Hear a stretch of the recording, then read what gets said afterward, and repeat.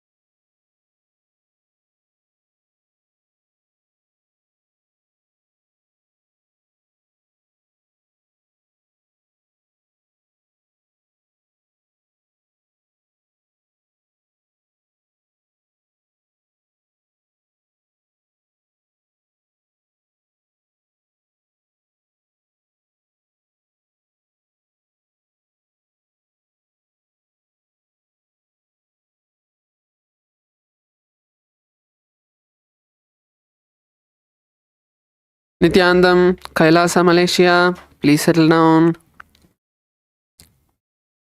Where's the male team?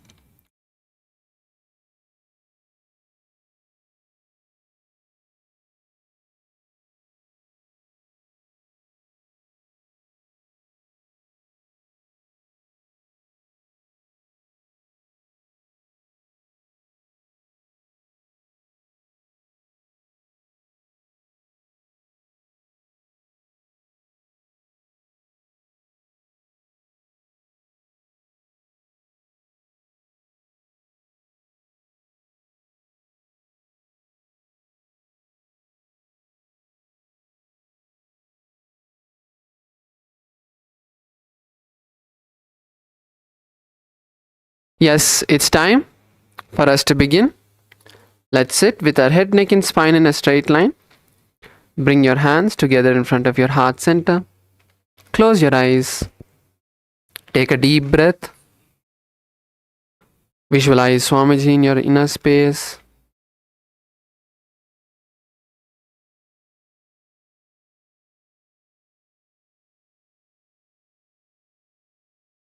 Now, let's chant the Sadguru Vandanam.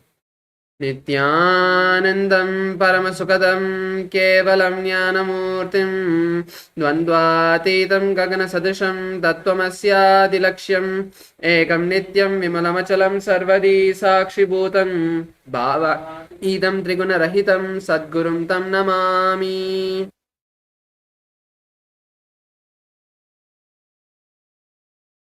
Next, we'll chant the Shiva Mula mantra. Om Ham Hom Shivaya Namaha 11 times internally. Om Ham Hom Shivaya Namaha. Om Ham Hom Shivaya Namaha. Om Ham Hom Shivaya Namaha. Om Ham Hom Shivaya Namaha. Om Ham Hom शिवाय नमः। ॐ हां हौं शिवाय नमः। ॐ हां हौं शिवाय नमः। ॐ हां हौं शिवाय नमः। ॐ हां हौं शिवाय नमः। ॐ हां हौं शिवाय नमः। ॐ हां हौं शिवाय नमः।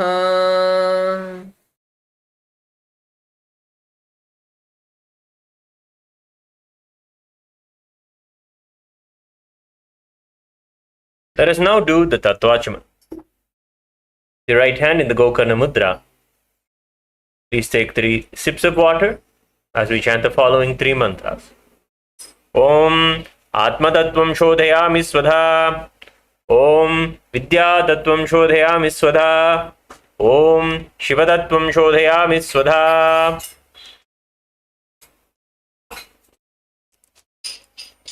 Now with the base of your right hand thumb, wipe your lips from right to left twice.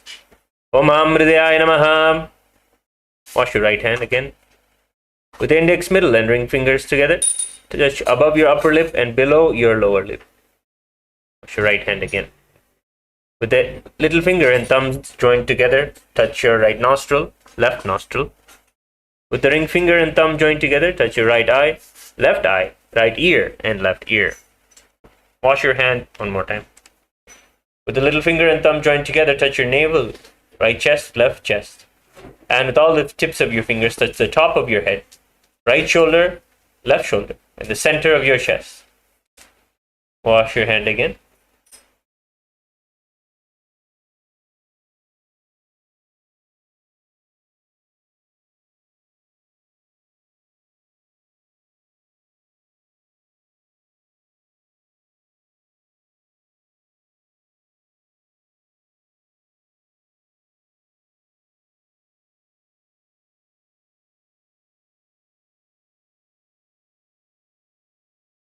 Now, let's enter into the Sankalpa, where we set the conscious resolution for today.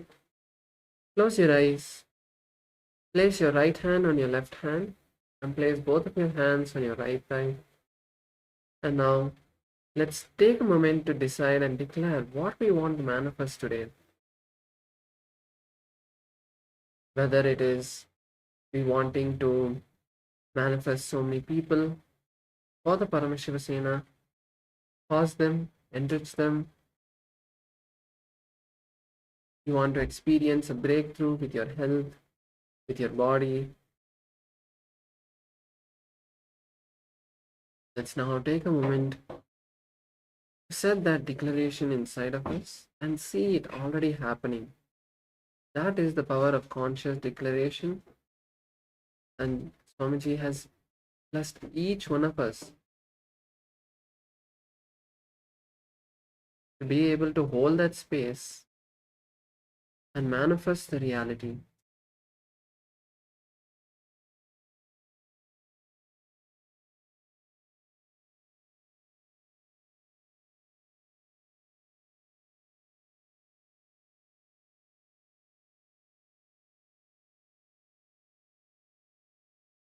So from this powerful space, let us chant the Sankalpa mantra and set this declaration.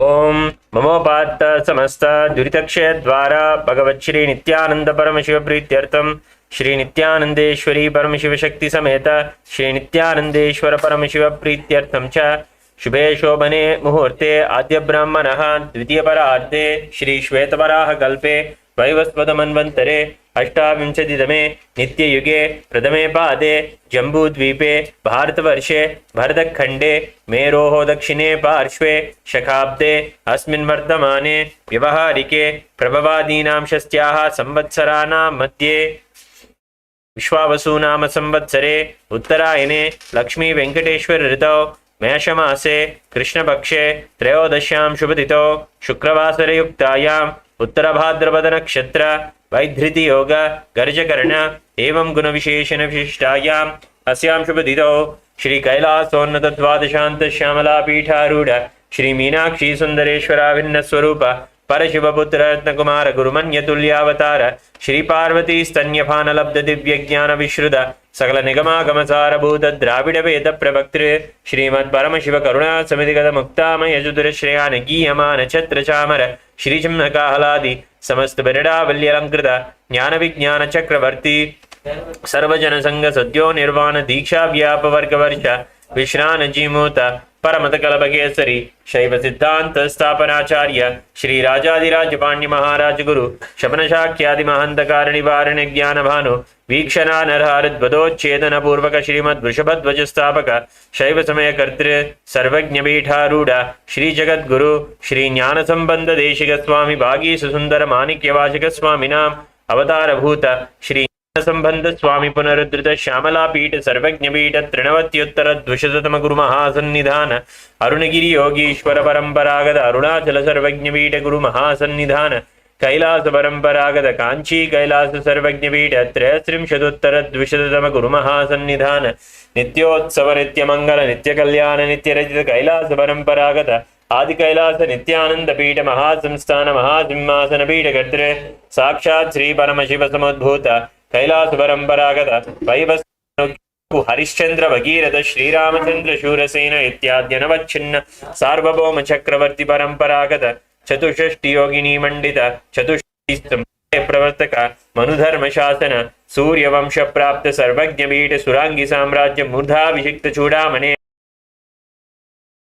साक्षात् श्री परमशिव समुद्भूत कपिल महागुरु पुनरुद्धृत महानिर्वाणी पीठ अष्टोत्तर सहस्र श्री महामंडलेश्वर साक्षात् श्री परमशिव समुद्भूत श्री महागणपति समारंभ नवच्छिन्न पीठाधीश्वर परंपरा प्राप्त अटल पीठ अष्टोत्तर सहस्र श्री अटल पीठाधीश्वर धर्म मुक्ति स्वर्ग पुरस्वर्ण पीठ त्रयोविंश गुरु महासन्निधान कैलास परंपरागत आदिपीठ सर्वज्ञ पीठ जगद्गुरु श्री कैलास पुनरुद्धारक श्री कैलास परमाचार्य श्रीमद परमहंस परिव्राजकाचार्य वर्य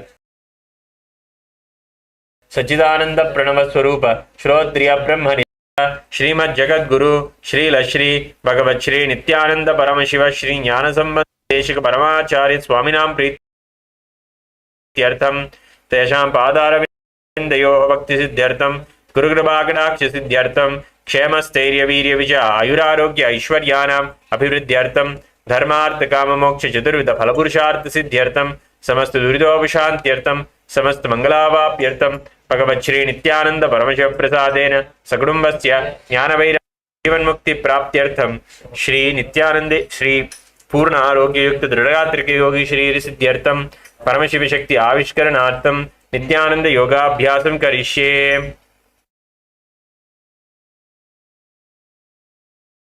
Now let's wash our right hand with an udharani of water. Om Apaupasprishyam. Next we'll be entering into the skeleton dance.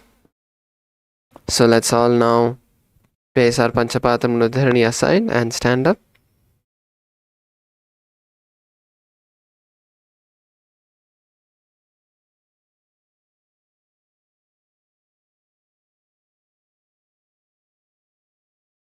Take a moment now to visualize yourself as a skeleton, complete with bones only. No other part of your body. Now slowly start to move yourself. Move your fingers, your toes, your knees, your elbows, your hips, your shoulders, your neck, Start moving every part of your body. You can first start with just focusing on moving every part of your body, stretching it in all the directions, and then slowly start intensifying the speed of the movement of your body.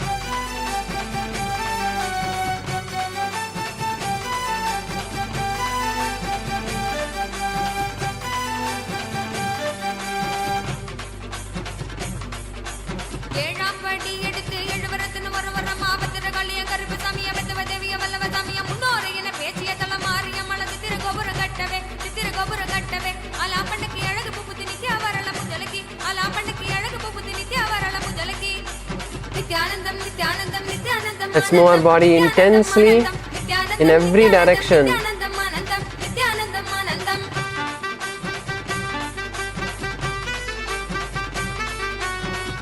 More moments. Keep going.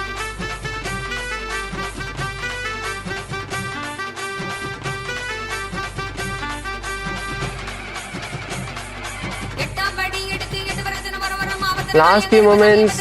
Intensely shake your body in every direction. Go as fast as you can. Move every part of your body.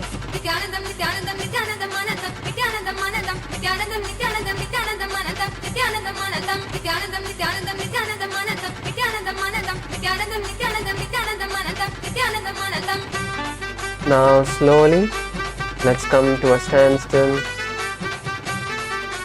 Slowly, just come to a standstill. Stop moving your body. Just stand with your hands by your side. Completely relax.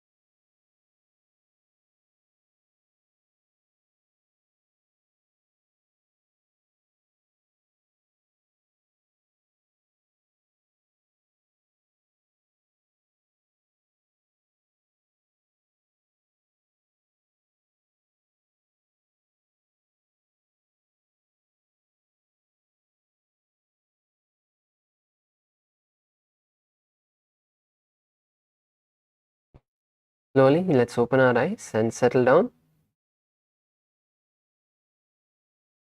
So yes, today we are going to be entering into the Tritiya Vinyasa Krama, the last 200 asanas. So let's get ready to enter into this sequence. Sit in a comfortable position. Let's start with Savitri Asana, Savriti Asana. In Savriti Asana, and for the rest of the few following asanas, we are going to be focusing mainly on the components, other components. Once again, this is a more seated part where we are going to sit, just slightly moving our hands, our visualization, the bandhas, more than the body. So let's focus on all the components. trying to perform all the components because we are just going to be seated. Now keep your right foot by the perineum and the left foot on top. So right foot by the perineum, left foot on top of the right foot. Keep your hands on your knees. Sit with your head, neck and spine in a straight line. Visualize Lord Surya in your inner space. Visualize the sun. If you have seen Surya Bhagavan, even in our LA temple, we have the deity. So if you have seen the deity, if you have seen any Surya deity, you can visualize that deity in your inner space. Otherwise, you can at least visualize the sun. Gaze to your third eye. And once again, now we are going to perform the Samana Kumbhaka. The Samana Kumbhaka is where we are going to inhale through the nostrils, hold the breath, feeling, bringing awareness to the intense fire in our navel region.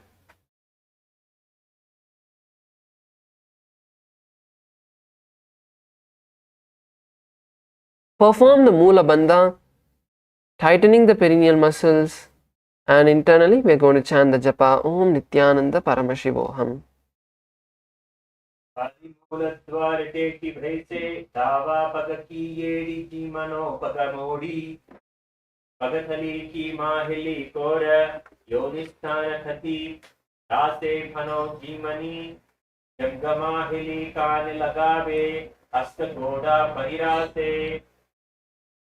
Continue to be seated in the same position. We are going to move into the next asana, Vajrasana 2. Now in Vajrasana 2,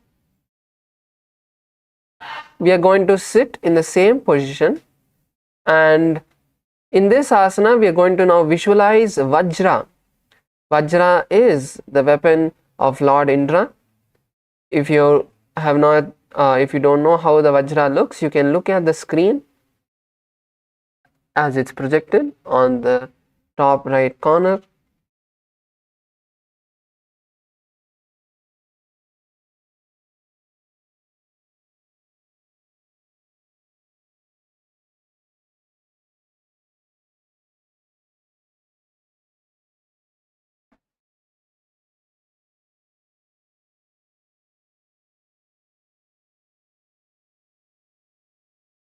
Now moving to the next component, the gaze. Bring the gaze to the tip of the nose. Fix your gaze to the tip of the nose. Continue to perform the Samana Kumbhaka.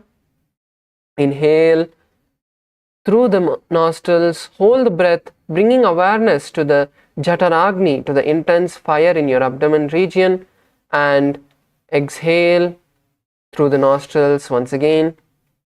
Make sure you're holding the breath comfortably, not as long as you can. Perform the Uddiyana Bandha when you exhale. So inhale, hold the breath comfortably, bringing awareness to the Jataragni, to the fire in your stomach. And when you exhale, pull the stomach in and up as much as you can, as in as possible, and stay there once again as comfortably as you can.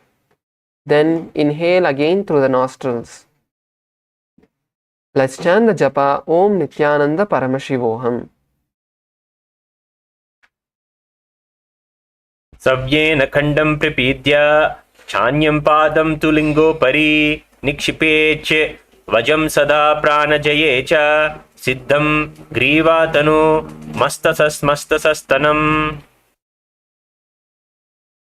Yes. Now moving into the next asana, Siddhasana 2. In Siddhasana, we are going to sit in the same position. Our feet and hands are going to be in the same position. In this asana, we are going to visualize a Siddha, a sage in our inner space. Bring the gaze to your third eye.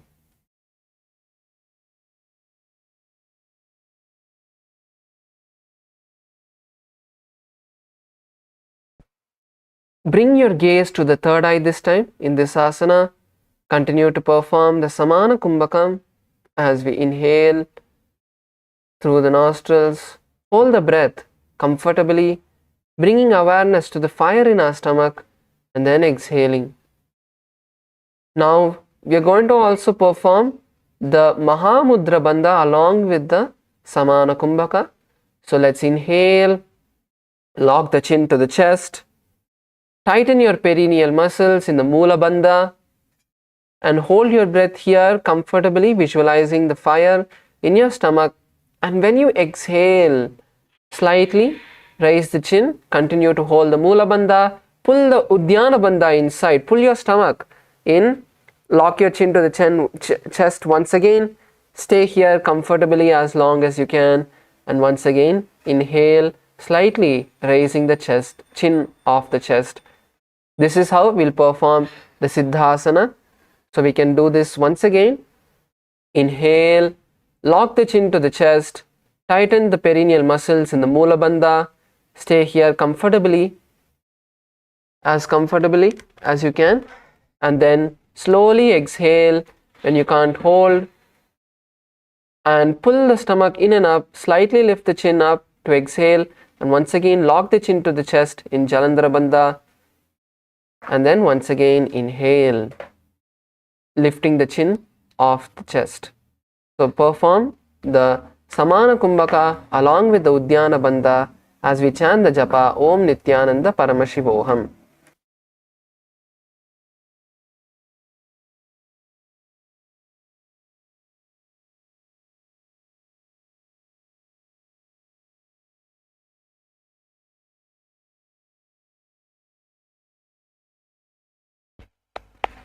स्थानु संयमितीन्द्रियो चलः स पश्यं वारन्तरा.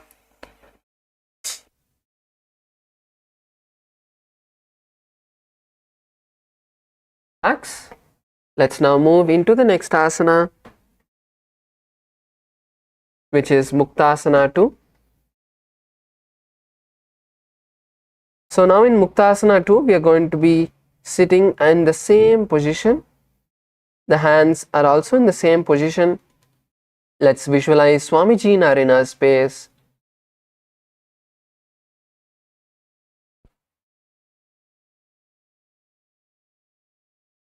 Perform the Samana Kumbhaka.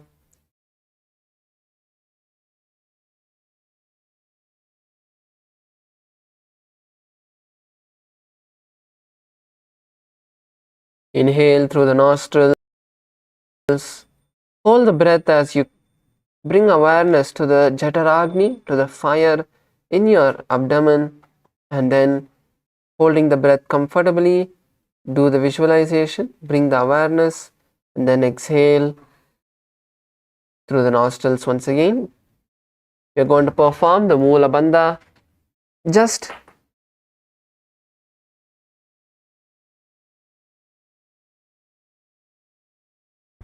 Just tighten the perineal muscles alone. We're just going to perform only the Mula Bandha. Chant the japa Om Nithyananda Paramashivoham.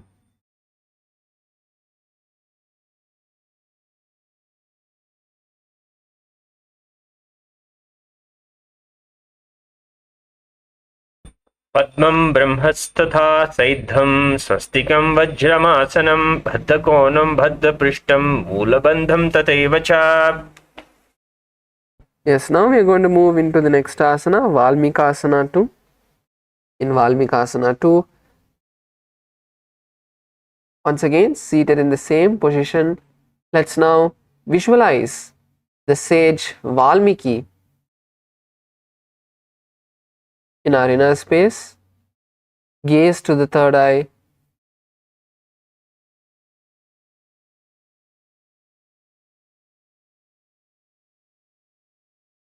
Bring your gaze to the third eye, and now we're going to change the position of our hands to Bindu Mudra.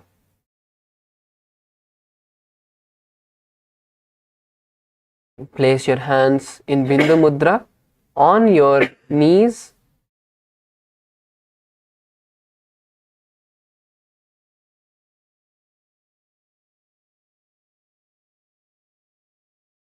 Through the nostrils, bring awareness to the Jataragni as you hold your breath and exhale. Perform the Mula Bandha, tightening the perineal muscles, and let's chant the japa Om Nithyananda Paramashivoham. मुक्तासने स्थितो योगी मुद्रं सन्धाय शाम्भवीं शृणुयात् दक्षिणे कर्णे नादमन्तस्तमेकधैः. Now, let's move to the next asana, Dvishirasana. So in Dvishirasana, let's now sit in our same position. We are going to place the hands on the knees, and now with your left shoulder, raise your left shoulder nice as high as possible. Don't try to bring your head down. Keep your head straight. Lift the shoulder up. Use the hand on the knee. Press the hand on the knee and bring the left shoulder alone up. Don't turn your head towards the shoulder. Don't bring your neck. Don't bend your neck. Only raise the shoulder. So your neck is stable, your neck is fixed. Just keeping your left hand on the left.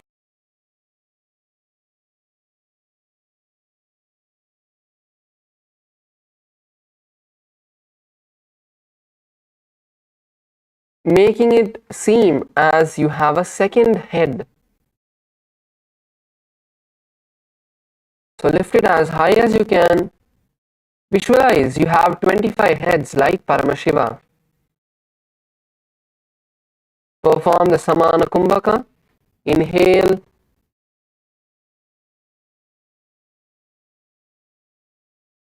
Through the nostrils.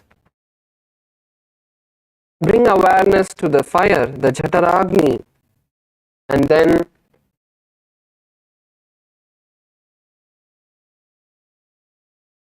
exhale. Perform the Mula Bandha, tightening the perineal muscles, and chant the japa Om Nithyananda Paramashivoham.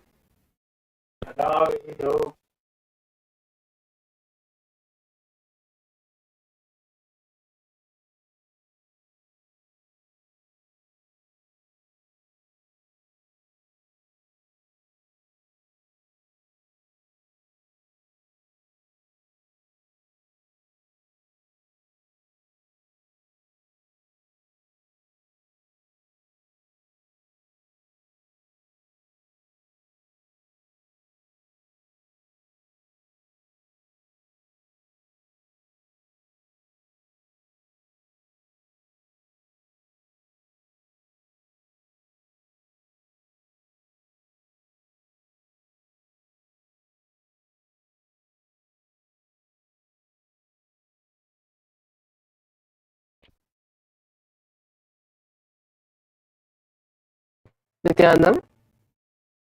Now we'll be moving into the next asana, which is Dvishirasana on the opposite side. Let's lower the left shoulder. Now place the raise the right shoulder once again as high as we can, making it seem like you have a second head. Don't lower the neck. Don't lower your head to the shoulder. Keep your head in the same position. Just raise the shoulder as high as you can.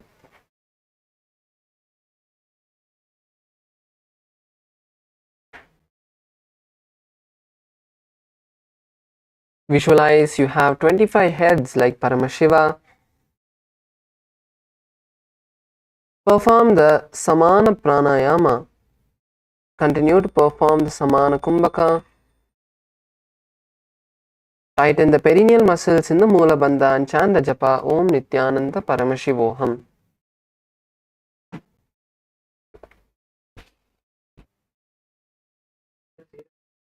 पर्यन्तं नीत्वा दातव्यं द्विशिरासनं भवति.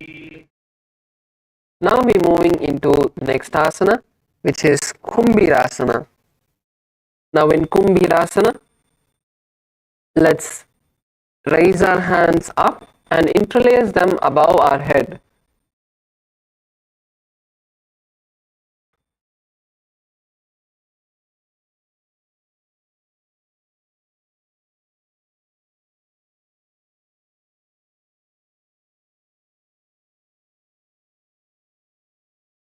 We are going to visualize an alligator in our inner space. Bring your gaze to the tip of the nose. Continue to perform the Samana Kumbhaka, and we are going to perform the Udyana Bandha as well in this asana. So as you inhale and exhale after performing the Samana Kumbhaka, pull your stomach in and up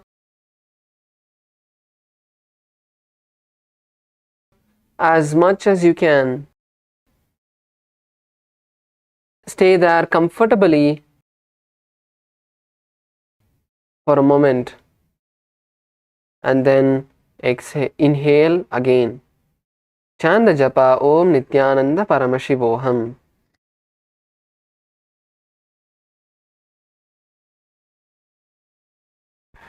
Sambe hastayugalam bhumau sankochitah patet ubhirasanamavakshe ayunam dharanaya cha. Relax, bring your hands to your side. As we now move into Chakrasana 2.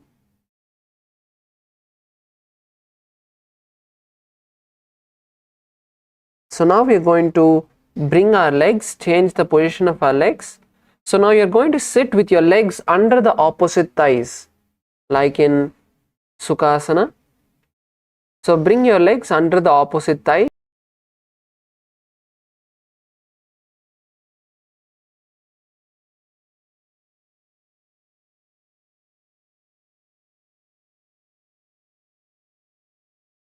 Your knees.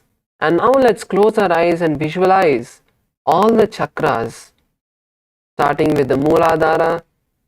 Bring your visualization to the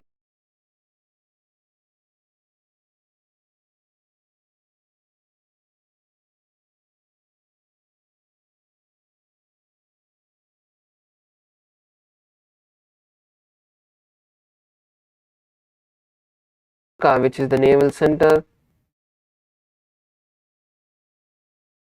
your heart center, Dhanahata, Vishuddhi,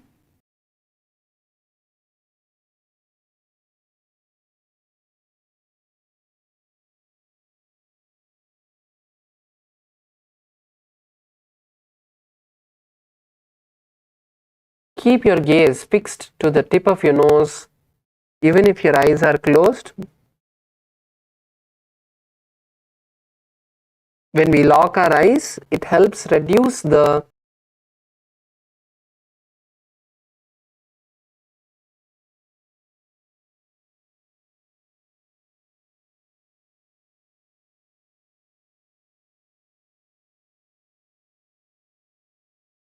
nostrils and exhale. After you hold your breath comfortably, visualizing the powerful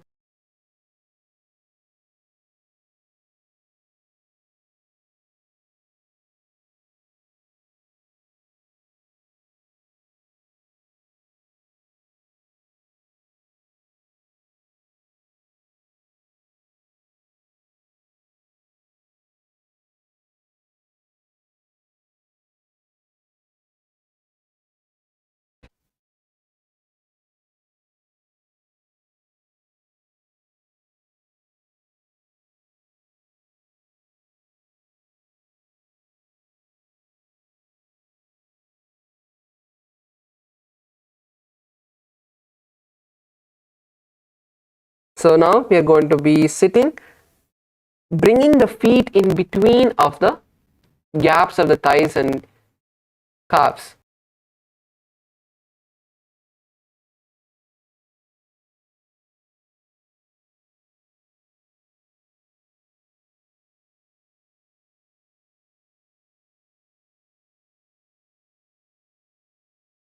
It inside. You can also perform the opposite side.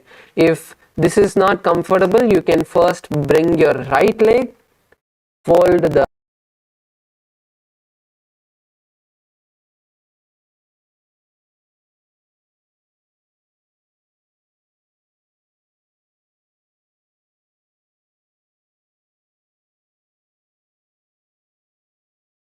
Bring your legs into that position and fix your gaze to the tip of your nose. You're going to visualize swastika, which is the embodiment of peace,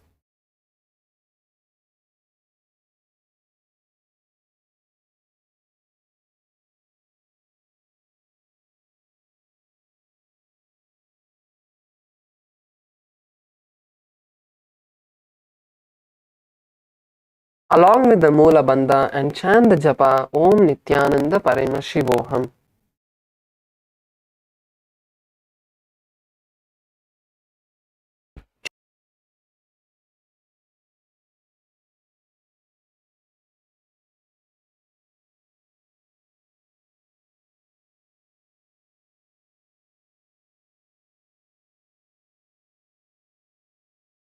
In Swastika Asana 3, let's sit in the same position. Keep your hands and legs in the same position, and now raise your hands in front of your heart center and interlace them into Parashu Mudra in front of your heart center. You can keep your elbows by your side, or if you want to keep them raised, whichever is comfortable.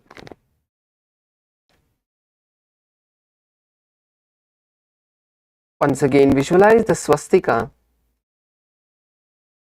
the embodiment of peace, well-being, good fortune and prosperity. Let's perform the Samana Kumbhaka as we inhale through the nostrils and exhale after holding the breath comfortably, bringing our awareness to the fire in our stomach. Perform the Moola Bandha, tightening your perineal muscles, and chant the japa Om Nithyananda Paramashivoham.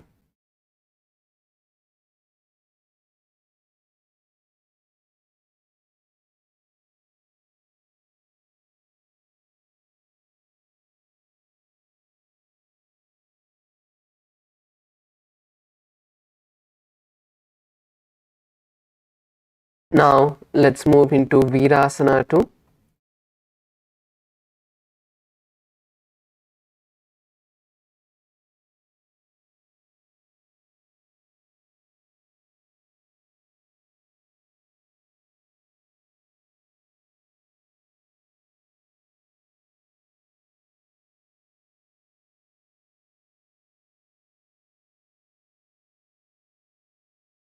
So first, you can all stretch your legs, bring the right foot in between.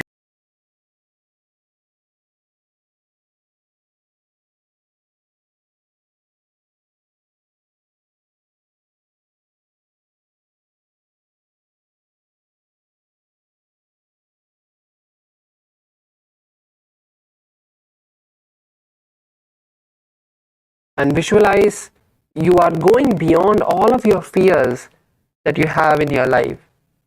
You're breaking.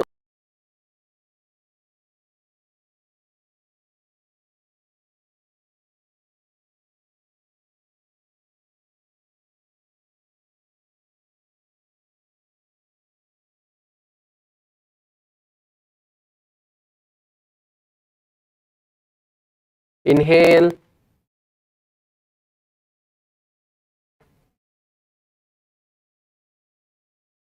Hold your breath.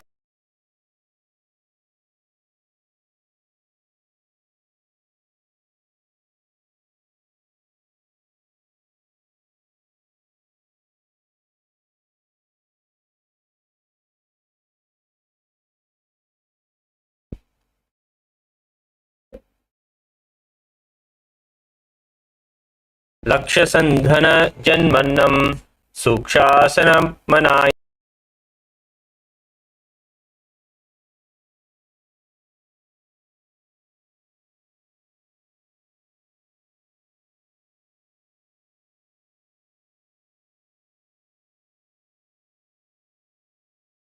As possible. And now let's slightly separate the toes. So keep your toes separated.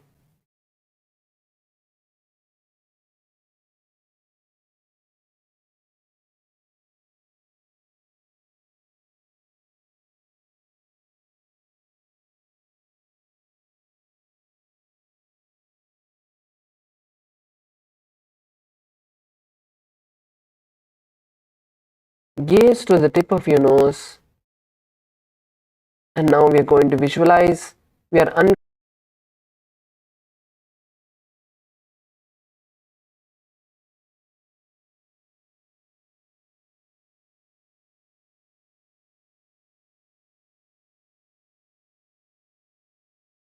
the thoughts that you are having inside of you, unclutch from them. Bring your gaze to the tip of the nose.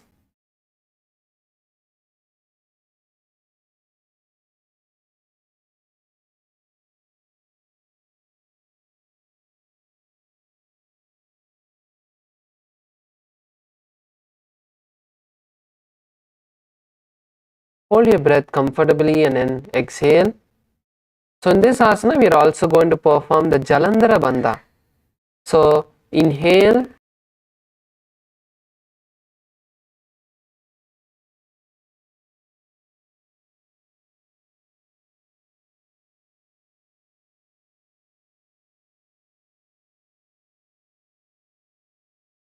lock your chin to the chest, hold your breath comfortably, and then exhale, raising your chin up. This is how we'll perform.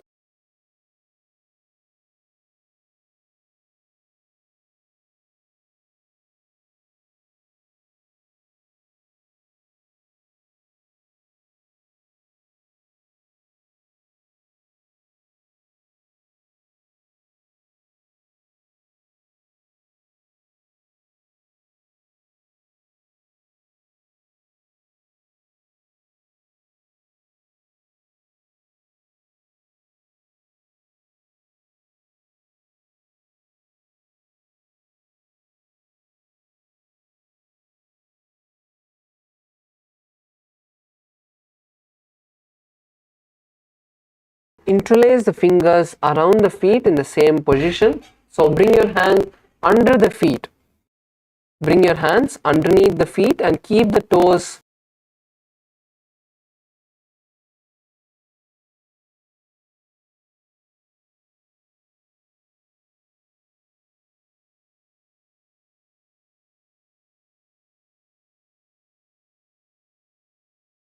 Mudra Bandha along with the Samana Kumbhaka. So inhale through the nostrils, lock the chin to the chest, tighten the perineum.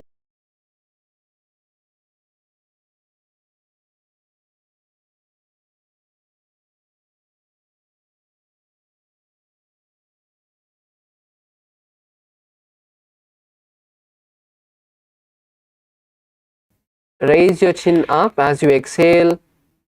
Completely exhale and then once again lock your chin to the chest and pull your stomach inside as high as you can in Jala.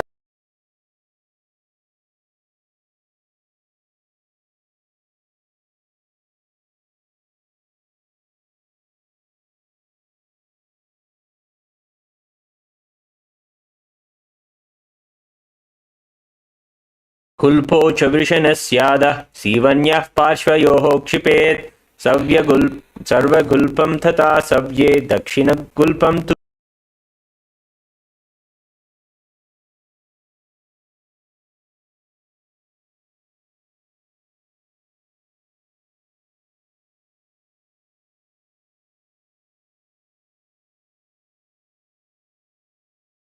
The chest and cross your feet. Now we are going to place the back of our palm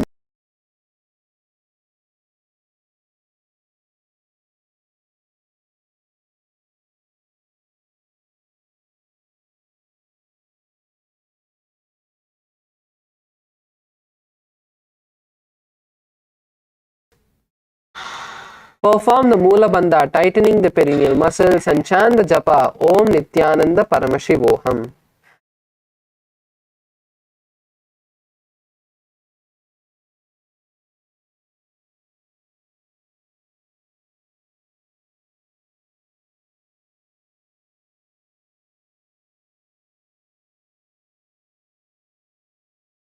Skandasana.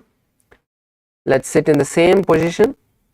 Just bring your palms onto the knees. Visualize a flock of crows flying. Continue to perform the Samana Kumbhaka along with the Moola Bandha and chant the japa Om Nithyananda Paramashivoham. गन्धसनमुत्तमं कालिपापप्रमुञ्चत्ये वायवीं वासनानयेत्. Now we are going to move into the next asana, Utkatitasana.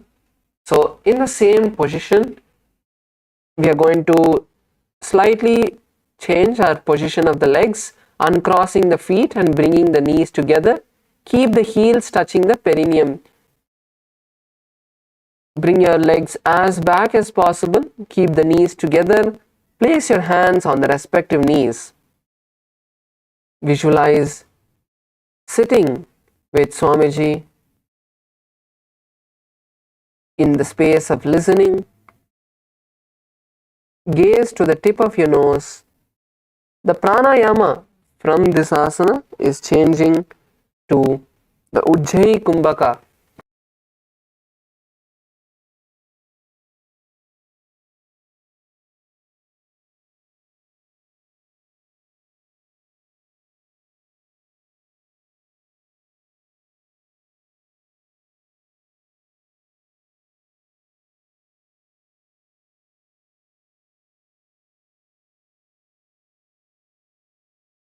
Chant the japa Om Nithyananda Paramashivoham.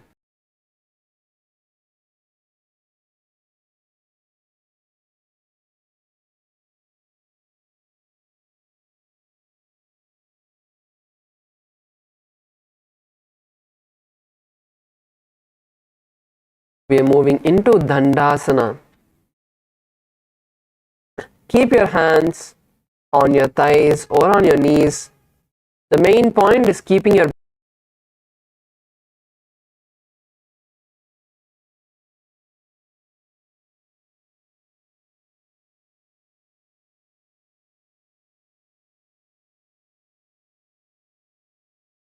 shins, that's fine. If your hands are on your thighs, that's fine. Nithyanandam Kailasa Selam Swarupaya.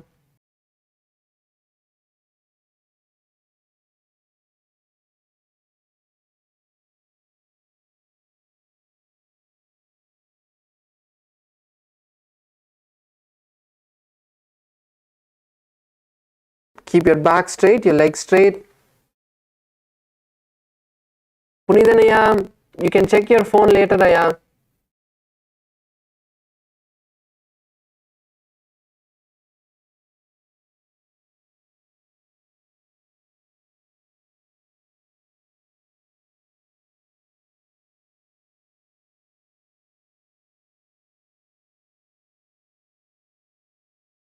Full sacred object that is carried by the great sages and Paramashiva also, that they used to rest their hand, and it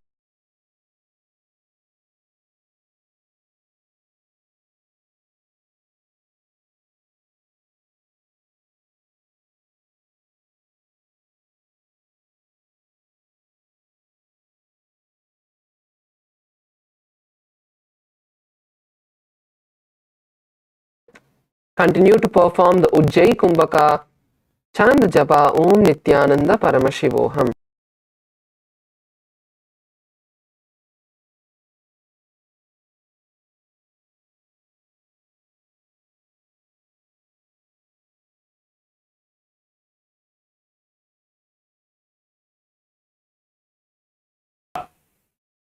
यत्र पविष्य पादौ तत् दण्डासनमुदीरितम्. Let's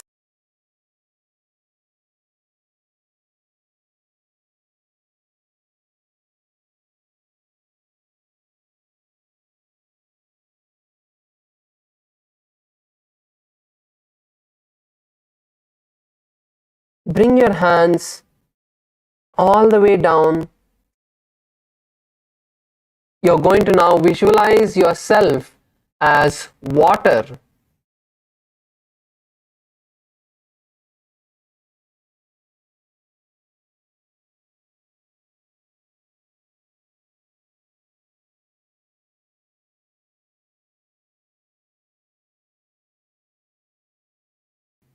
Flow into this Tadaka Mudrasana. Allow your body to flow all the way down. Bring yourself as low as you can. Even if you can't touch your forehead to your knees, that's fine. Lower yourself slowly, relax yourself. Breathe in and breathe out nice and deeply. Visualizing ourselves as water.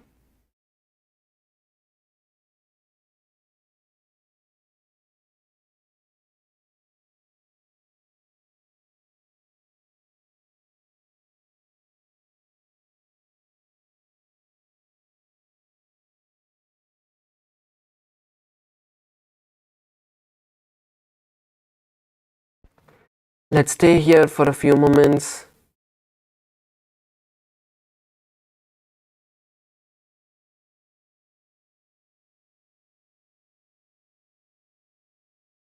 சொருப்பையா நீங்க எவ்வளவு முடியுமோ நீங்க பண்ணுங்கயா. நீங்க எவ்வளோ உங்களால கீழே போக முடியுதோ கீழே போயிட்டு அங்கேயே இருங்க.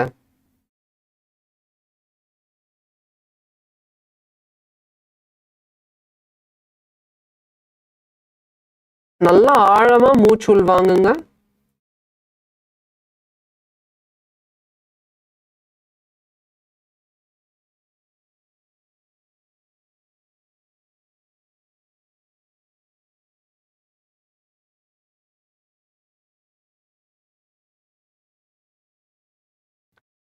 ஸோ நீங்க பண்ண டெய்லி நீங்க பண்ண உங்களுக்கு இன்னும் ஸ்ட்ரெச் ஆகும். ஆனா இன்னைக்கு எவ்வளோ உங்களால பண்ண முடியுதோ அங்கேயே இருங்க.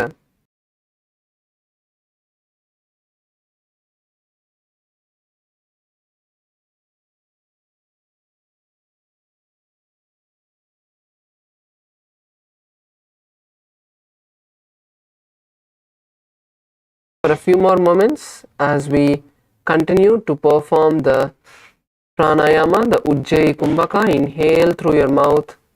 Sairamaya.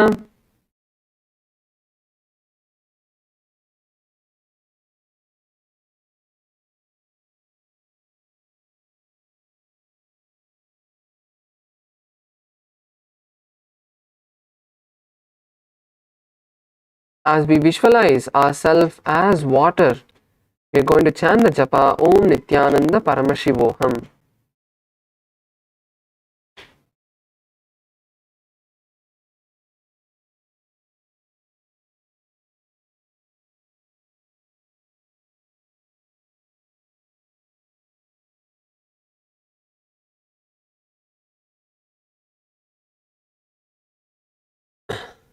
And let's now bring our hands to our side and we are going to perform Prayankasana. So in Prayankasana, we are going to keep our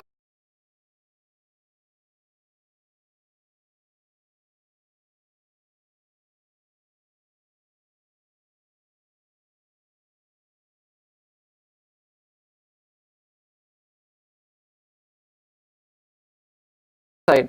You don't want to keep your hands too close to yourself. Sorry, too far behind. So bring your hands a bit forward.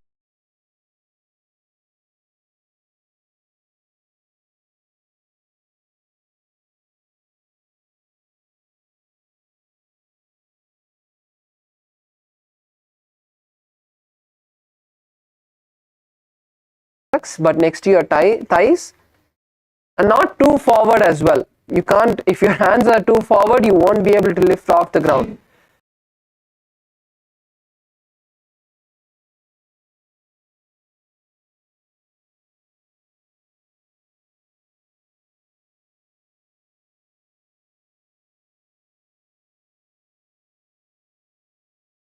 Is the easier variation for all of you. First, raise yourself up, and once you get into this position, you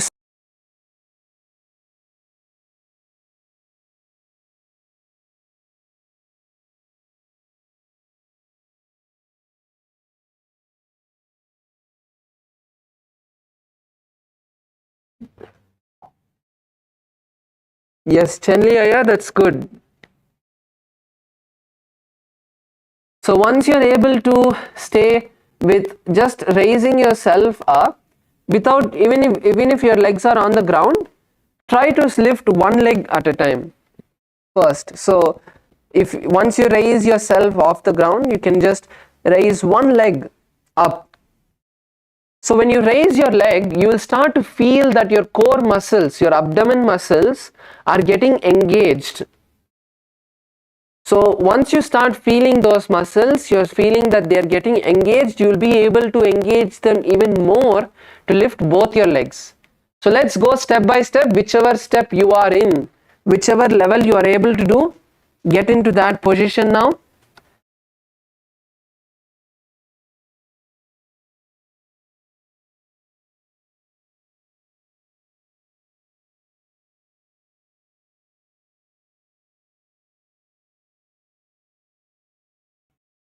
कवस्थित्वा पादाग्रे मस्तके परिनीत्वा पृष्ठभागे भूमौ निधाय तिष्ठेत्.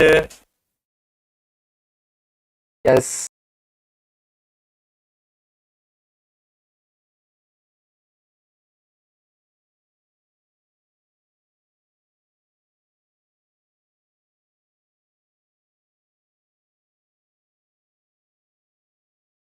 Kick our legs as high as we can. So raising yourself up, kick yourself as high as you can, like a cradle.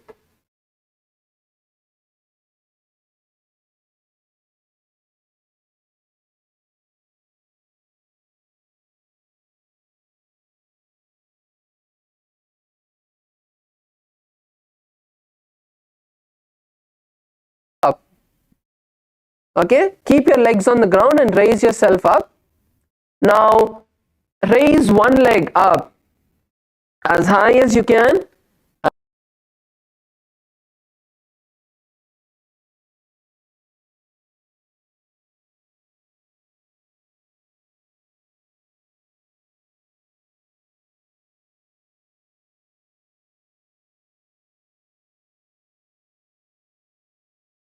Yes, Swarupaya, that's correct.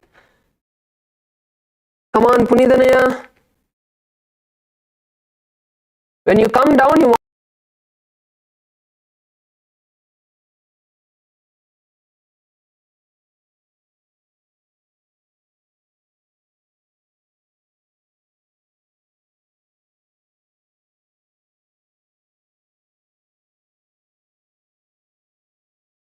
so in this asana, once again, we are going to visualize ourselves as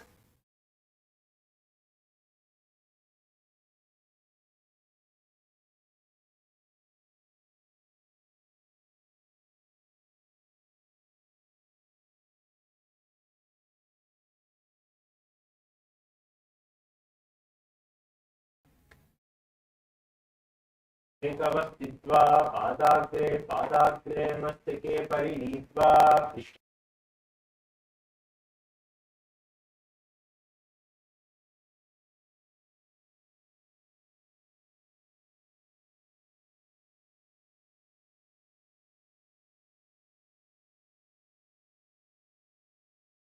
keep your legs as close to you as possible.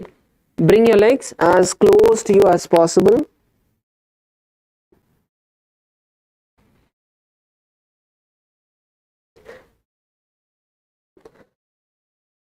Wrap your arms around your knees.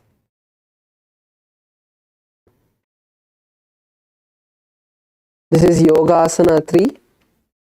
Visualize Swamiji in your inner space.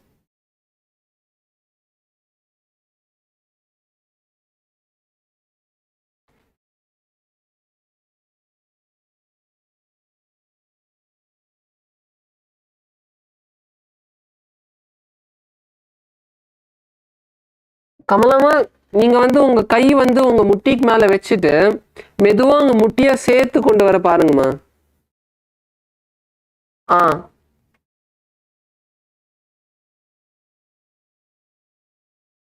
Visualize Swamiji in your inner space. Let's perform the Ujjayi Kumbhaka. Inhale through the mouth, Exhale through the nostrils. Chant the japa Om Nithyananda Paramashivoham.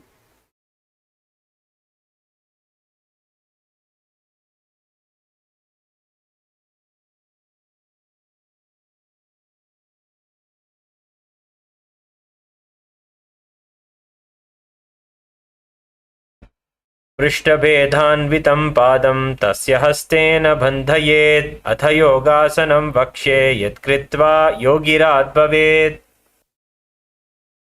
So now we're moving into the next asana, Vrishapati asana. Now stretch your legs in front of you. And now we are going to bend the left leg and sit on the left leg. Bend your left leg, sit on the left leg, and raise the right leg on top,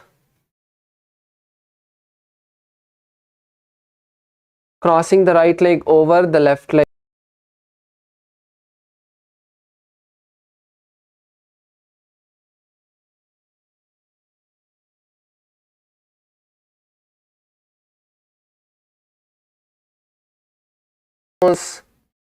We are going to perform the Sheetkari Kumbhaka. So the Sheetkari Kumbhaka is where we are going to clench our teeth,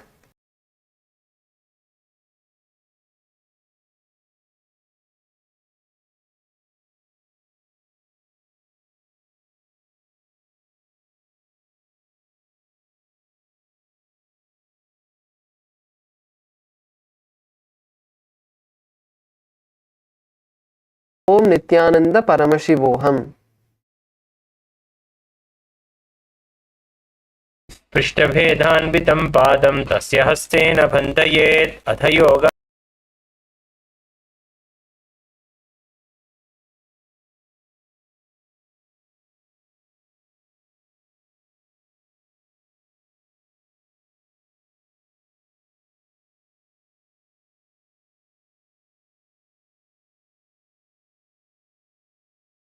Left leg to the side and sit on the floor. Slide the left leg and sit on the floor.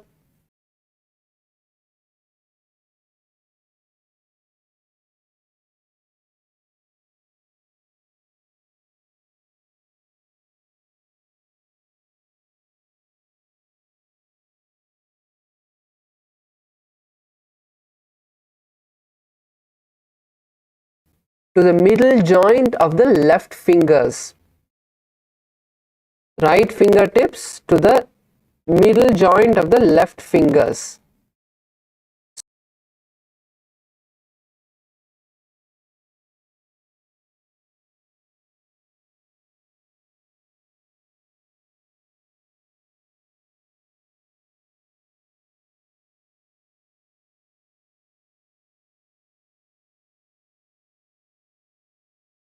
Hands on your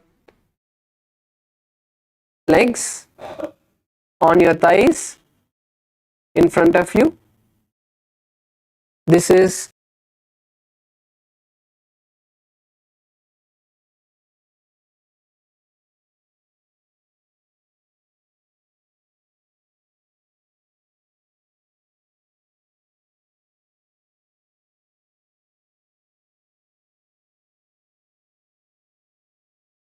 continue to perform the Sheetkari Kumbhaka and chant the japa Om Nithyananda Paramashivoham.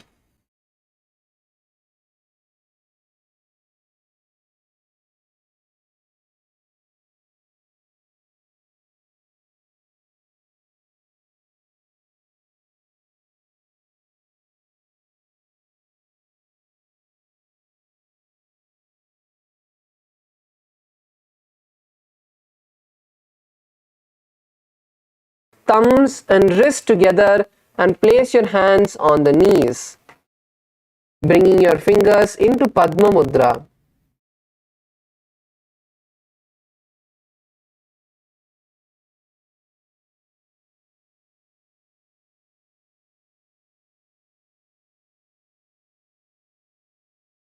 Continue to perform the Sheetkari Kumbhaka. Inhale through the clenched teeth. Inhale through the clenched teeth and exhale through the nostrils. Let's all perform the Sheetkari Kumbhaka and chant the japa Om Nithyananda Paramashivoham. Avanadare Sahita Juso Sade So Narakavya Sakti So Lagabe. Yes. Now, let's move into the next asana, Datta Digambarasana. Now, bring your hands to your feet and hold your feet with all of your fingers. Visualize Paramashiva is blessing you. Gaze to the third eye. Swarupaya Pushin Kwanga.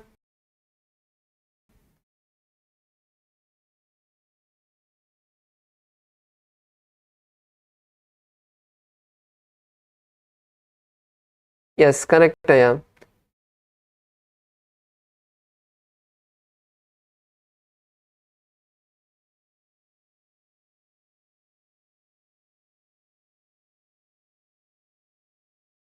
Continue to perform the Sheetkari Kumbhaka. Inhale through the clenched teeth and exhale through the nostrils. Chant the japa Om Nithyananda Paramashivoham.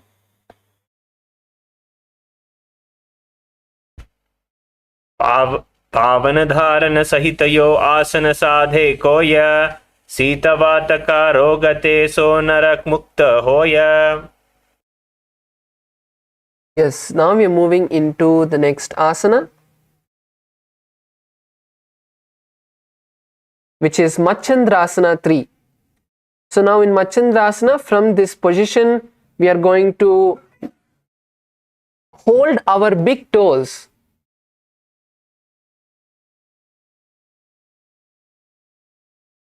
Hold your big toes and lower yourself down all the way. Bring your forehead to the ground.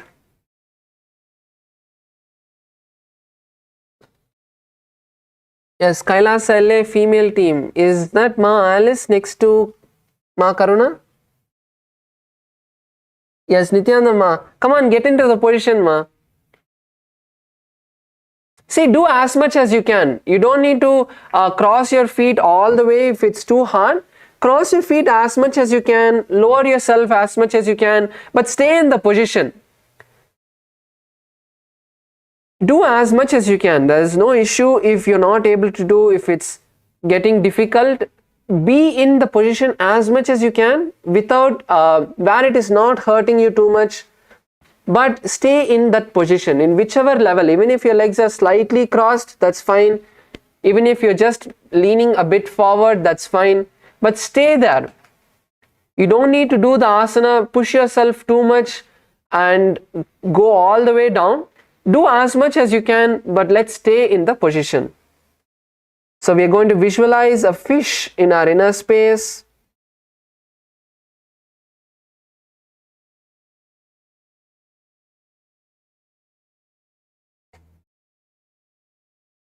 Continue to perform the Sheetkari Kumbhaka.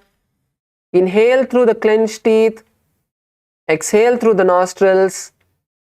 Chant the japa Om Nithyananda Paramashivoham.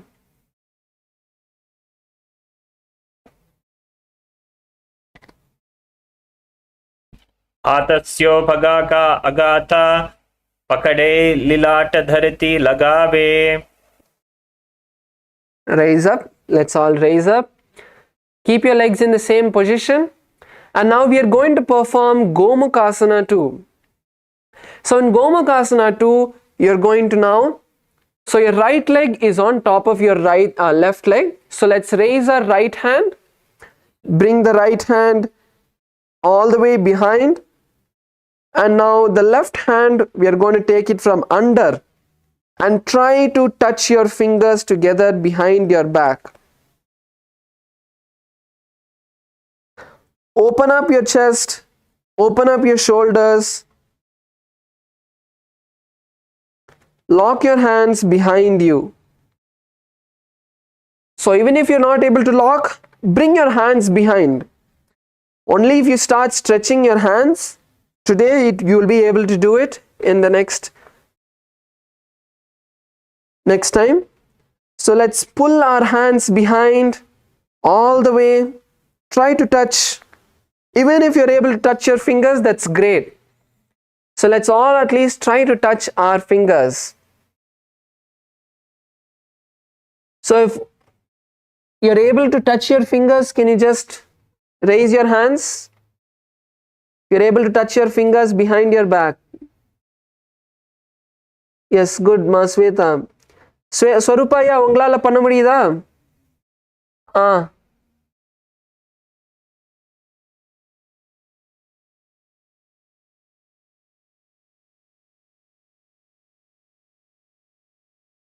விரல் தொட்டிட்டீங்களா?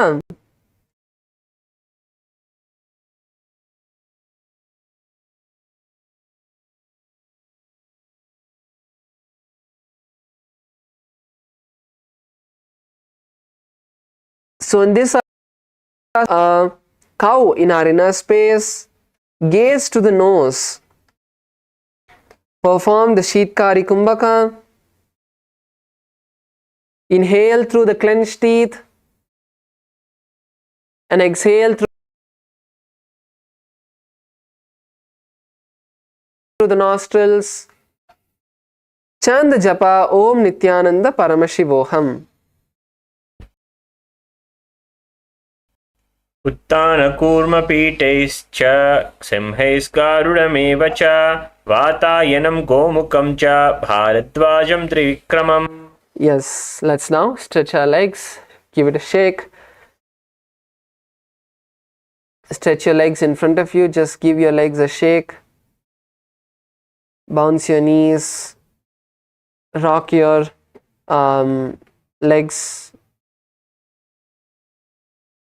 Rotate your ankles.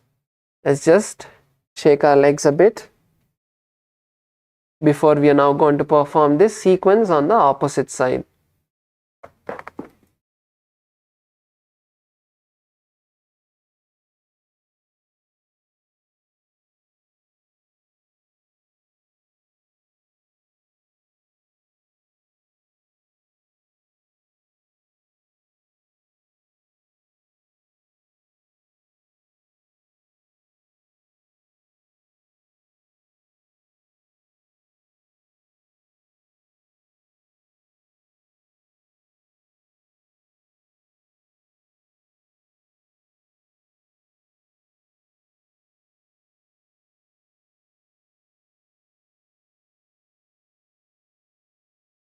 Yes. So now let's get into performing on the opposite side.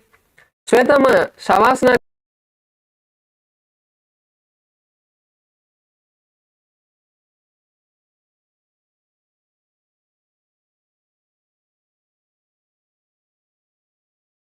Right leg. So bring your right leg to the perineum, sit on the right leg, cross the left leg on top. Place both of your hands on the left knee. Visualize a temple in your inner space. Gaze to the tip of your nose. Continue to perform the Sheetkari Kumbhaka. Inhale through the clenched teeth. Exhale through the nostrils. Chant the japa Om Nithyananda Paramashivoham. जीमना गोडा अग्र खरिदावो पगजीमनी पसाति आनी मोडियेदि कुलाप नीचे रासे फना पानी अधर राहे.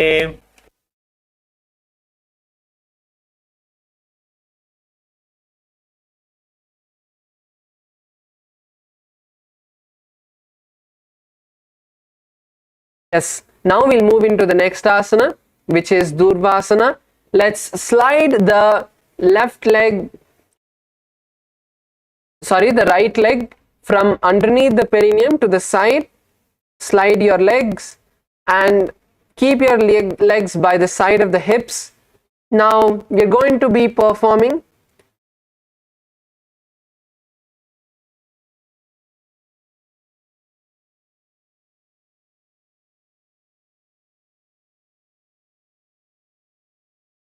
So we're going to be bringing the fingertips of the right hand to the middle joint of the left hand and place our hands on our thighs.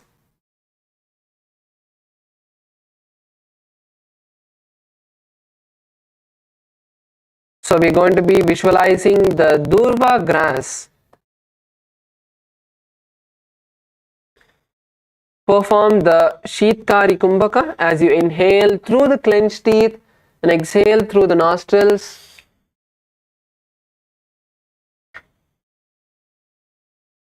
And chant the japa Om Nithyananda Paramashivoham.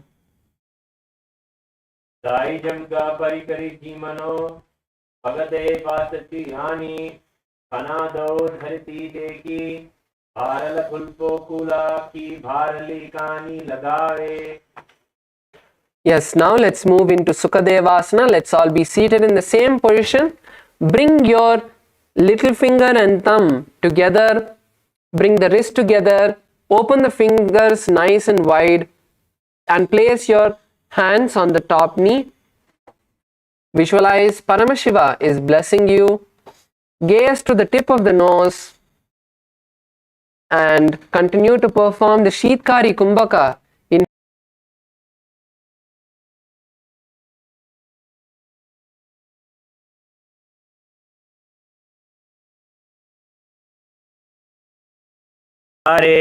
पावन धारे सहित सुसाधे सोनर काव्य शक्ति लो लागे. Yes, now bring your hand.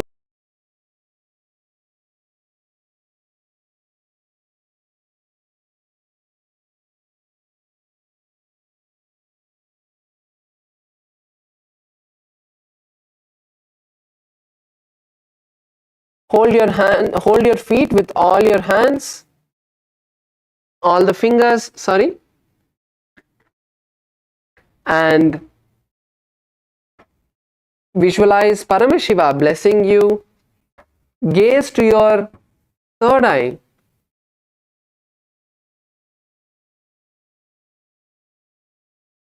Perform the Sheetkari Kumbhaka. Inhale through the clenched teeth and exhale.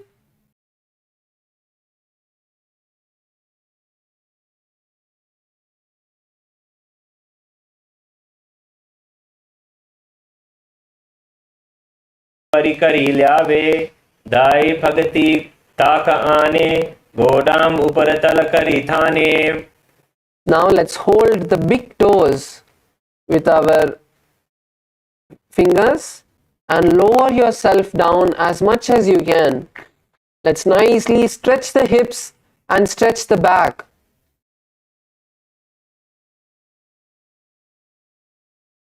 Pull yourself as low as possible.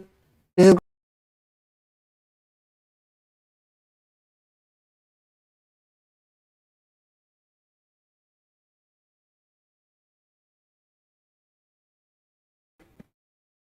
Continue to perform the Sheetkari Kumbhaka.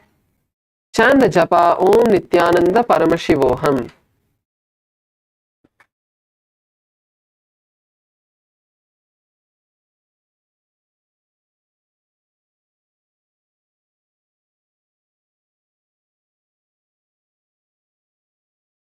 Slowly raise up. Gomukhasana 2. Now, this time as our left foot is on top, let's raise our left hand.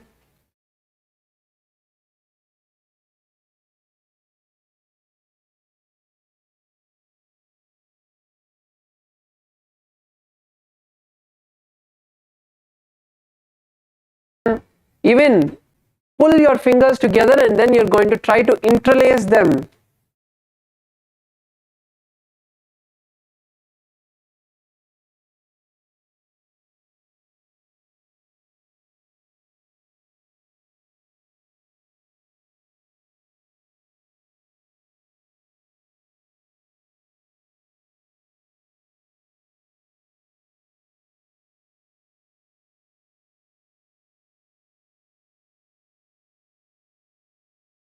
Let's stay here.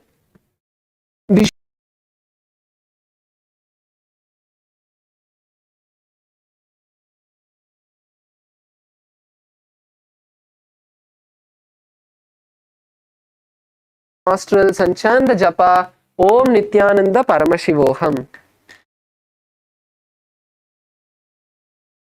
Kūrma-pītaiśca simhaiskārudameva ca vātā.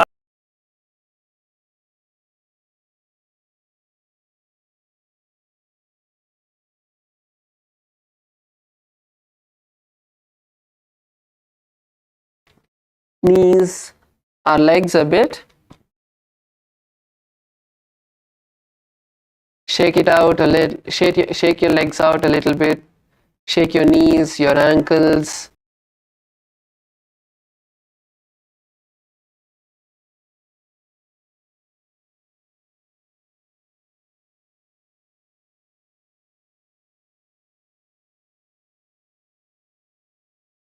Yes. Now we are going to be moving into the next asana, which is Dhirasana.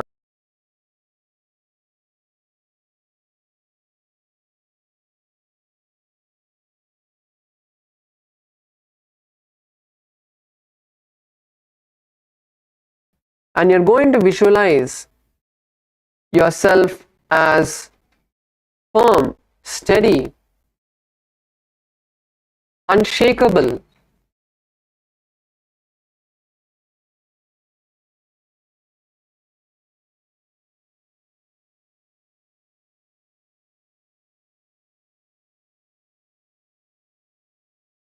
Rechaka Kumbhaka.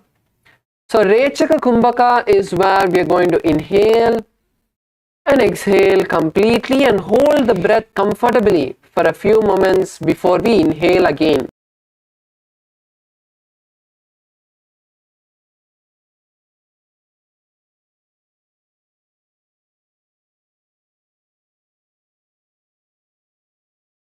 Paramashivoham.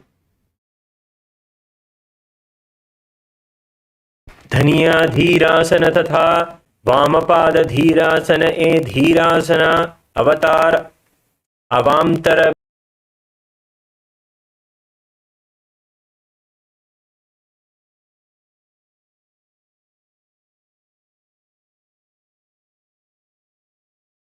On the ground. Keep your hands on the knees.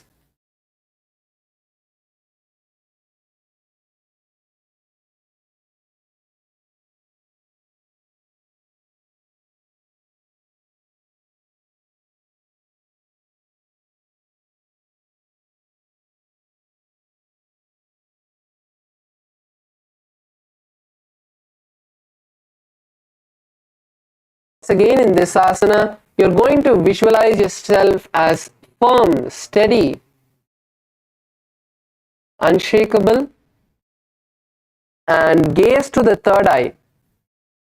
Bring your gaze to the third eye. Perform the Rechaka Kumbhaka. Inhale and exhale. Hold the breath comfortably after you exhale, and then once again inhale. Chant the japa Om Nithyananda Paramashivoham. Ani dagarane adadine bhesabum de dakshinapada dhirasana che. Now we are going to move into the next asana.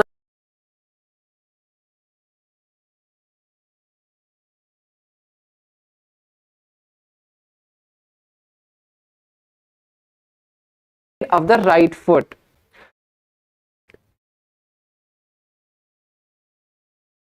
And now wrap your hands around the right knee. This is Dakshina Swasana.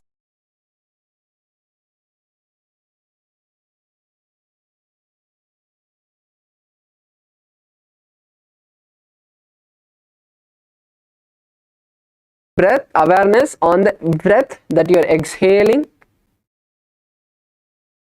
Gaze to the tip of your nose. Let's continue to perform Rechaka Kumbhaka. Inhale.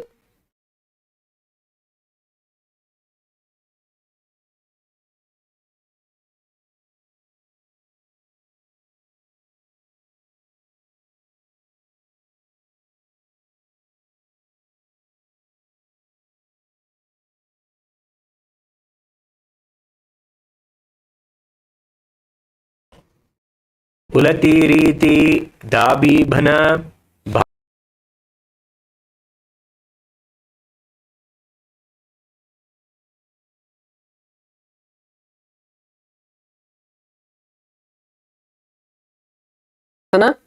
So once again, let's stretch our legs out. Stretch your legs out and then now sit on the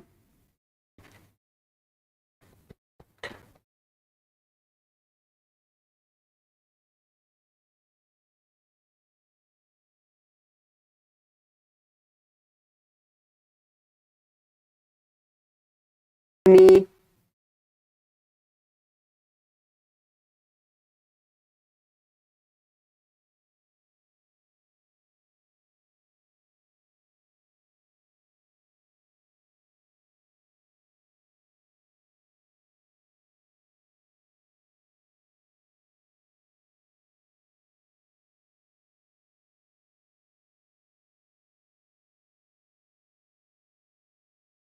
Visualize yourself as an embodiment of bravery, unshakable.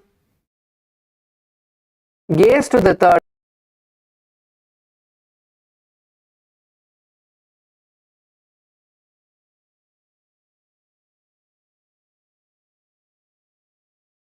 conquer.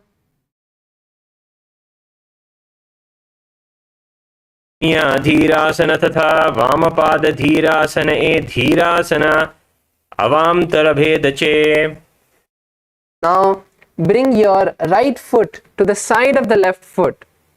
Bring your right foot to the side of the left foot and then hug your left leg. Hug your left leg in Vamashvasa Gamanasana. Now in this asana we are going to be once again visualizing and bringing awareness to the outgoing breath. So as we exhale, focus on the exhalation. Bring your awareness when you are exhaling. Gaze to the tip of the nose and continue to perform the Rechaka Kumbhaka. So as you inhale and exhale, hold your breath comfortably before you inhale again.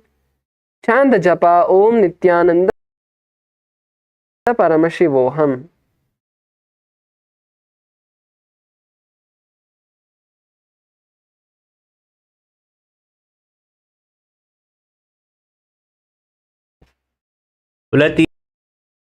उलतीरीति दाबिबान भारदैन देशभूमते दक्षिण श्वास गमनासन हेवा यचे. Yes, and now we are going to be moving into the next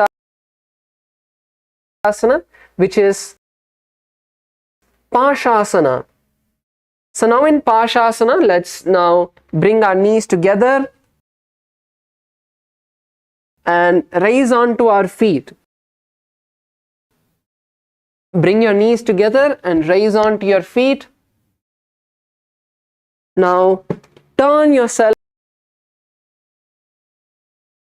to either the right or the left. Nicely turn yourself.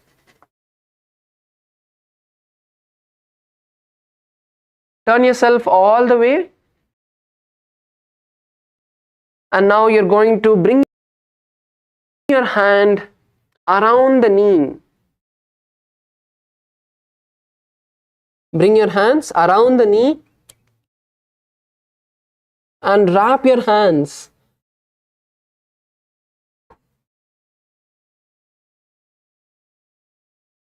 Yes. So this is Pashasana.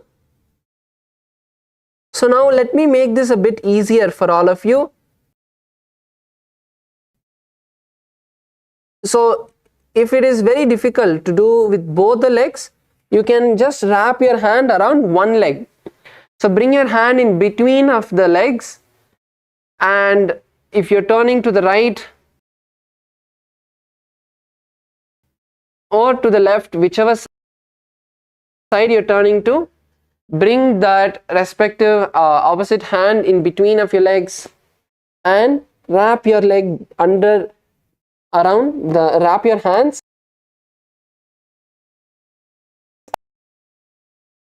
around the leg.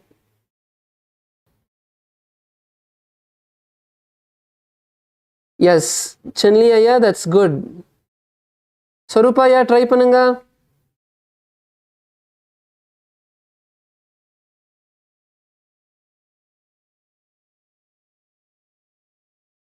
Yes, ma. Alice, you can doing both the legs. You can try one leg, ma. So bring your hand in between of one leg. So keep your knees together. Okay, keep your knees together.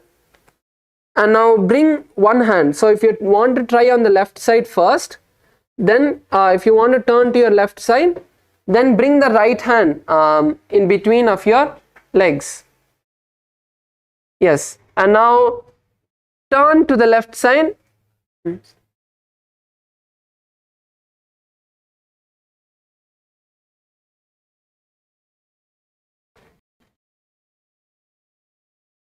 Yes, you need to balance a little bit on your toes, on your feet.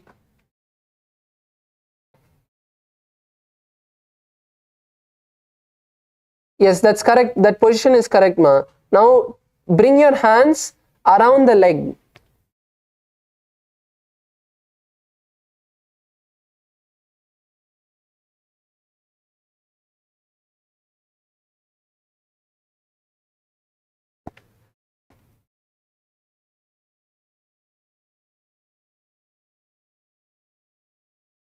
So in this asana, we are going to visualize ourselves as wrapped with a rope of integrity. Gaze to your third eye and chant the japa Om Nithyananda Paramashivoham.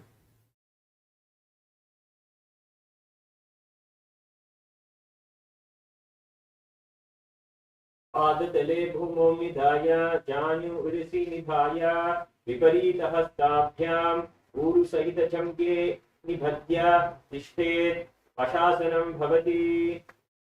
Yes, now let's perform Pashasana on the opposite side.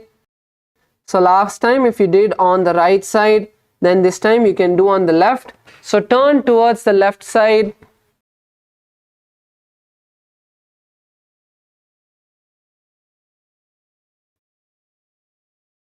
Or turn towards the right, whichever side you are doing. Now wrap your hand, start with by wrapping your hand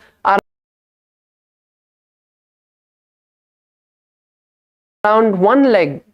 So instead of doing both the legs, try one leg.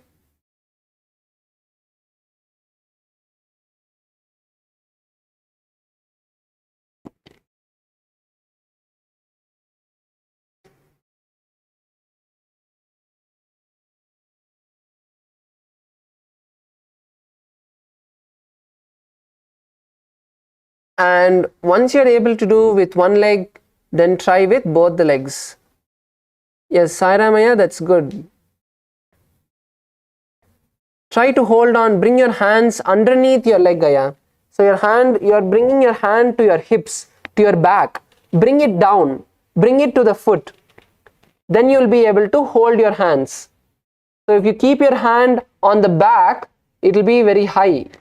You can do it, but to make it a little bit easier, you can bring your hands down. So then you will be able to hold on to your fingers.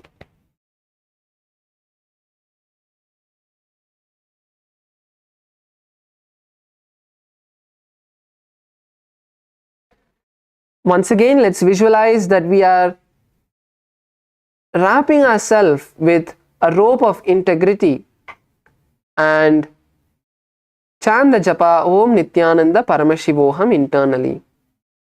आदतले भूमौ निधाय जानु उरसि निधाय विपरीतहस्ताभ्याम् ऊरुसहितसङ्गे निबध्य तिष्ठेत् पशासनं भवति.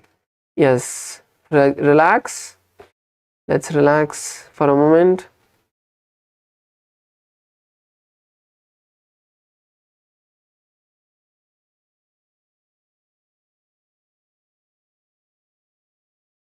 So now let's move into the next asana, which is Simha Rupakasana. So now let's cross our legs. Keep the knees raised, keep the heels raised. So your legs are crossed and your heels are raised.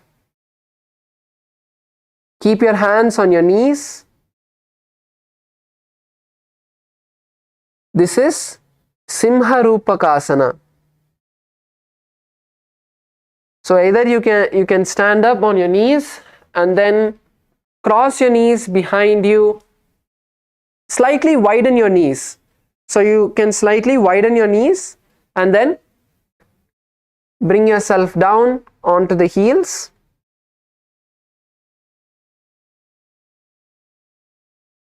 Visualize a lion in your inner space.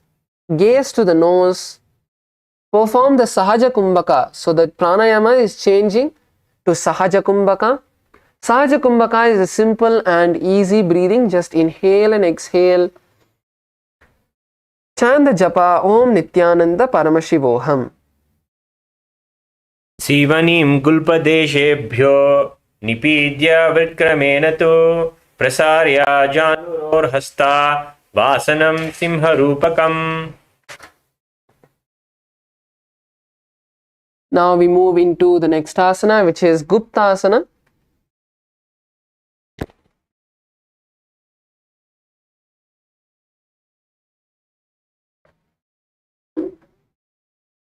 So in Guptasana, we are going to be sitting in the same position.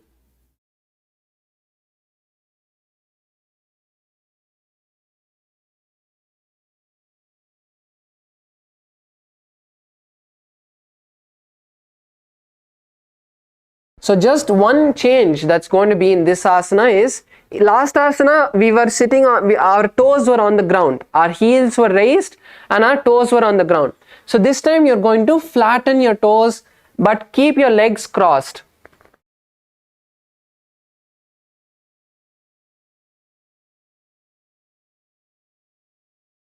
So this is Guptasana.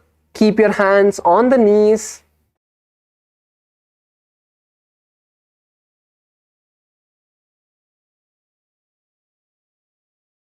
Visualize sitting with Swamiji.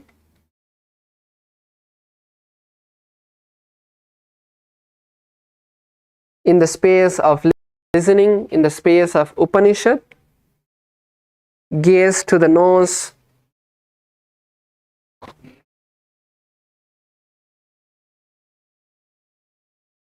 Perform the Sahaja Kumbhaka. Inhale and exhale comfortably. And chant the japa Om Nithyananda Paramashivoham. Jnanur vorantare pado krutva pado gopayet pado paricha samstapya udam guptasanam viduhu. Now we move into the next asana. Let's all stand on our knees. Let's all stand onto our knees.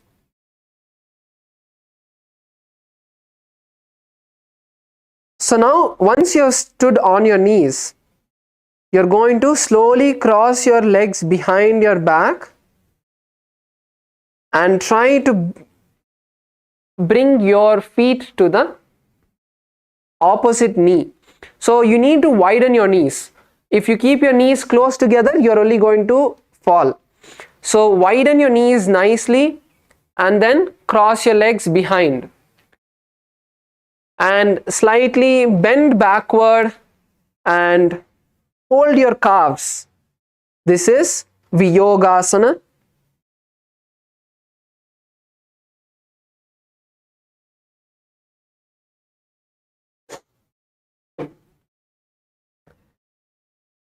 Visualize all the pain from your body is being removed by Swamiji. And if you're able to balance comfortably in this asana, gaze to your third eye. Otherwise, gaze at a drishti point. So even if you gaze at a drishti point during this asana, you will be able to stabilize yourself even more. Continue to breathe in and breathe out comfortably in Sahaja Kumbhaka and chant the japa Om Nithyananda Paramashivoham. या आसनमें की कीजिए विधि सो प्राण निरोधा वायघंती छूटे तुरता गंतमें उपजायिर्बो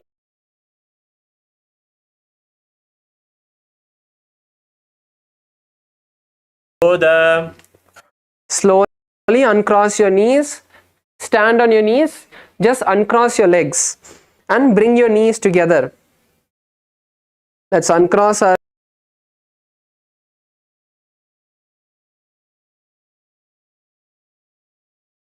legs and stand on our knees. Now we are going to perform Harinasana. So in Harinasana, we are going to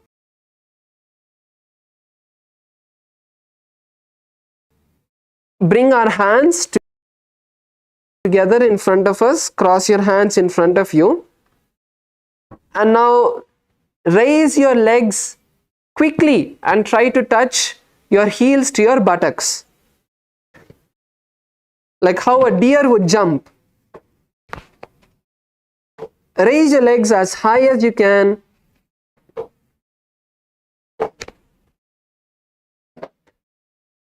Don't jerk your legs too high, otherwise you're going to fall in front.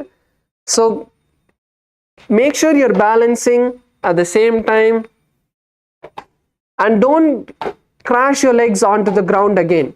Make sure you're controlling your legs as it goes down.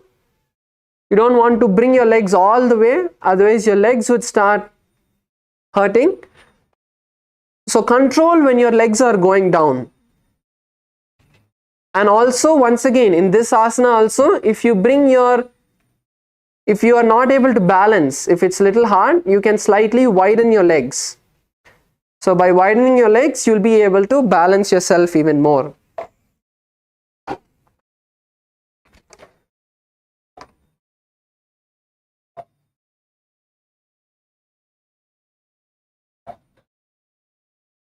So in this asana, visualize a deer in your inner space.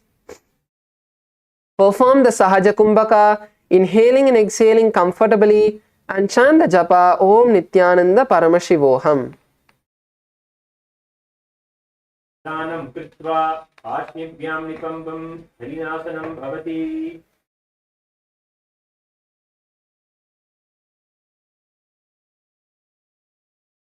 Yes, now let's move into the next asana, which is Ushtrasana. So let's continue to stay on our knees. Come on, this is the last asana. We are going to be staying on our knees.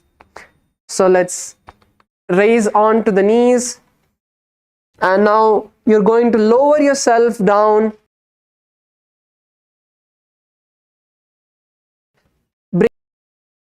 Bringing your hands to your heels.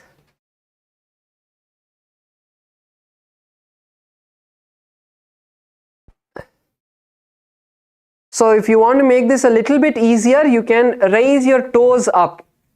So if you raise your toes up, you will not need to bend yourself a lot behind. So once you feel a little bit comfortable with this, where your toes are up, you can slowly lower your feet and flatten them and try to touch your legs. Yes, good. Sairamaya, that's good. But keep your hips up, Aya. I think you're sitting on your heels.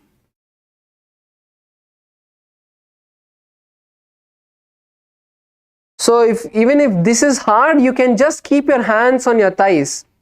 So keep your hands on your thighs, like behind your thighs, and bend your back as much as you can. So you can start with this. Slowly try to lower your hands down.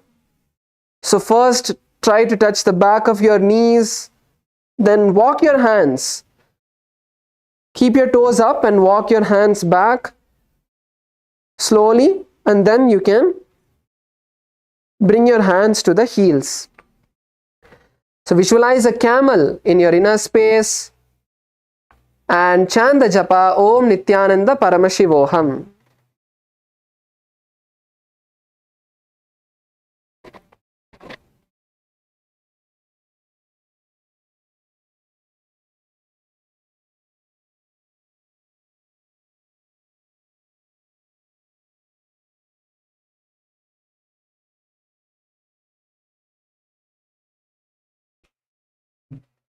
Merudhandam Grantidharla Samapiya Dhayuspumam Kapota Strasana Bhyasam Kuryan Mita Hitasanaha.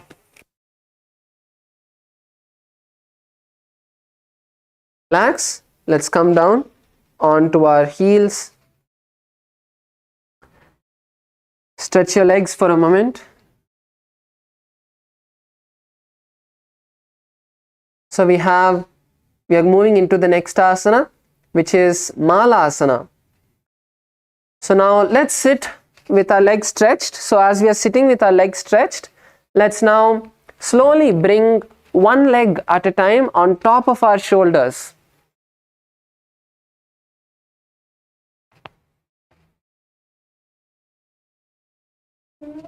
Let's bring our legs onto the shoulders.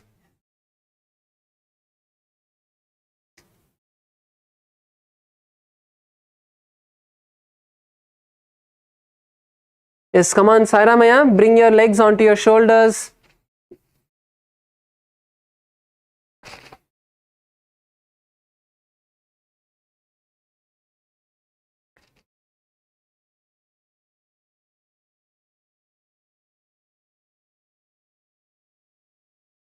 So now once we bring our legs onto the shoulders, we are going to bring our hands as close to us as possible. Okay, bring your hands as close to you as possible and slowly lean forward. So when you lean forward, you are going to raise yourself off the ground. So this is the full variation, okay, where your elbows are going to be straight. But now let me show you something easier. So now instead of raising your legs all the way, now just keeping your legs in front, you're going to just slowly raise yourself off the ground a few inches. So let's first try this. So bring your legs above your elbows. That's the first step. First step, let's bring ourselves above the elbows. And now lower yourself as much as you can, and then slowly you'll lift off the ground.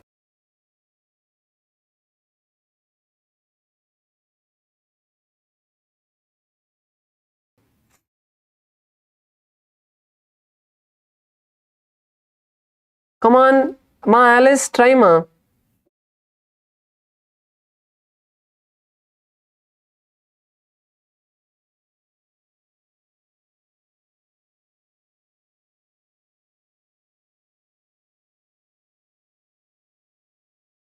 Ma Karuna, even you can try this. It's not too difficult. You don't need too much strength to perform this asana. It's not difficult.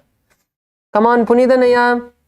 Bring your hands above your elbows and place your hands next to you. Bend your elbows, Aya. Punithanaya, you have to bend your elbows.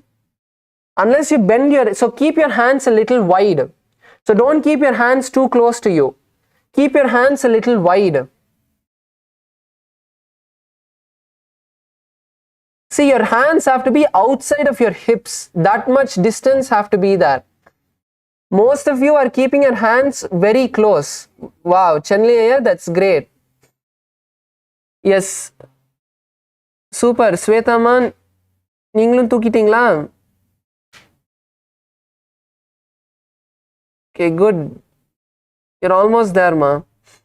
So keep your hands wide. You don't want to keep your hands in front of you. Your hands have to be outside, all the way outside your hips. Only then your elbows will be bent. If your elbows are straight, your legs are going to come to the ground. So keep your elbows bent and slowly lean forward.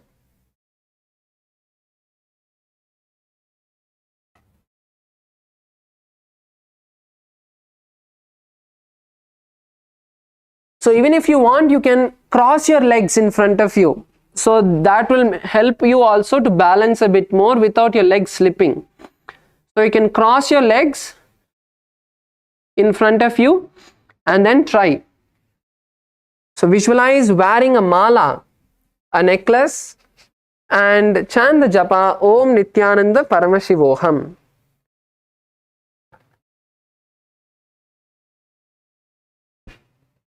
हस्ताभ्याम अवनिमस्तभ्य स्कंधो जानुनी संस्थाप्य पाशनीम उरति निधाय तिष्ठे मालासनं भवति. Yes. Now let's all stand up and we are going to perform the Gangavatarana Karana. Let's all stand up. So the Gangavatarana Karana is where now from a standing position we are going to bend forward and down, bring your hands to the ground, and then walk your hands and legs back, and then lower your stomach onto the ground and lift your neck, lift your chest and legs off the ground. This is Gangavatarana Karana. Now let's perform this together. Let's all stand up. Now first lean forward and down, bring your hands to the ground, walk your legs and hands forward and backward respectively, and lower the chest to the ground and lift your thighs and chest off the ground. Yes, that's good. And now let's perform the last asana for today, which is going to be Narasana. So Narasana is where we are going to be doing a headstand. So let's all now partner up, or you can use the support of the wall. Place your head on the ground and then place your hands on the ground as well, making a triangle. So you want to make a triangle with your head and hands. And now if you're partnering up, your partner can help you by first, see, you need to kick your legs up. The most important part is your partner is not strong enough to lift your legs all the way up. So you need to kick your legs up to help them to support you. So with one hand, you want to stand by their side and you want to stand with one leg behind them.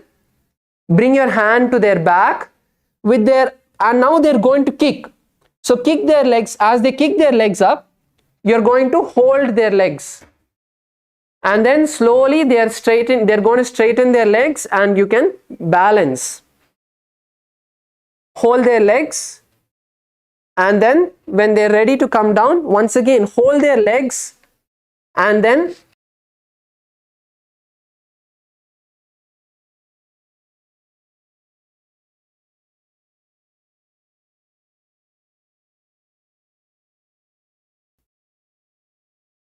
yes, lift her other leg also.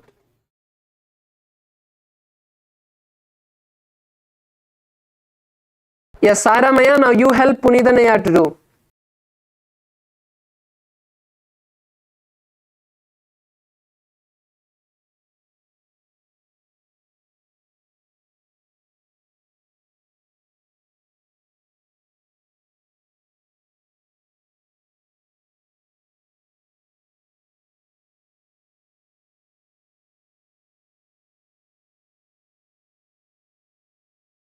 Ma Alice, were you able to try?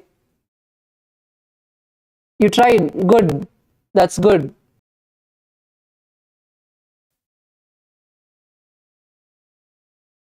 Lower yourself down. Let's enter into Shavasana.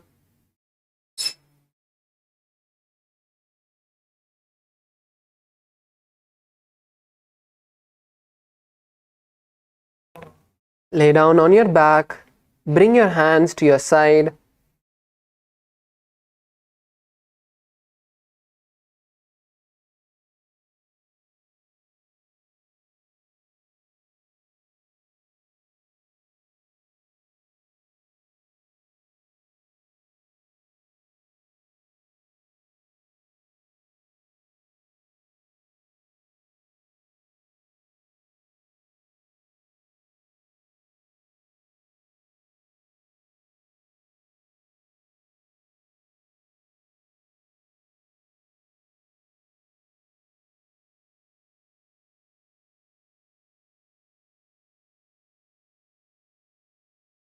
Completely relax your body.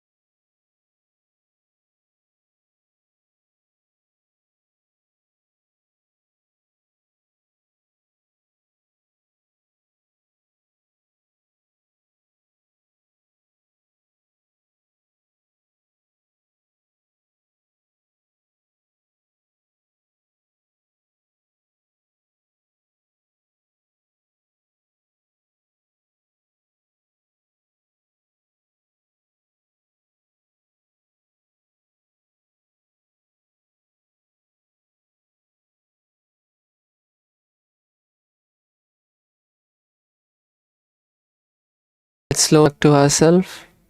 Bring awareness to our body. Move your hands and legs. Bend your knees. Bring them to your chest. Rock yourself from side to side.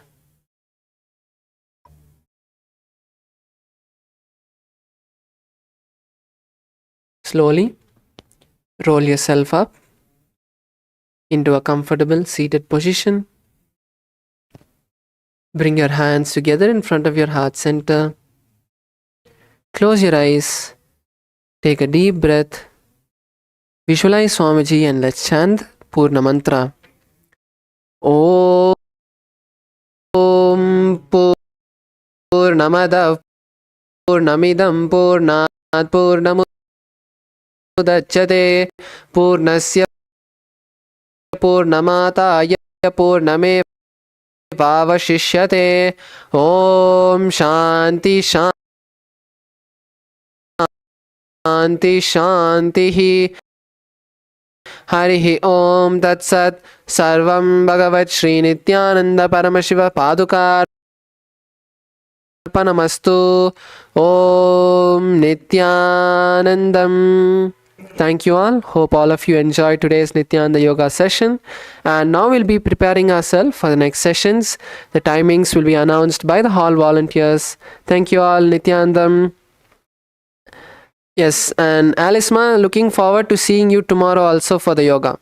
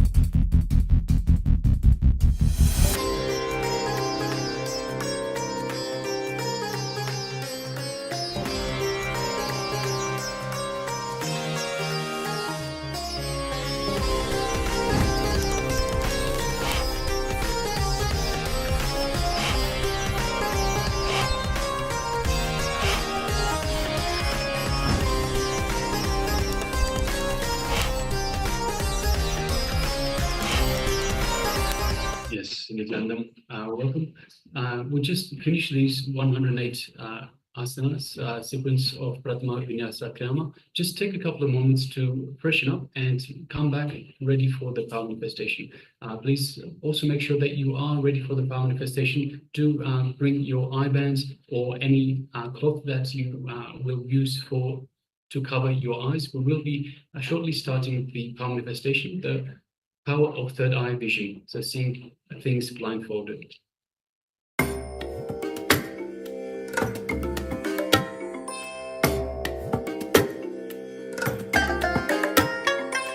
I bless you all. Let you all open all your three eyes and manifest the powers of Mahasadashiva. Om Nithyananda Paramashivoham. Om Nithyananda Paramashivoham. Om Nithyananda Paramashivoham. Om Nithyananda Paramashivoham. Om Nithyananda Paramashivoham. Om Nithyananda Paramashivoham. Om Nithyananda Paramashivoham. Om Nithyananda Paramashivoham. Om Nithyananda Paramashivoham. Om Nithyananda Paramashivoham. Om Nithyananda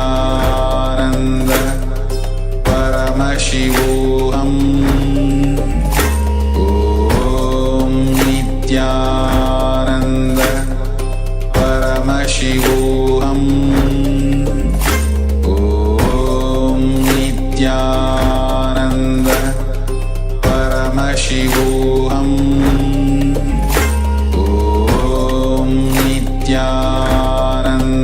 Paramashivoham.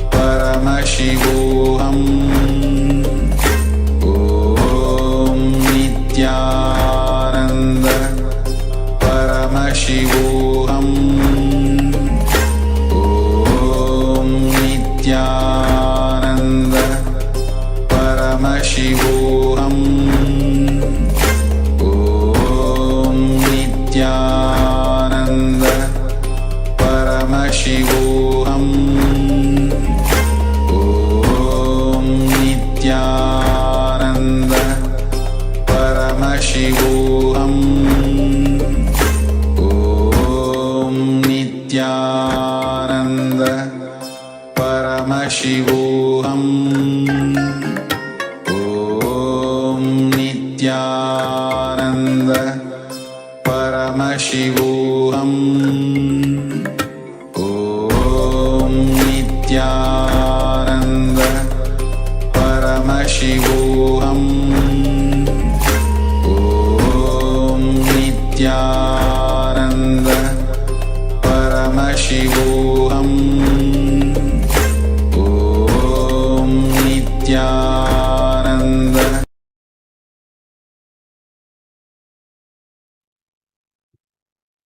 Nithyanandam Paramasudharam Kevalam Jnanamurtim Dvandvatitam Gagansadisham Tattvasyadilaksham Ekam Nityam Vimalmacham Sarvadhi Sakshibhutam Bhavatitam Trigunarahitam Sadgurum Tam Namami.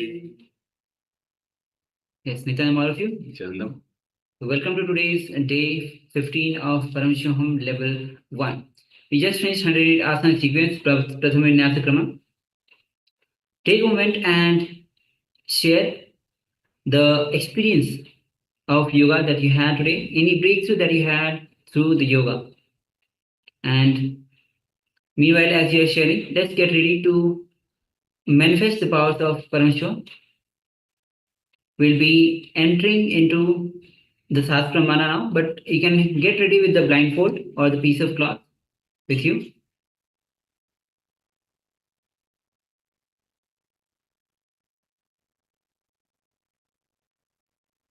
So the SUPREME for manifesting the powers of third eye goes as Kapalantarmano yasya tishthanmilitalochanaha ramena manaso dharyat lakshaye lakshamuttamam.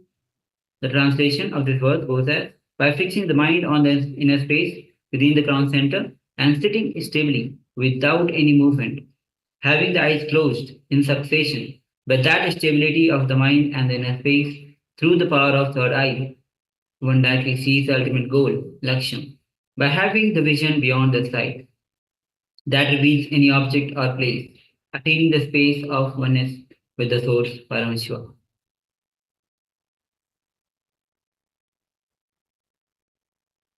So now let's get ready to enter into the power manifestation. We'll be seeing picture blindfolded through the third eye, the power of third eye.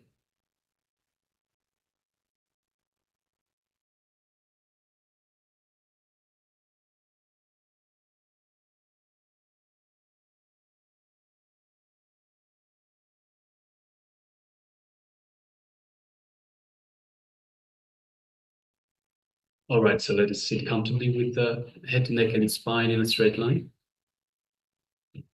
And let us just unclutch. Let's take a moment and just unclutch from any thoughts, any emotions, any negative feelings, negative thoughts, any thoughts of impossibility. Let us just unclutch from everything the mind throws at you. Anything that gets in the way to being in restful awareness. Again and again, let us remember every time your mind throws a thought at you, let us just unclutch, just become a witness. And don't get involved in it, don't get entangled in it, just be a witness and unclutch.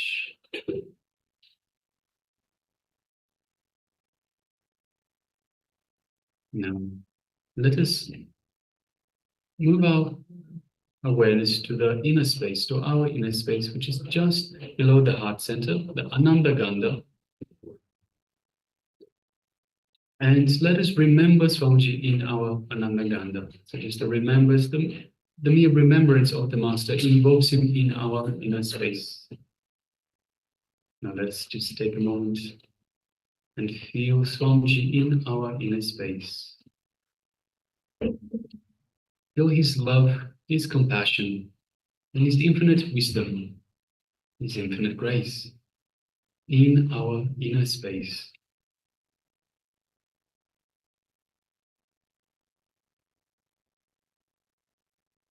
Feel his energy just flowing throughout our entire body, reaching out to every part of our body. Every cell feeling rejuvenated, energized by this superconscious energy that Swamiji is radiating.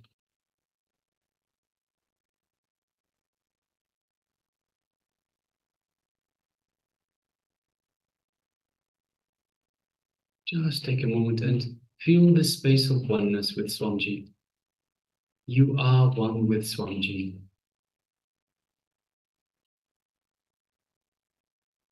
Whether you know it or not, recognize it or not, want it or not, we are all one. We are in oneness. In oneness with Swamiji, in oneness with Paramashiva. So just take a moment and feel this space of oneness.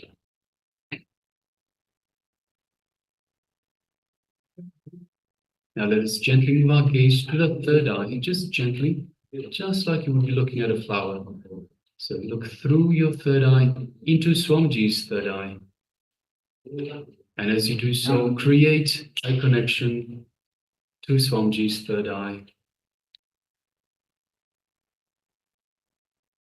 And as you do so, feel this energy in your third eye, in your Ajna chakra, just between the eyebrows.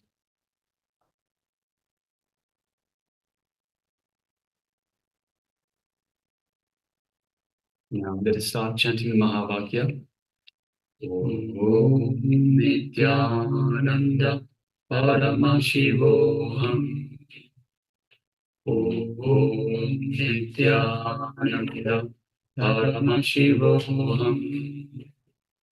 Om Nithyananda Paramashivoham. Let's continue chanting the Mahavakya. And from this space of oneness with Swamiji, let us manifest the power of third eye vision. The image is being displayed for you.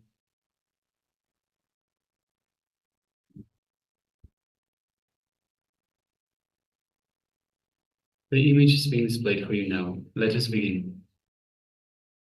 Nithyananda Paramashivoham.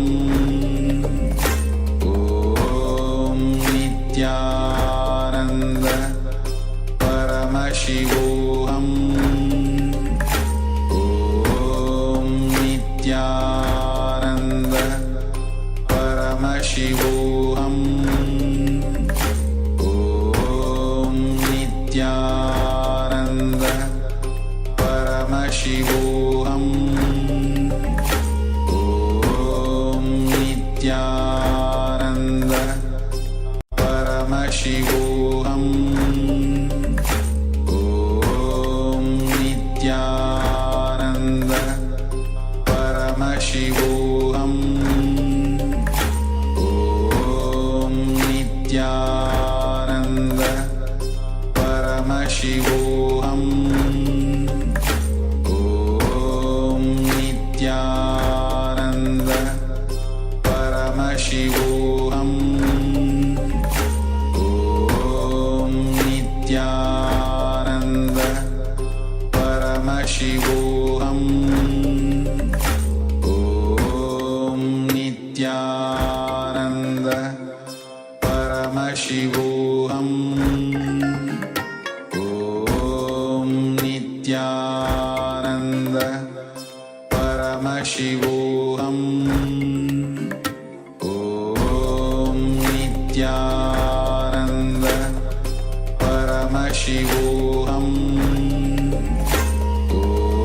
Om Nithyananda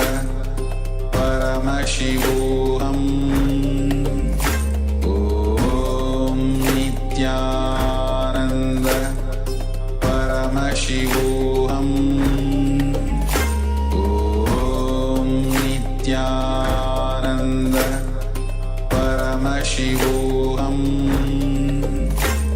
Om Nithyananda Paramashivoham. Om Nithyananda Paramashivoham. Om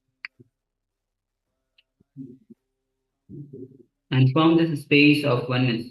Let's take a moment and share what was revealed to you through your third eye. What Swamiji revealed to you? Please go ahead.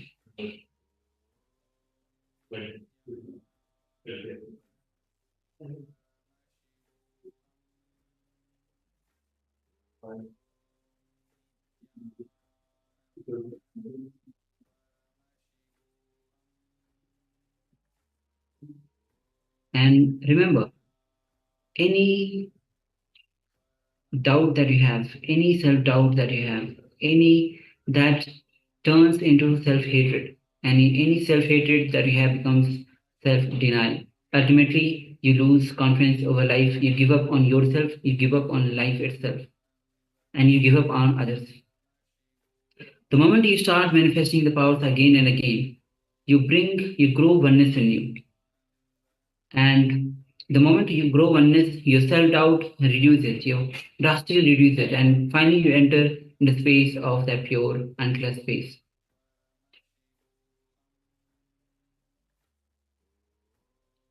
Yes, Claudia shares, I saw buildings and sky. Yes, thank you for sharing.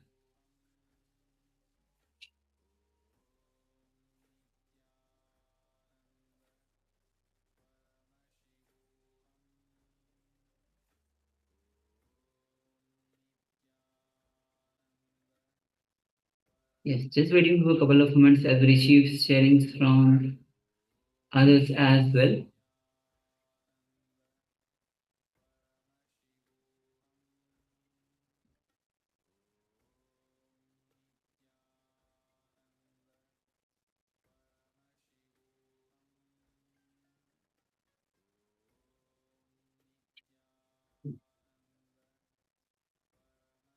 We have Yang Yan Hong that shares, I saw green plants, some small yellow flowers, and green grassland. Yes, thank you very much for sharing that.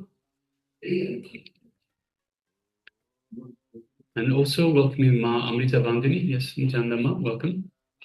And Ma Gyan Rudata, also welcome. And also Ma Yang Han Nam. Yes, welcome. All right. So let's move to the verification. We'll be projecting you the image that we had shown before. Yes. So this is the image. You see a lot of flowers here and sun shining bright, kind of yellowish rays. The cloud itself, the sky itself is yellowish. And it's filled with flowers with pinkish color, pink, even yellow. And yes. Yes, so we have sharing. Klaus Aya says, I saw buildings and sky. We definitely have the sky. No buildings though, but we do have the sky. Yes, so thank you, Ayat, and congratulations for manifesting. And Ma Yang Han Yong Hong says, I saw green plants, some small yellow flowers, green grassland. So definitely we have the green plants. All the stems are green, some yellow flowers. We do have yellow flowers, yes. Out of so many pink flowers, we have yellow flowers. We have the ground itself. We can't see the ground though, but the grassland would be, because it's filled with plants, so will be green. Yes. So yes, thank you, Ma, for sharing and manifesting, and congratulations to all of you. All right. So with this, let's move to the second round of this power manifestation. Yes, so let us once again sit comfortably with the head, neck, and spine in a straight line. Let us put on the eye bands.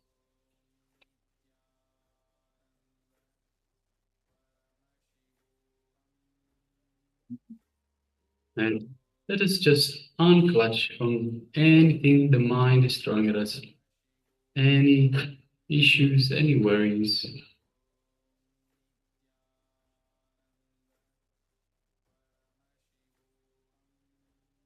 Any thoughts that come to the mind, let us just unclutch, just be a witness. So we unclutch by being a witness, not getting involved in the thoughts. anything the mind throws at us, any thoughts, emotions, worries, anything like that. We just again unclutch, again and again, coming to a space of restful awareness.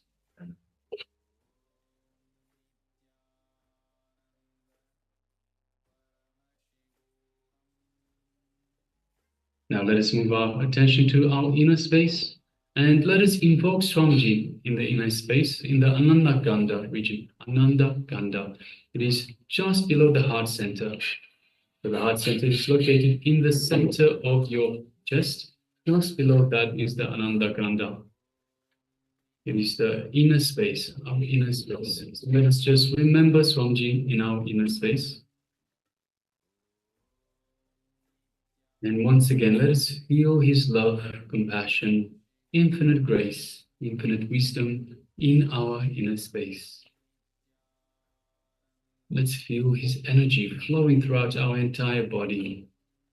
Just consciously push that energy to every corner of your being.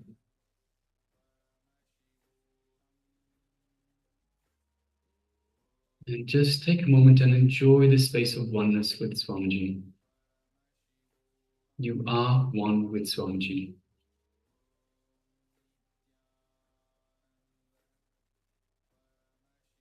Now let us move our gaze to the third eye, and through our third eye, let us look into Swamiji's third eye, creating a connection. And as we do so, we feel the energy in our third eye, in the Anya chakra, the area between the eyebrows. Now let us start chanting Mahavakya. Om Nithyananda Paramashivoham. Om Nithyananda Paramashivoham. Om Nithyananda Paramashivoham. And from this space of oneness, let us start manifesting the power of third eye vision. The image is being displayed for you. Now, let us begin. Om Nithyananda Paramashivoham.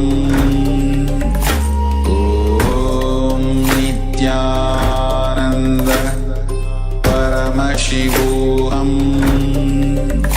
Om Nithyananda Paramashivoham.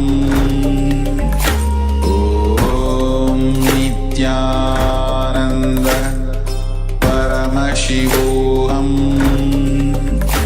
Om Nithyananda Paramashivoham. Om Nithyananda Paramashivoham. Om Nithyananda Paramashivoham. Om Nithyananda Paramashivoham. Om Nithyananda Paramashivoham.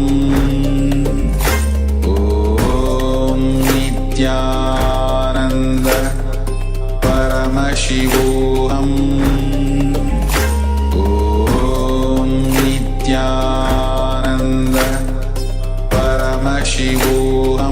Paramashivoham.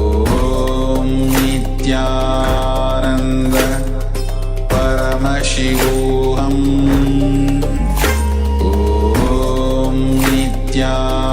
Nithyananda Paramashivoham. Om Nithyananda Paramashivoham. Om Nithyananda Paramashivoham. Om Nithyananda Paramashivoham. Om Nithyananda Paramashivoham. Om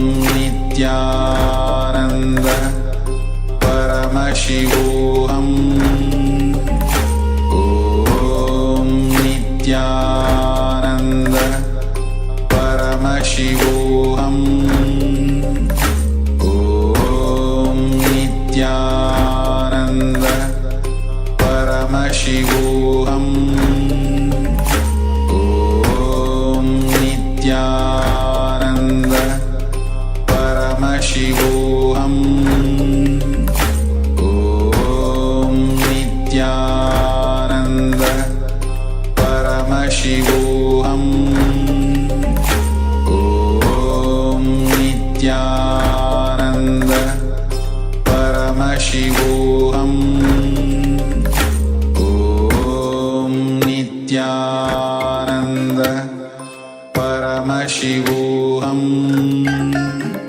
Om Nithyananda Paramashivoham Om Nithyananda Paramashivoham Om Nithyananda Paramashivoham Om Nithyananda Paramashivoham Om Nithyananda Paramashivoham Om Nithyananda Paramashivoham Om Nithyananda Paramashivoham Om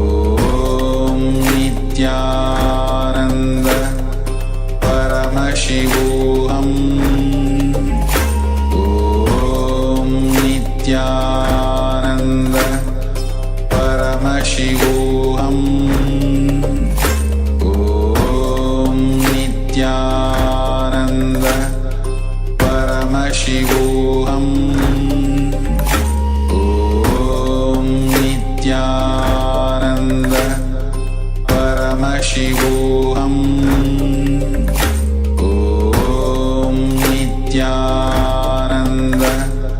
Paramashivoham Om Nithyananda Paramashivoham Om Nithyananda Paramashivoham Om Nithyananda Paramashivoham. Yes, you can relax now. Slowly, very slowly, remove your eye bands and gently let the light come back into your eyes.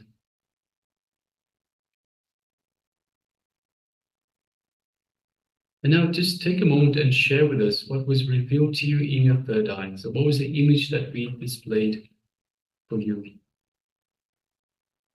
in this second round of power manifestation, the power of third eye vision?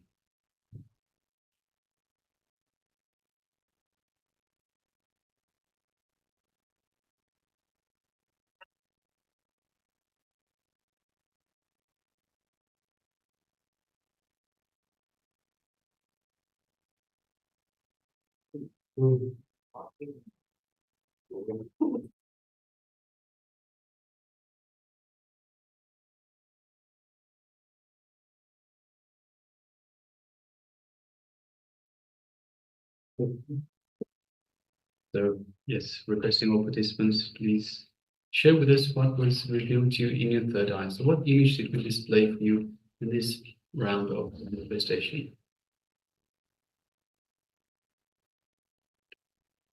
So we have Ma Yang Yan Hong that shares, I see pink, morning glow color, and yellow, blue, and white. So yes, thank you very much for sharing that.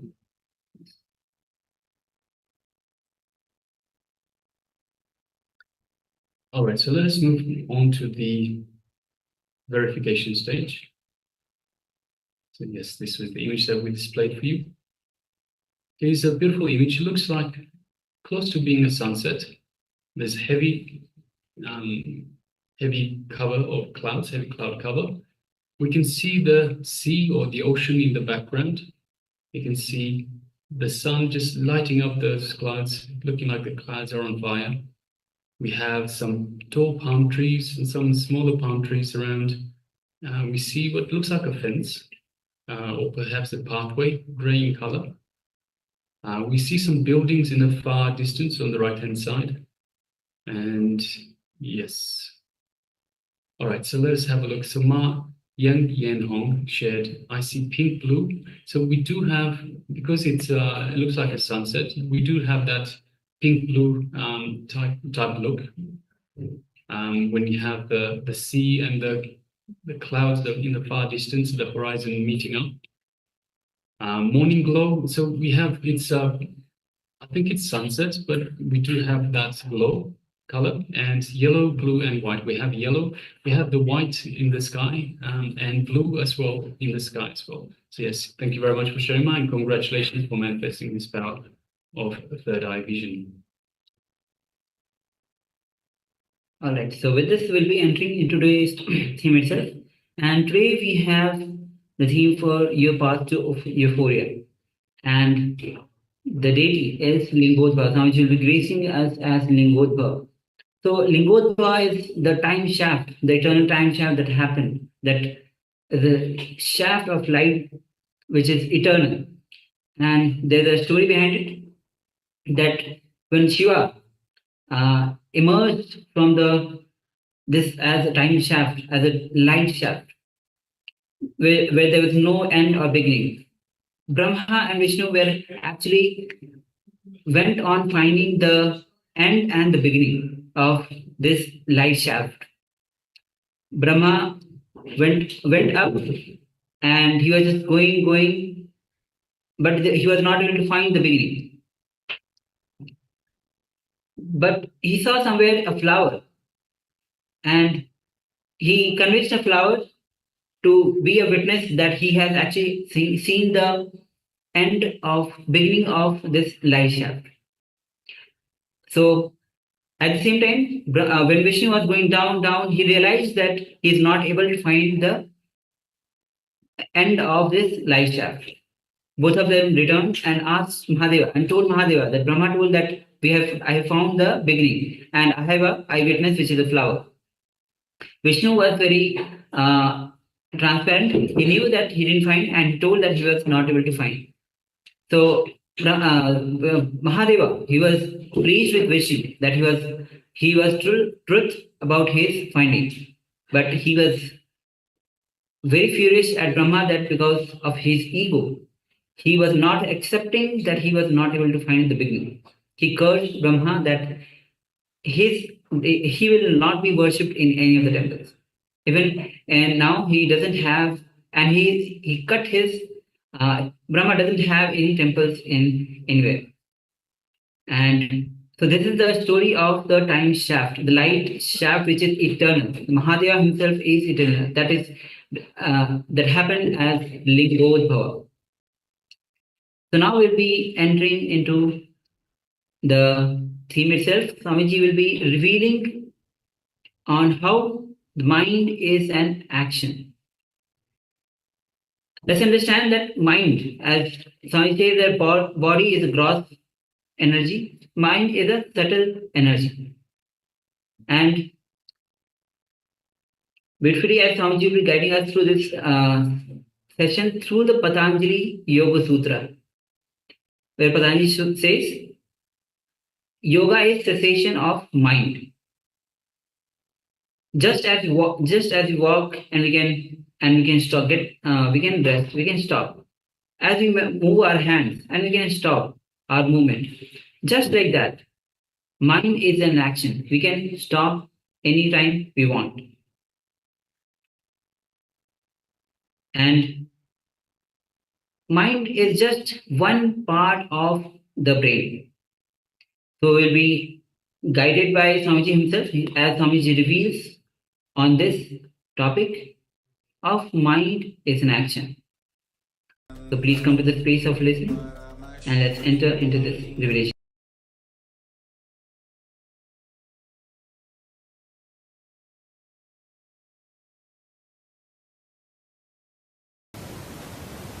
The first sutra, let us enter into the first sutra. Yoga chitta vritti nirodha. The translation is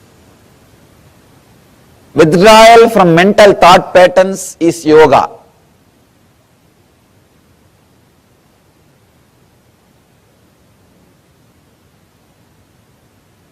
Many times,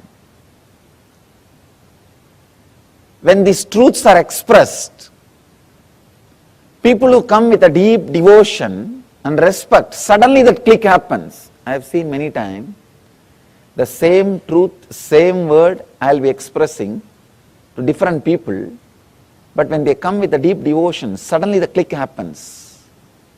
Suddenly the connection happens. Even about this word, this sutra, I have spoken to many people in the personal conversation, because this is my favorite sutra. In this one sutra, Patanjali has finished everything. If you understood this one sutra, you don't need to go further. Nothing else is needed. This one is enough. The simple, straight understanding is, mind is not an object, mind is not a thing, it is an action. So people ask me, how to stop mind? How to go beyond mind? Every day I am put this question. I can say this is a frequently asked question, most frequently asked question, FAQ. Wherever I go, there will be at least 10 people to put this question. I tell them, mind is not a thing to be fought with. Mind is not a thing to suppress it. Mind is not a thing to destroy it. It is an action, you know. It is an action. See, just like you are walking. If you don't want to walk, what you do? You just sit. Like you are talking. If you don't want to talk, what you do? You just be in silence. Same way, mind is an action. If you don't want, don't do it, that's all.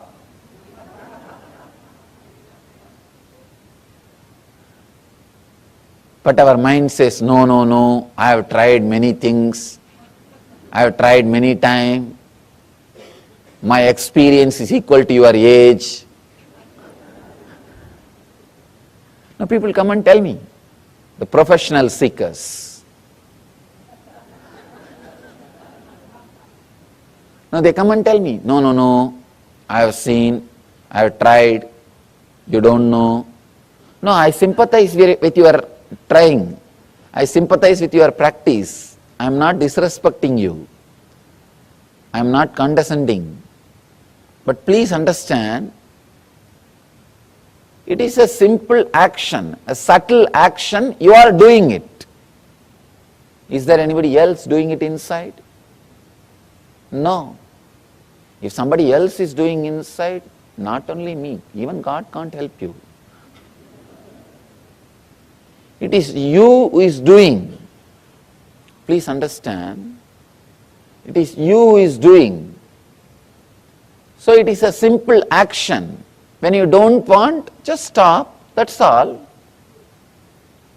We say, no, no, no, we try, and after some time it comes back. Be very clear, now this moment, if you don't want, stop. After a few moments, if it is starting, you wanted it, that is why it is starting. You forget, you have started it again. So when you want, switch it off. When you want, start. Please understand, if you understand you are starting it when you wanted it again, at least you will have respect on your decision, your will. Have simple clarity, look inside. When I want, I am starting. When I don't want, I am relaxing. This moment, you don't need to bring all the philosophy, all the ideas you have about mind. No, no, no, mind means filled with engrams, filled with thoughts. It will be continuously erupting out, it can't be controlled, it is negative. We are fed with so much of poisonous thoughts about mind. Relax from everything. Understand the simple thing. Mind is a subtle action. Just like walking is your action, talking is your action, mind is an action. When you can stop walking, talking, why not thinking? It is your action. Decide this moment, it is my action. Let me stop, that's all.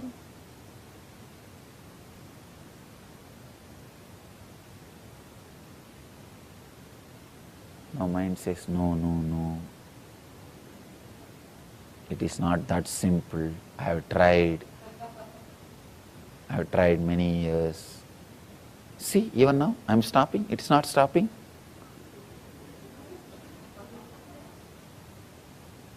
Understand, do not create that full statement, I am stopping, it is not stopping. Then you are not stopping. I am stopping. That's all. Then again, I want to tell something or I want to do something. That is why it is starting again. So look little in. With little devotion, if you approach the sutra, you will have that click. Yes, what he means is right.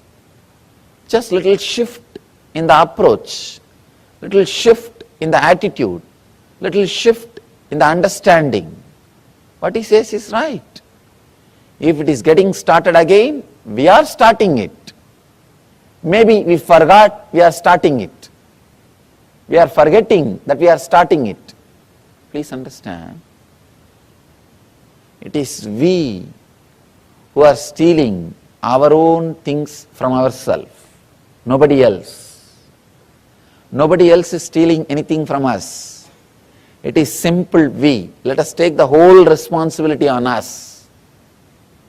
Let us take the whole responsibility on us. If you want, you can think. If you want, you can stop. That is what is essence of this whole yoga. Essence of the whole yoga is only this one sutra. Yogaha chittavritti nirodhaha. Yoga is cessation of mind. Yoga is withdrawal from mental thought patterns.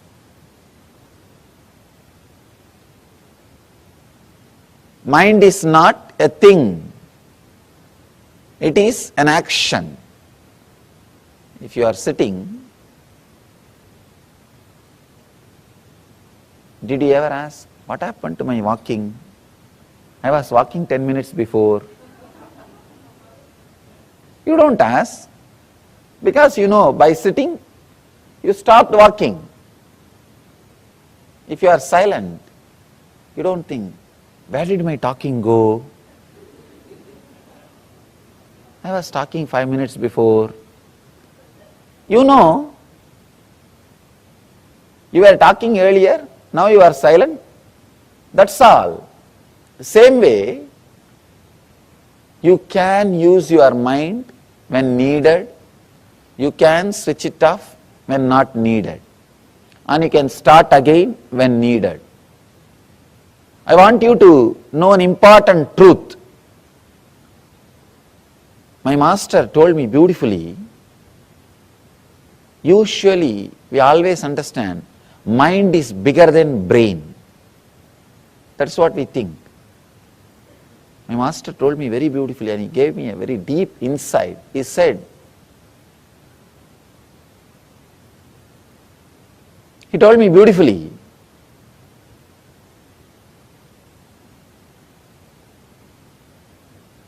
one action of brain is mind.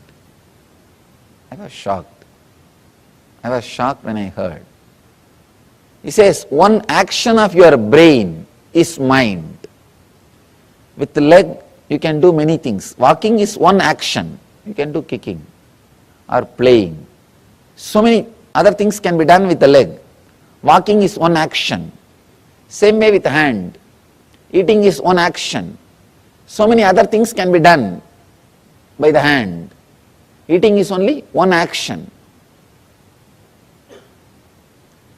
Same way, he says very beautifully, thinking is a one action of your brain. Mind is one action of your brain. I was shocked. We always think brain is just physical. Mind is subtle, because of that mind is more powerful than the brain, and mind is everything. When I started experiencing, I understood true. mind, what you think as mind, what you experience as mind, is only one action of your brain.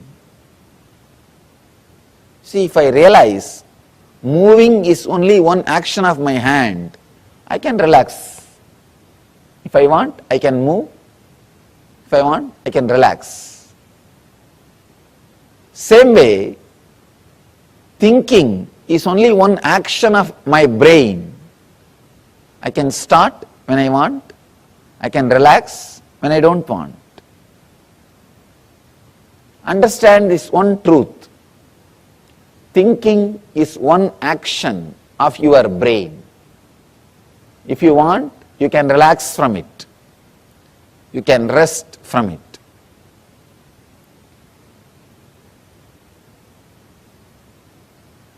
With a deep respect, when I looked into this truth, started analyzing, it is true. It is true. When I learned how to be silent, I understood. Even when you are silent, your whole body is functioning. It means mind is only one part of your brain. Without the mind also, brain is able to operate your day-to-day life. Brain is able to live your life, I can say, in a much better way. In a much better way. Without having what you call as mind and living your life is what I call living enlightenment. That is the essence. Realizing mind is only one part of your action, mind is only one part of your brain, and living without that part or living independent of that part. When you want, you can switch it on and use. When you don't want, you can switch it off and relax. Living independent of that part is what I call living enlightenment. If your mind is part of your brain and you have a courage, clarity to switch it off when needed, switch it on when required, it is your slave. It is under your control. If it is otherwise, if it is an industry, then please understand, you are slave to it. These are some of the important truths, I can say essence. Patanjali is not telling stories.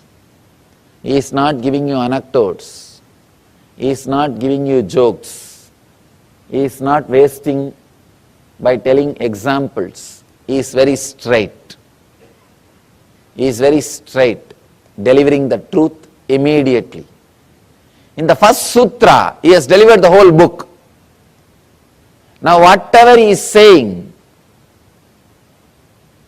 it's only going to be different methods. In this one sutra, if you realize, if you understand this one sutra, if click happens with this one sutra, you don't need further. You don't need anything else. Just this one sutra is enough. Sit, understand. Mind is an action, my own action. I can stop.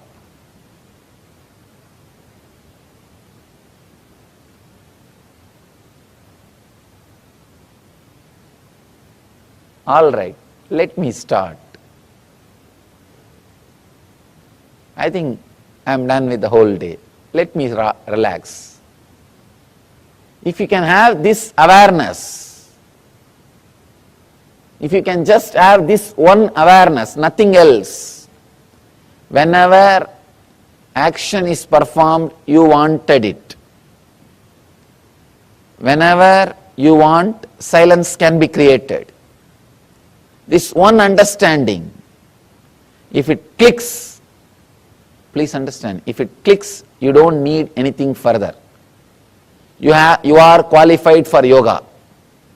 These two sutras, first sutra, Ata Yoganusasanam. Now let us enter into the experience of yoga. And second sutra, yoga is cessation of the mind. These two sutras need to be understood. If this second sutra gives you the click, you are qualified for yoga.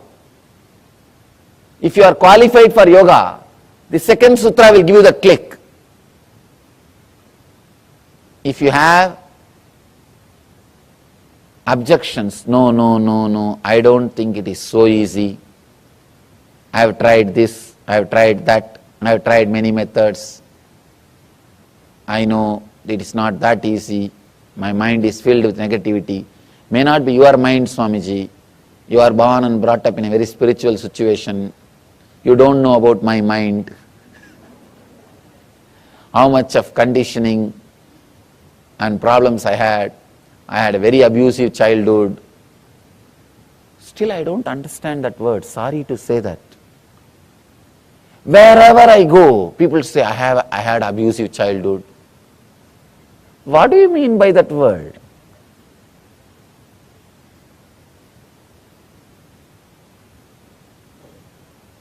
Everywhere people say, I had very abusive childhood, I had very disturbed childhood, I had this problem, that problem. I don't understand. You see, a child takes birth and it grows. Any situation in which it grows can be made into one more complaint. After you grow, you can always complain. Any situation it can be, you can start complaining. You can accept and enjoy any situation. It is just our idea. It is just our idea. We always think others did not have this problem, only I had this problem. So we create an idea, I had abusive childhood, I had this, I had that. I did not have this when I was young, I did not have that when I was young. Constantly judging, there is no scale. There is no scale. The moment you start putting scale, start putting ideas, start saying, no, this is there, that is there, this was there, that was there. Stopping the mind is not that easy. Then now you need to read further. Now you need to read further. Very rare, devoted beings straight away get the click the moment truth is uttered in its pure form. See, in the world, 33% of the people will have straight away the click when the truth is uttered. Other 33 needs a technique or little convincing. Other 33 will never get it. Now, from my experience, I tell you, I'm traveling all over the world. First 33, they need to be told, that's all. They are ready. The deep devotion, with the deep restful awareness, they are ready. They just get it. And something clicks inside them. Yes, what he says is right.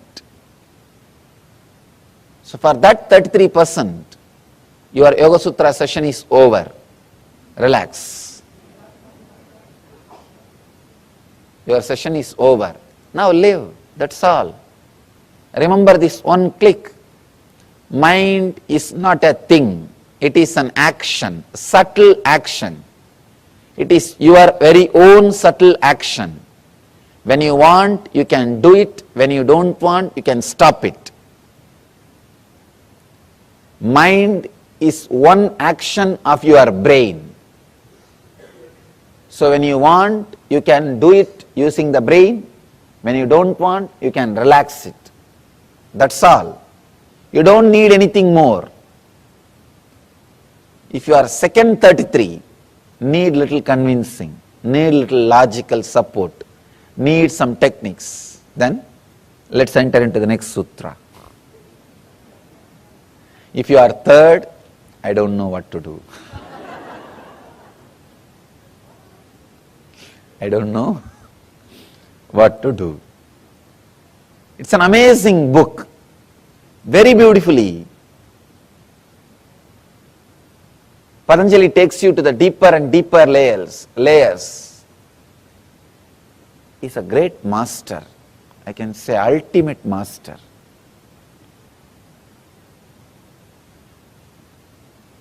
He has solution even for the third 33. When you go deeper, he has solution. There's a beautiful story. One guy was traveling, sitting on his donkey, and the tail of a donkey, a goat was tied. 3 thieves saw him. One thief said, "I'll steal the goat from him." The other guy said, "I'll steal the very donkey on which he is sitting and traveling." The third guy said, "I'll steal the very clothes he is wearing." First guy slowly started walking behind the donkey. The donkey, in the goat's neck there was a bell ringing continuously. So that guy who is sitting on the donkey, he knows if the bell is ringing, the goat is following. So he was walking, he was traveling. This thief slowly removed the bell from the goat's neck and tied it the donkey's tail. Donkey was continuously ringing the bell and that guy was walking. He took away the goat and ran away. Second thief was walking continuously with this guy. After some time, the guy was sitting on the donkey. He stopped and turned back. He saw the goat is missing. He asked the second thief, "What happened to the goat?" Second thief said, "Just now somebody took it and ran. Run. Go and catch." This guy said, "All right, take care of my donkey. I'll go and bring my goat." He ran to get the goat. This fellow ran with the donkey. The third thief was following him. When this guy was completely tired and understood he lost his donkey also, he came near a well. This third thief was sitting near the well with a long face. This guy asked, "What happened to you? Why are you sitting with a long face?" Third thief said, "No, my treasure is lost in this well. It is inside this well. I don't know how to swim. If you can get in and take this out, 50-50. And this guy said, "All right, I'll now make it up. I lost my goat and donkey. Now I'll make up in this one situation. Please have my clothes. I'll jump and bring the treasure out." When he jumped, this third guy ran away with the clothes. Patanjali is the third guy. He can really do his job. He can really do his job.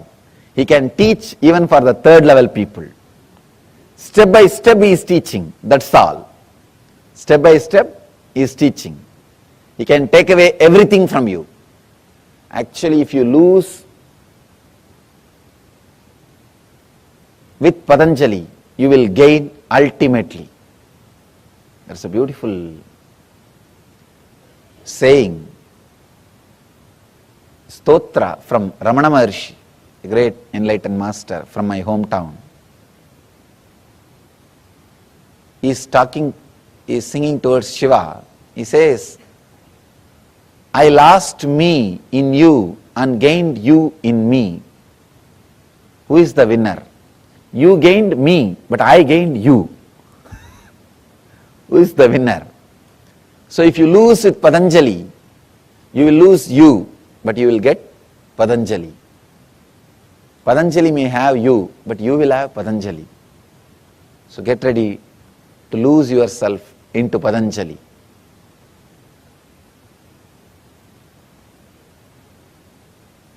The ultimate master is not just a scholar. He's a great master. Straight away gives you the techniques. I can say this book is Science of Miracles. Manual for miracles. There are some books which creates philosophers. There are some books which creates kings. There are some books which creates business people. This is the book which can create masters who will create religions. This is a book which can create masters who will create religions.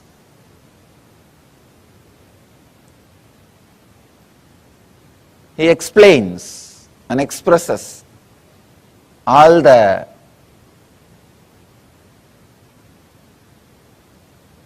inner signs or secrets of the miracles and spiritual experiences. This sutra, withdrawal from mental thought patterns, is yoga. Yogaha chitta vritti nirodhaha, needs to be understood from another dimension. Let me try to explain this, the another dimension. Actually, when the chitta vrittis, when the mental patterns are stopped, suddenly you enter into a different zone. It's like if all the threads which are tying the balloon, if it is cut, suddenly balloon flies to a different space. Same way, for all the thoughts which are pulling you down, if it is cut, your consciousness soars to a different height. It reaches a different zone. It stays in a different zone.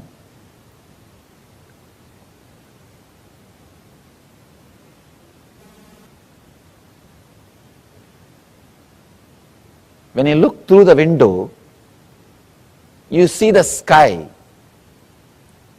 You experience the sky.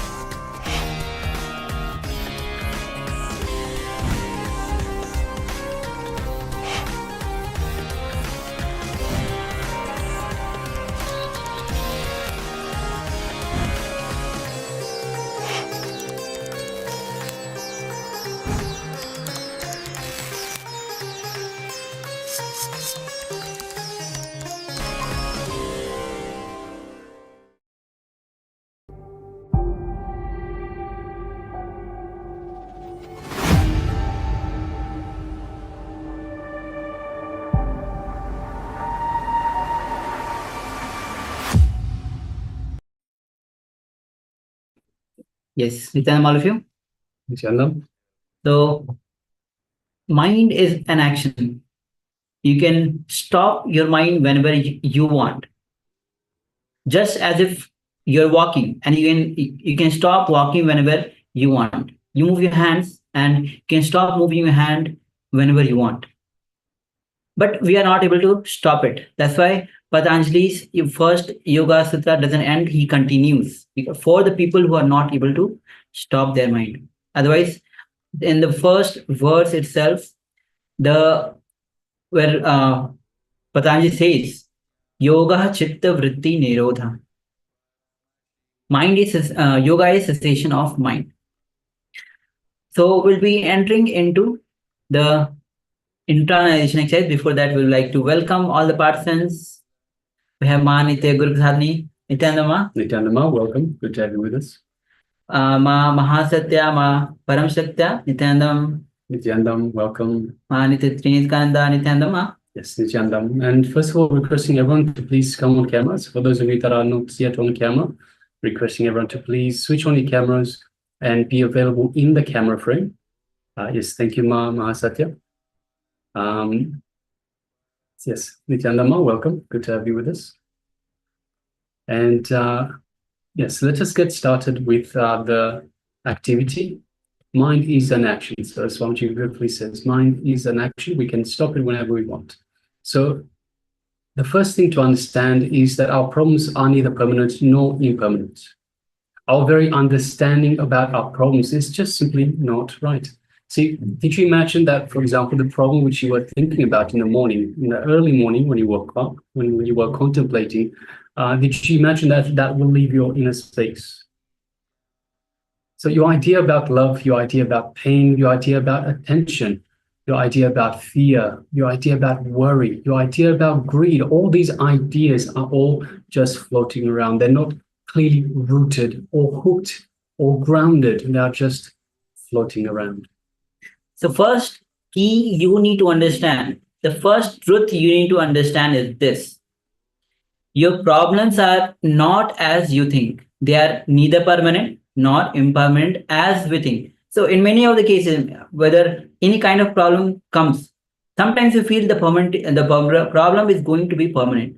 Sometimes we feel like the problem is going to be impermanent. So whatever we think, whether impermanent or permanent, it is neither permanent or impermanent as we think. See, if we think they are impermanent, they are not impermanent as we think. If we think they are permanent, they are not permanent as we think.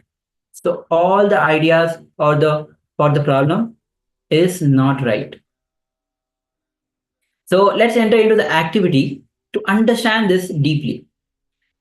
We'll be entering into 2 steps. So requesting all of you to have the pen and paper with you and pen down at least 5 incidents from your own life. Yes, you will be looking into your own life where you focused on very simple problems and you forgot the important problems in your life. So you might be having important problems in your life, but at that moment you just focused on the very simple problems that you had. So please take a moment and pen down at least 5 incidents from your own life. So understand by having the focus on the simple problems, we simply forget about the big problems. So we think that the big problems are permanent, that they're so big, so important. But look at it, just by having the focus change onto the simple problems, the problem that we think is so permanent has left our awareness. Yes. So let's enter into the first step, then we'll be moving on to the second step of this exercise. So let's take a few minutes and pen down.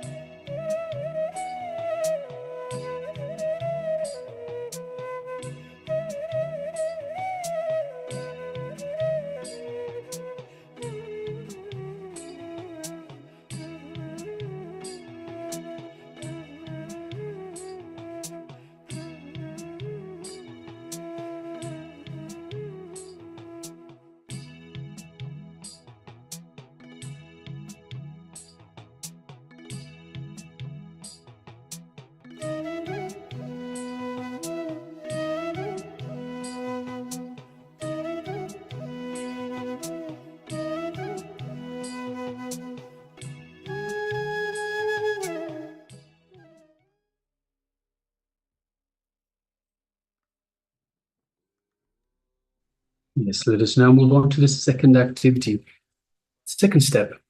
Let's look back into each of these incidents and analyze how you got caught into the small things and totally forgot about the big things happening in life. So once again, let's look back into each of these incidents that you wrote down, that you penned down in step number 1, so the 5 incidents, and analyze how you got caught into the small things and totally forgot about the big things that are happening in your life. Let us continue.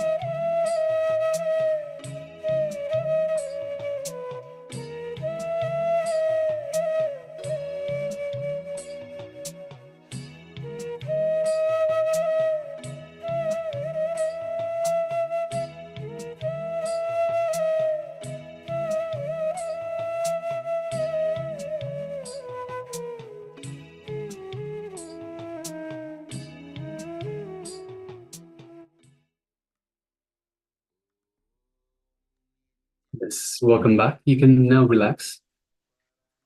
So how did you go with this exercise? I'm requesting everyone, let us take a moment and share with us how you went with this exercise. Meanwhile, we welcome Shri Nithyananda God Bhavan, Nithyananda Maya. Welcome. Good to have you with us. Shri Nithyananda God Bhavan. See, as we started the exercise, we had a look at the fact that problems are neither permanent nor impermanent. What does that mean? We had a look at the big problems. So we were having big problems, but yet we got distracted by the small problems. So the big problems were not as permanent as we thought they were. They weren't as instilled in us. They weren't as important to us as we thought they were in the first place. We had a look at the small issues that we were distracted with. See, usually small issues, we think logically it's a small issue. It'll pass. It won't bother us. But yet it was permanent enough. So although it was impermanent, not relevant, so not so relevant, it was still permanent enough. It was still important enough for us to dislodge the big problems, the big issues, the big important issues that we were facing. So yes, Manitya Guru Prasadini shares, realize that still facing the same issues in a different context. Yes, thank you for sharing, Ma. So in terms of the facing the same issues in different contexts, are we talking, is the same sort of issues for the that affecting the big issues in your life and the small issues, so same things, same context, or what exactly do you mean, Ma?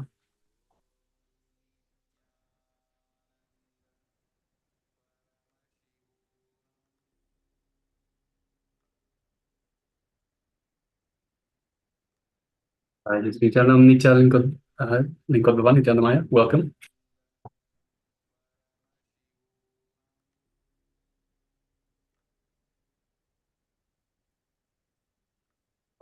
I have misunderstood and still having. Thank you. Okay. Okay. All right. So with this now, we'll be moving on to the power manifestation. Ningolben say Nithyanandam, yes, Nithyanandam. Manitya Guru Prasadini, is there something that perhaps you'd like us to help you with? So you still have misunderstanding, still having. Is it something that we can help you out with, Ma, or is it in terms of the misunderstanding? So is misunderstanding in terms of the context, and misunderstanding in terms of the session, or just the problems, the different size issues that you are facing?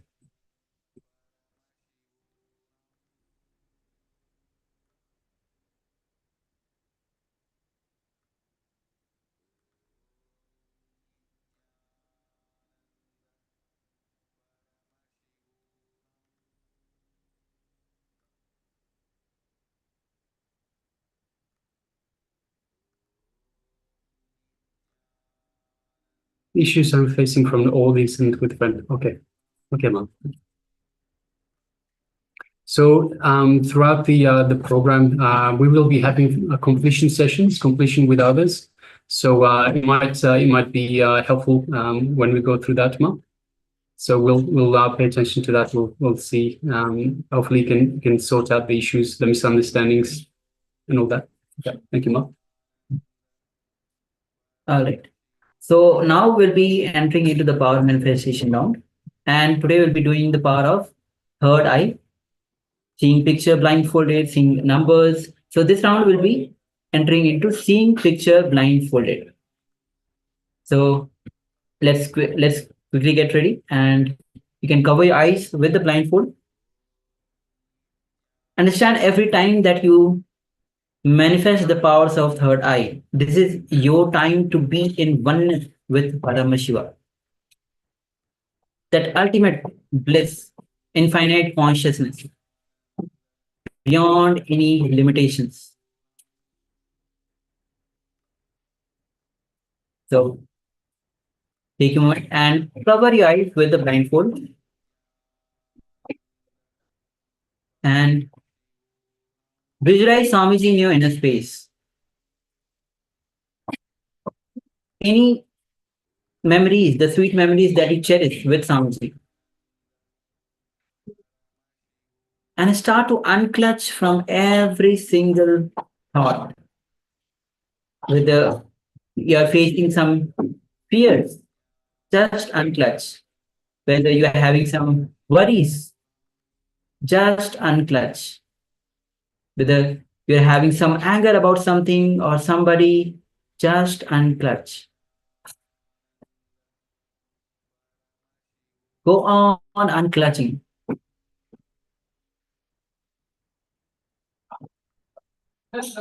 And it is through that pure unclutched space that power starts manifesting. So from that pure unclutched space, let's start chanting the Mahavakya. Om Nithyananda Paramashivoham.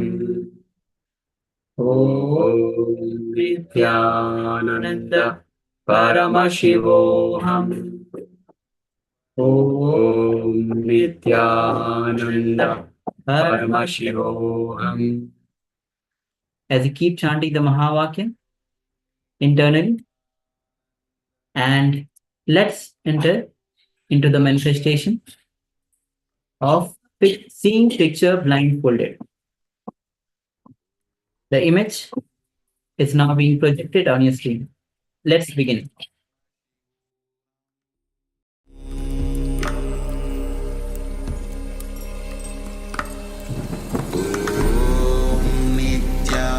Nithyananda Paramashivoham.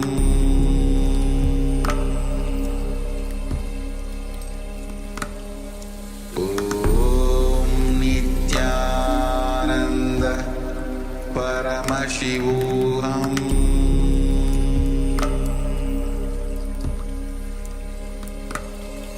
Om Nithyananda Paramashivoham.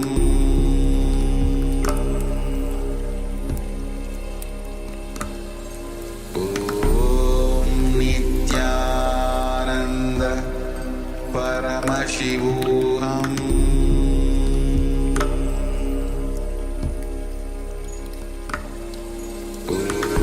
Om Nithyananda Paramashivoham. Om Nithyananda Paramashivoham. Om Nithyananda Paramashivoham.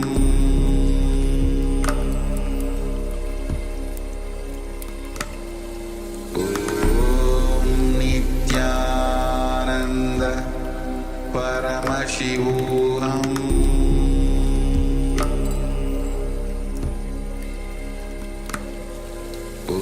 Om Nithyananda Paramashivoham. Om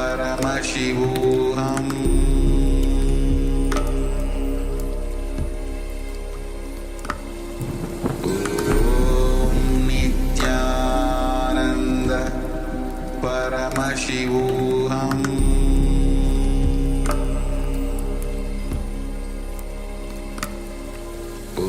Om Nithyananda Paramashivoham. Om Nithyananda Paramashivoham.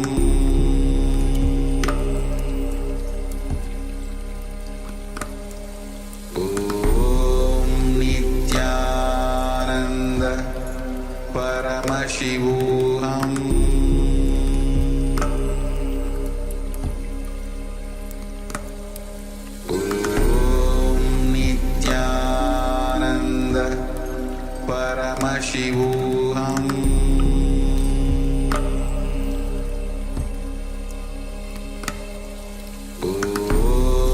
Nithyananda Paramashivoham.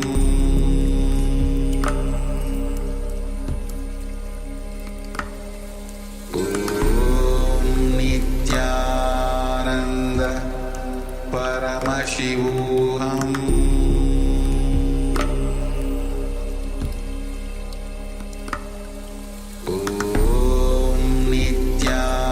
Nithyananda Paramashivoham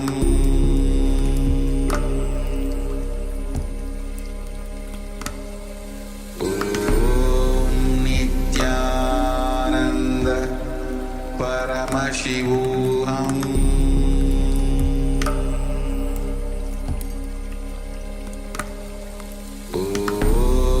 Nithyananda Paramashivoham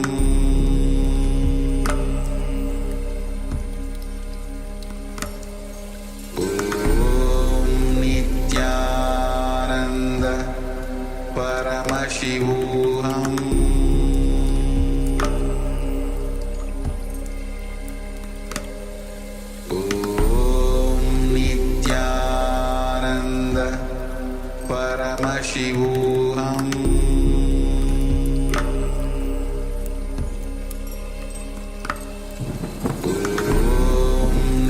Nithyananda Paramashivoham Nithyananda Paramashivoham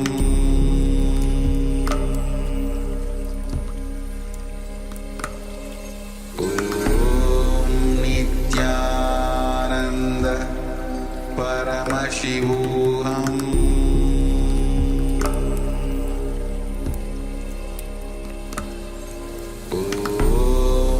Nithyananda Paramashivoham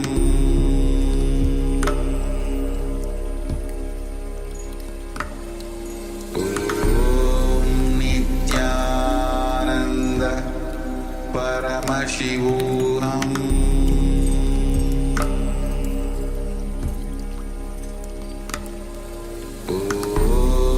Nithyananda Paramashivoham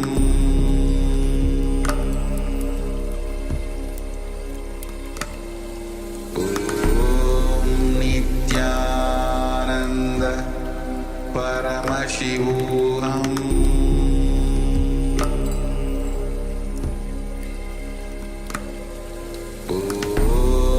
Nithyananda Paramashivoham. Now slowly, very slowly, you can open your eyes, you can remove your eye bands. And let's take a moment and share what was revealed to you through the power of third eye. Understand, when your will aligns to Paramashiva's will, you can manifest anything that you wish.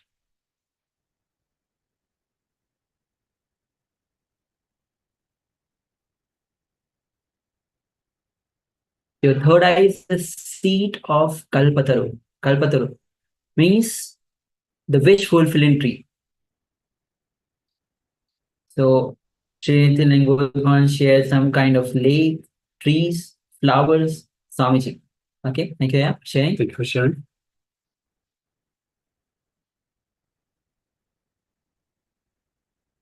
And Swami shares about the third eye. Third eye is a window, the door to the cosmos itself.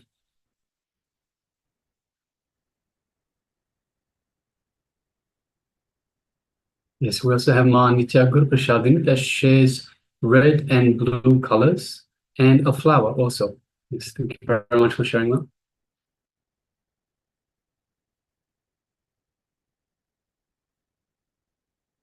So we also have Ma Mahasatya and Paramashivoham, and also Ma Nithyananda. If you're there with us, requesting please switch on your camera. And also, if you took part in this power manifestation, please take a moment to share with us what was revealed to you in your third eye.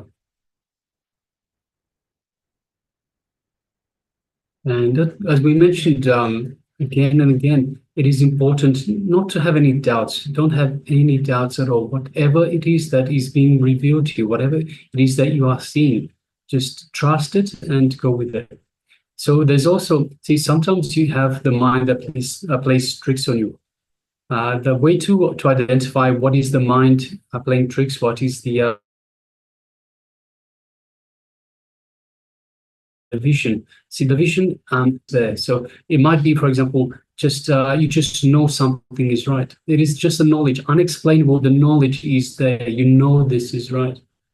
Or it could be a flash. It could be an image that it just appears like that out of nowhere.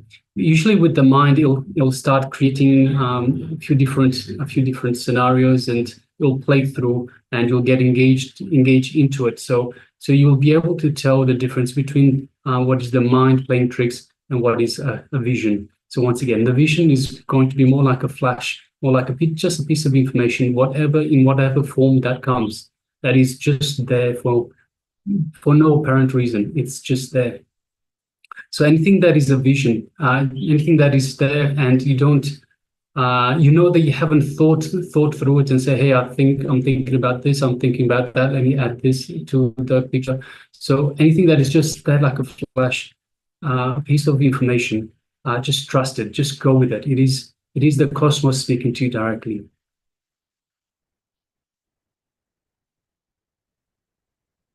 All right. So if you're still sharing, please continue to do so. Meanwhile, let us move on to the exciting part. Let's verify the image, our results with the image. So yes. Sri Lingosman also shares it's hard to figure out the vision and mind. Yes, thank you, Aya. So it is indeed. So it's important once again to understand. Have a look at the information that you are having. Is it suddenly there without explanation, or is it something that your mind has created and you get involved with it? The moment you get involved with it, the mind wants you to be involved. So the moment you get involved in it, then you know it is the mind that is there. If it's just a flash, an information, a piece of information, in whatever form that might be. So it could be an image, could be a sensation, could be a smell, a sound, could be a taste even, anything like that. Anything you experience that is there for no reason, just appears out of nowhere. That is what the vision is, which is the vision, which is what the cosmos is telling you.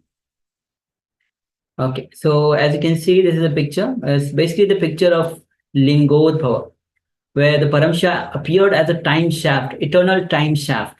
And you can see left and right is Brahma and Vishnu. Actually, there's a small story I would like to share regarding this. So when Paramashiva appeared as a time shaft, both Brahma and Vishnu were looking for the end and the beginning of the time shaft. Brahma went in the down direction, Vishnu went in the up direction. They were just going for years and years. And Vishnu figured out that even though I have been traveling for years, there's no end to it. And he just surrendered. But Brahma, he found after so much of travel, because of his ego, he cannot say that there's no beginning to it. So he found one flower which was falling down, and he asked the flower to be a witness. And to be a witness so that he can tell that, yes, I have found the beginning of this time shaft. And this light shaft. But the thing is, when Paramashiva says that even when actually the flower itself didn't agree to it, and so Brahma had the ego that even though he knew that there is no beginning, he's not able to find the beginning. He was not ready to surrender. He was not ready to accept. So in these two contexts, it represents the ego, and the Vishnu represents the ego or the luxury. Or so in both ways, whether you're going through the ego, you have to surrender the ego. And the Brahma also denotes the knowledge. Knowledge, the person who has knowledge has so much of ego, is not ready to surrender his knowledge and accept that truth that he doesn't know. So you can see various colors in that: white, black, red. Yes, there are definitely shades of red, brown. We have the white, the black. So these are the predominant colors. Some brown, maroon. So yes, and of course we have the Lingodbhava. We have the linga, and we have three figures there, which are the three Yes. entities that we just spoke about. All right. So Sri Lingodvan shares some kind of lake, trees, flowers, Swamiji. So flower is definitely there in part of the story itself. So yes. And Swamiji himself is a manifestation of Paramashiva in the form of Lingodva. And today itself, the manifestation, today the deity itself is Lingodva. And Swamiji will be gracing us as the manifestation of Lingodva Murti. So yes. Yes, thank you. And we also have Nitya Guru Prashadini. So we have red and blue colors. We definitely have red. There's a lot of red in the picture. There might be some shades of blue as well, but that's not the predominant color. And yes, and a flower also. So yes, we are speaking about the flower that bears that false witness. So yes, thank you very much for sharing that. Congratulations. And actually, Golban shares, actually, I saw Swamiji doing puja with linga. Yes. Thank you. So it's very much related. So we already have the linga murti itself, linga buddha murti itself. So yes, thank you. Thank you for sharing. So you are manifesting the powers, Lingodvanaya. So keep on manifesting the powers. The more and more you manifest the powers, the more the power of third eye increases. It goes deeper into it. And this is the door to the cosmos. All right. Thank you. Thank you all for manifesting and sharing the manifestation. And with this, now we'll be entering into the next session. And the next session is going to be on the conscious access to the superconscious happening. So when you are conscious of the superconscious happening, you will gain access to that which is beyond that superconscious happening. So Swamiji will be repeating on this. So let's you can have the pen and paper also with you to write down the powerful clicks as you receive through the session. So please come to the space of listening and let's begin.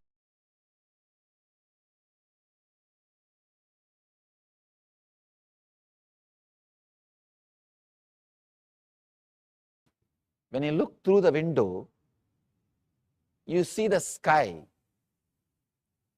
You experience the sky. But sky itself can't be reduced to the size of window. Same way, when the thoughts disappear, you experience the ultimate truth. But the truth itself can't be reduced to one idea of not having thoughts. Please understand. When you don't have thoughts, you will experience truth. But the truth cannot be defined with this one quality of not having thoughts. Not having thoughts may be one of the qualities of truth, but that itself is not ultimate. Chitta vritti nirodha, not having thoughts leads to the yoga. That itself is not yoga. I want you to understand. Sometimes not having thoughts, people understand, not having thoughts itself is a yoga. Then in the deep sleep you don't have a thoughts. But that is not yoga. The deep sleep you don't have thoughts. But that is not yoga.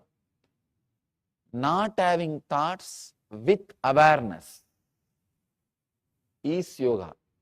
Not having thoughts with awareness leads you to yoga. Yogaha chitta vritti nirodha.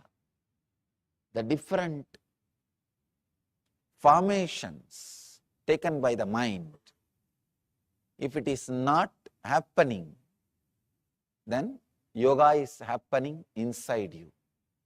Yoga is happening inside you. Yogaha chitta vritti nirodhaha. The next sutra throws more light on this one truth. Let us enter into the next sutra. Tata drashtuhu swarupeva sthanam. This is another beautiful sutra.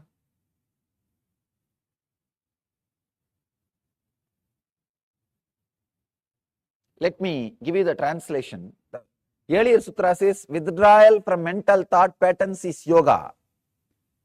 Here Patanjali says then results relaxation into one's true nature of limitlessness and total understanding. See, when the thoughts disappear, when the cessation happens, when the chitta vrittis are no more, when the thoughts are no more, when the mental actions are no more, he says it results relaxation into one's own true nature. That is what I am saying. In a way, even your deep sleep is a pattern of your mind. Anything you can go in and come out is pattern. Anything you can experience is pattern. Please understand. Anything you can experience again and again is pattern. If you understand with this definition, even your sleep is a pattern. Even your sleep is a pattern. You go in and come out, go in and come out. It is a pattern.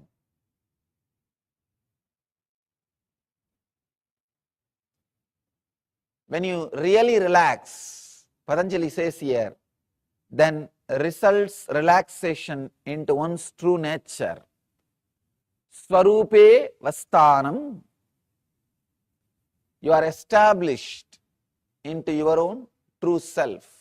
Please understand. These are some of the basic truths. Whatever you see and experience is because of your thought pattern. Whatever you see in the outer world, whether it is your health, body, mind, world, relationships, everything is because of your thought pattern. Everything is your thought pattern. Let me tell you this one small story. How experiences are changed through thought patterns. One guy, old guy, went to a village, neighbor village, nearby village, for some purpose. When he came back, from the distance he saw his house is on fire. He started rolling on the ground and started crying. In India, there is a special way of crying. They don't just cry, they roll on the ground and cry. Indian villagers roll on the ground and crying. He started rolling on the ground and crying. He had 3 sons. One son came to him and said, "Father, don't worry. Don't you remember yesterday we sold that house?" This guy suddenly stood up, wiped the tears. "Oh, yes. I remember." He's completely relaxed. Next son ran towards him and said, "Father, it is true we sold yesterday, but still we have not got the money." Then again he fell and started rolling on the ground. "Oh, my house is on fire, please save. There is nobody to save. Is there anybody to save?" He started calling all gods, all possible help. In India, that is only 911. There is no other 911. He started calling and rolling. Nothing can be done. And after a few minutes, again the third son came and said, No, don't worry, father. Just today morning I took the money and deposited in the bank. The other brothers don't know. I took the money. It is not our house. Then immediately sat up again, he wiped the tears. Oh God, everything is okay. Everything is okay. See, the same situation, same person. One moment he is feeling the deep suffering, agony. The other moment he is completely relaxed, settled. Thought patterns. Thought patterns. That plays a major role. Actually, I can say that is the only thing in the life, nothing else. It's a thought patterns. There is another one beautiful story in Zen. It's a very deep, subtle truth which will really help you to understand the sutra in a deeper way. People ask me, Swamiji, do you mean to say we should not cry in the situations like this? Somebody's house is on fire, how to be there without crying? People say, I can't be that insensitive, especially when it comes to the death of near and dear one, or some losing the love of a near and dear one. That kind of situations, I can't be so insensitive. People ask me, then I can't be so insensitive. Can't I become enlightened? Understand, it's a very subtle truth you need to understand. One is accepting the situation. Another one is accepting the response happening inside your inner space. There is a beautiful story, Zen story. There was a great master. His disciple also is an enlightened master, Suzuki. When Suzuki's master passed away, the disciple, his name is Suzuki, he started crying, weeping, rolling on the ground. All the other disciples came and asked, Master, what is this? You are an enlightened being. How can you cry like this? How can you weep? Then Suzuki says, if an enlightened person should not cry, get lost. I am not interested in your enlightenment. I can't be so insensitive to this situation. I am crying. Subtle truth you need to understand. One is accepting the situation. Another one is accepting the response happening inside your inner space. There is a beautiful story, Zen story. There was a great master. His disciple also is an enlightened master, Suzuki. When Suzuki's master passed away, the disciple, his name is Suzuki, he started crying, weeping, rolling on the ground. All the other disciples came and asked, Master, what is this? You are an enlightened being. How can you cry like this? How can you weep? Then Suzuki says, if an enlightened person should not cry, get lost. I am not interested in your enlightenment. I can't be so insensitive to this situation. I am crying because I'll miss his physical presence. He can never leave me, or I can never leave him, because he became me and I became him. That is different. But physically I'll miss him. I'll miss the graceful actions of him and the beautiful conscious leela, conscious play happening around him. I'll miss him. I'll miss it. Then another disciple is asking, then what about the teaching which you are giving all these years? Accept what is happening. Accept what is happening. Tatada, tatada, tatada. What has happened to the teaching? Have you taught this to us without you experiencing? Please understand, very beautiful truth. Just understanding can give you a very strong click. The Suzuki's reply. That disciple is asking, then have you taught this tathata, accepting what is without you experiencing? Suzuki beautifully explains, there are two levels of acceptance. One, accepting whatever is outside, the situation. Accepting the situation, surrendering to this moment, surrendering to tathata, what is, surrendering to the now.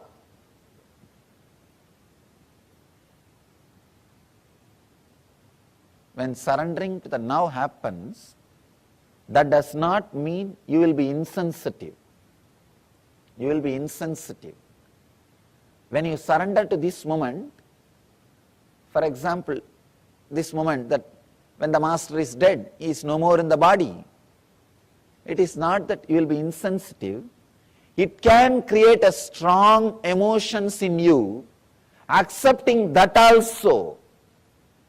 Acceptance in the internal level, in the inner level, the second level. See, usually what we do, we try to accept the situation in the outer world. Then immediately we have a scale. If I accept, I should be behaving like this in the inner world. You don't have acceptance in the inner world. You have a scale. If I accept this situation, I should be peaceful, collective, calm, restful. You have a scale about the inner world. You accepted the outer world, means you are very moral, conscience based, but not conscious based. There is a big difference between just accepting the outer world happening and accepting the outer and inner world happenings. Here, Suzuki is throwing a light, new light on tathata, acceptance. Acceptance does not mean just accepting the outer world. Usually we have this idea. If I accept the situation in the outer world, immediately I should become calm, quiet, relaxed, restful. I should not have any agitation. I should not have any irritation. I should not have any response. You have a, then it means what? Then you are not accepting the inner world. Surrendering to the now means accepting the outer world and the response which is happening in the inner world. Suzuki throws an important light on acceptance. So I have accepted the master has left the body. Same way I accepted the response which is happening in me, that pain, that suffering, that separation. I accepted that also. This is the complete acceptance. Complete acceptance. Here, that is what Patanjali describes. Yogaha chitta vritti nirodhaha. When completely you accept, when there is no chitta vritti, when there is no action, actually when you have the both acceptance, suddenly you will see you are established in your swarupa, in your nature. We all know only one acceptance. We say, I accept the situation as it is. But you have a strong idea. If you accept the situation, how you should behave, how your mental state should be, there you miss acceptance. There you are not accepting. You should accept in both levels. I accept the outer world situation, and I accept what is the response of that outer world situation in my inner situation, inner space. I accept both the space. I accept externally and internally. Then suddenly you will see, you will be unclutched. You will be unclutched. You will be in that space of swarupa, your nature, your own nature. When you are accepting only the outer world and unable to accept what is happening in the inner world, you cannot be in nature. You cannot be established in your nature. If you have to be established in your nature, both acceptance need to happen. One is the acceptance of the situation and accepting the response happening inside you. Only then the chitta vritti nirodha happens, means cessation of the mind happens. Only then the thought patterns disappear. The thought patterns disappear. Only then you are established in Swarupa. He says, then results in relaxation into one's true nature of limitlessness and total understanding. Both levels of acceptance. Just external acceptance is very easy because you have to accept. You have to accept. And external acceptance is taught as a moral value from the beginning to all of us. And moreover, external acceptance is from the beginning told to us. We try to imitate. We try to live that. We try to do that. But internal acceptance is not needed. Not only that, you can hide it. Externally, if you don't accept, everybody will know. But internally, if you don't accept, nobody will know. Just accepting externally and playing the game is a beautiful ego game. You can post to everybody, see how cool I am, how calm I am, how integrated I am. People start playing game even in all these levels. People start accepting things or trying to pose silence or peaceful, restful awareness just to pose others, just to tell others how cool they are, how calm they are, how restful they are. They try to play game even in this level. But when you accept internally also, suddenly the unclutching happens. So, it's a very beautiful sutra, amazing truth. I want all of you to contemplate, internalize this sutra, this one idea. I do not want to add more and more ideas. I want to do exactly the same work as Patanjali did. I do not want to comment on this work. I want to repeat it. I am not commenting, I am repeating. Because commenting may add more confusions. There are hundreds of commentaries, I can say thousands of commentaries. It may add more confusions. I don't want to comment. I want you to internalize, experience this one idea. This one idea, internalize continuously. Mind is an action. If I want, I can stop. If I am acting, I wanted it. Take the responsibility. If I am acting, I wanted it. Who can take the responsibility for your action? Only you. If you are walking, you want it. If you are talking, you want it. If you are minding, you want it. If you are thinking, you want it. So let the shift happen in your consciousness. If you are thinking, you want it. If you are talking, you want it. If you are sitting, you want it. So let you understand this one truth. Take the responsibility on your shoulder. If you are thinking, you want it. Only then you can stop when you want it. Patanjali is not putting responsibility on anybody else. In this whole 199 sutras, he speaks only in one sutra about God.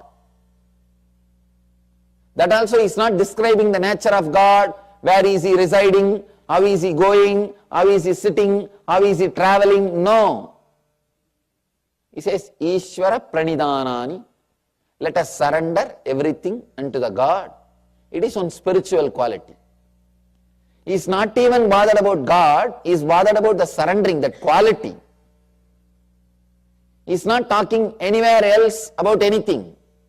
He says, you can use God as a tool to surrender, that's all. As a tool to surrender. As an object to surrender. That's all. He takes the complete responsibility. So, take the complete responsibility. Even surrendering with responsibility. Understand? Surrendering with responsibility is enlightenment. Responsible surrender is enlightenment. I have seen people surrendering or claiming that they are surrendered. Oh God!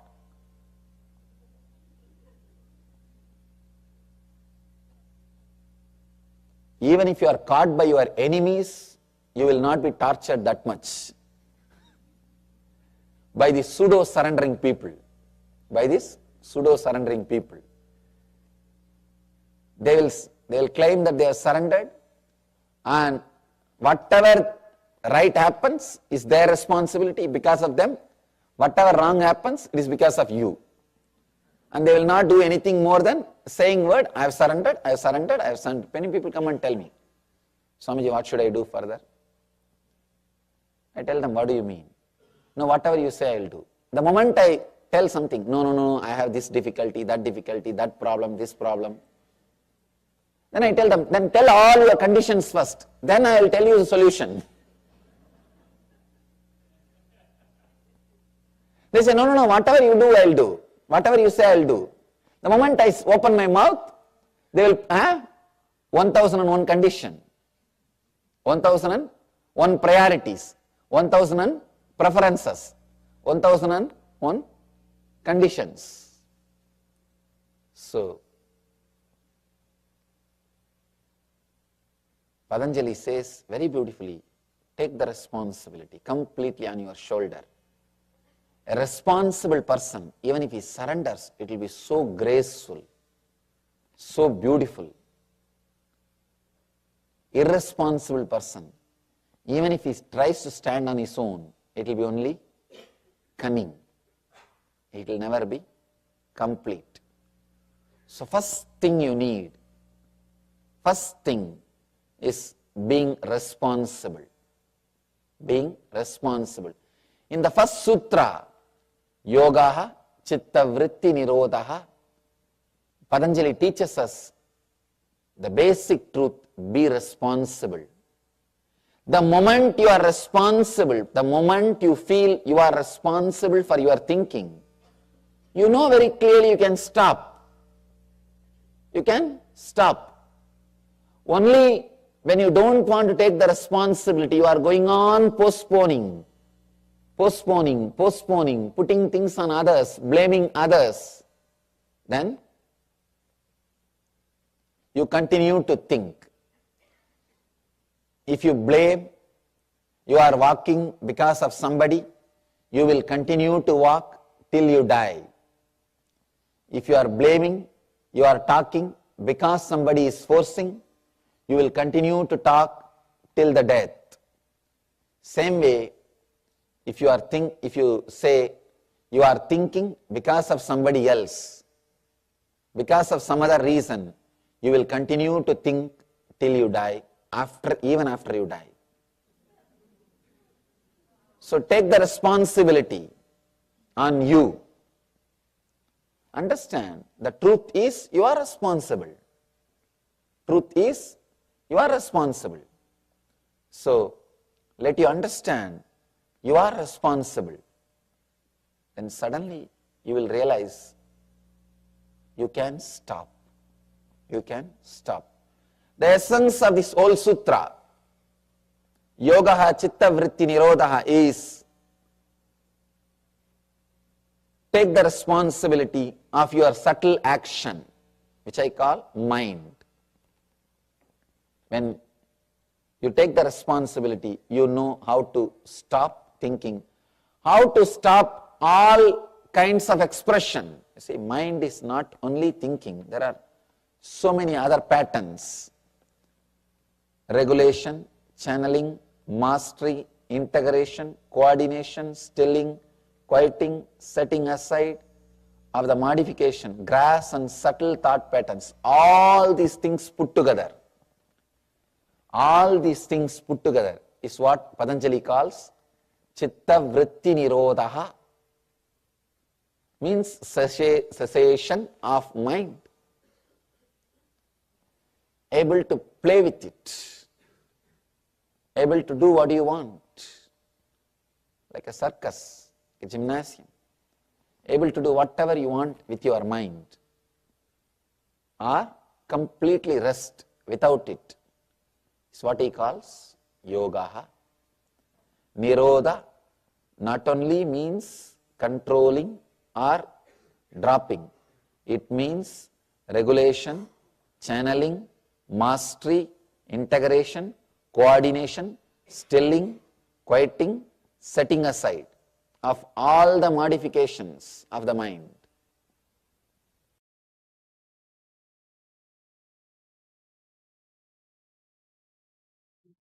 Yes. So, Swami says again, Yoga Chitta Vritti Nirodha, taking responsibility for your action. Even when you walk, because you wanted it, your walk. But if you blame others for your walking, you will walk till you die. And if you are speaking, and same way, if you are speaking, if you are thinking, and you think if because you are thinking because of others, you will think till you die. The moment you take up the responsibility on total responsibility on yourself,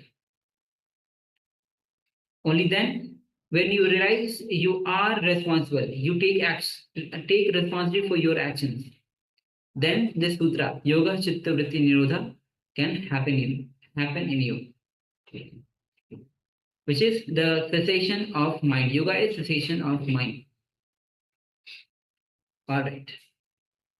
So with this, we'll be moving on to the meditation technique. And in this meditation technique, this is the technique to gain the mastery over your mind through meditation. So as we know, now you're listening and you know the mind is running, and Swami says very beautifully, all the experiences that you have, it is from the patterns. It is from the patterns that you have. All the experience that you have, any actions you take, it is from the patterns. So how to get rid of, or how to enter into the zone of no thinking, or as the Patanjali says, Yoga Chitta Vritti Nirodha. Yoga is cessation of mind. So we'll be entering into a meditation technique to have mastery over the mind. So please come to the space of listening as we enter into this meditation.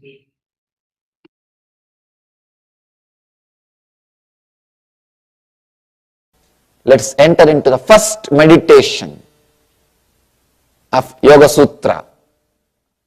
First meditation of Yoga Sutra is simply be in samadhi, that's all. Now decide, I am moving my hand, I can stop. I am talking, I can stop. I am thinking, I can stop. Just sit with this one truth, with this one sutra.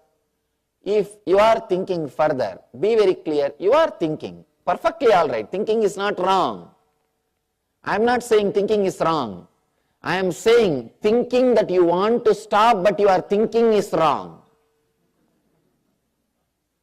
Thinking is not wrong.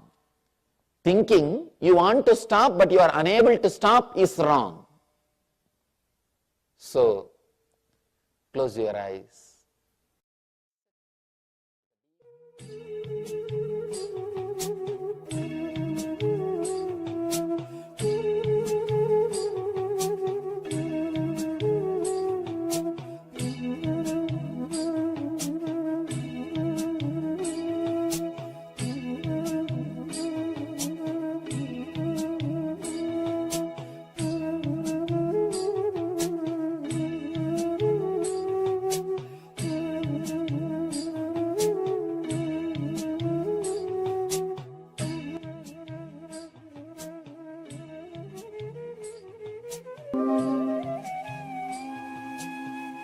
know you are thinking. So just relax, stop. Or if you want to continue, continue with your clear will. If you are thinking, at least be very clear, you are thinking. Close your eyes.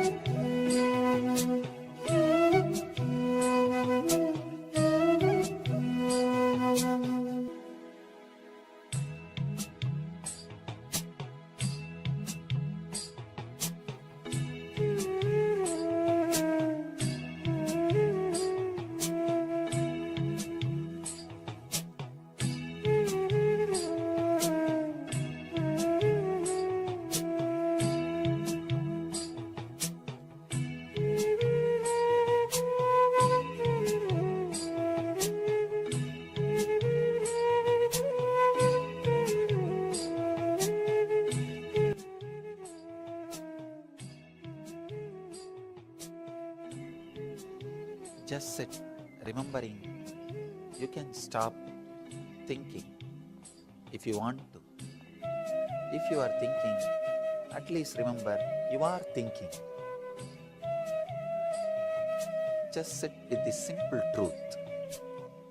You neither need to stop nor need to think. If you want to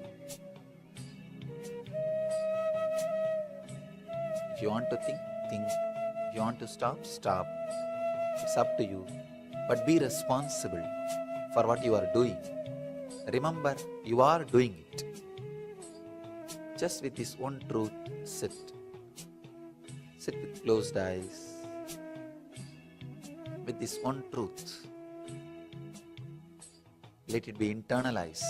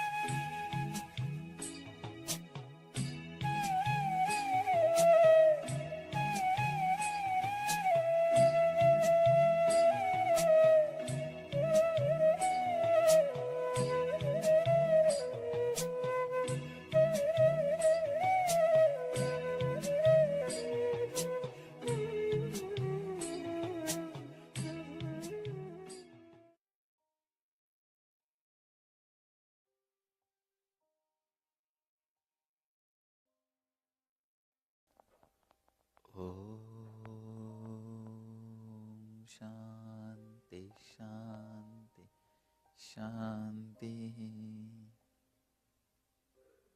Internalize this one truth. Internalize this one truth very strongly, continuously. Internalize this one truth. You will start living enlightenment. Let you all achieve and radiate the eternal bliss, Nithyananda.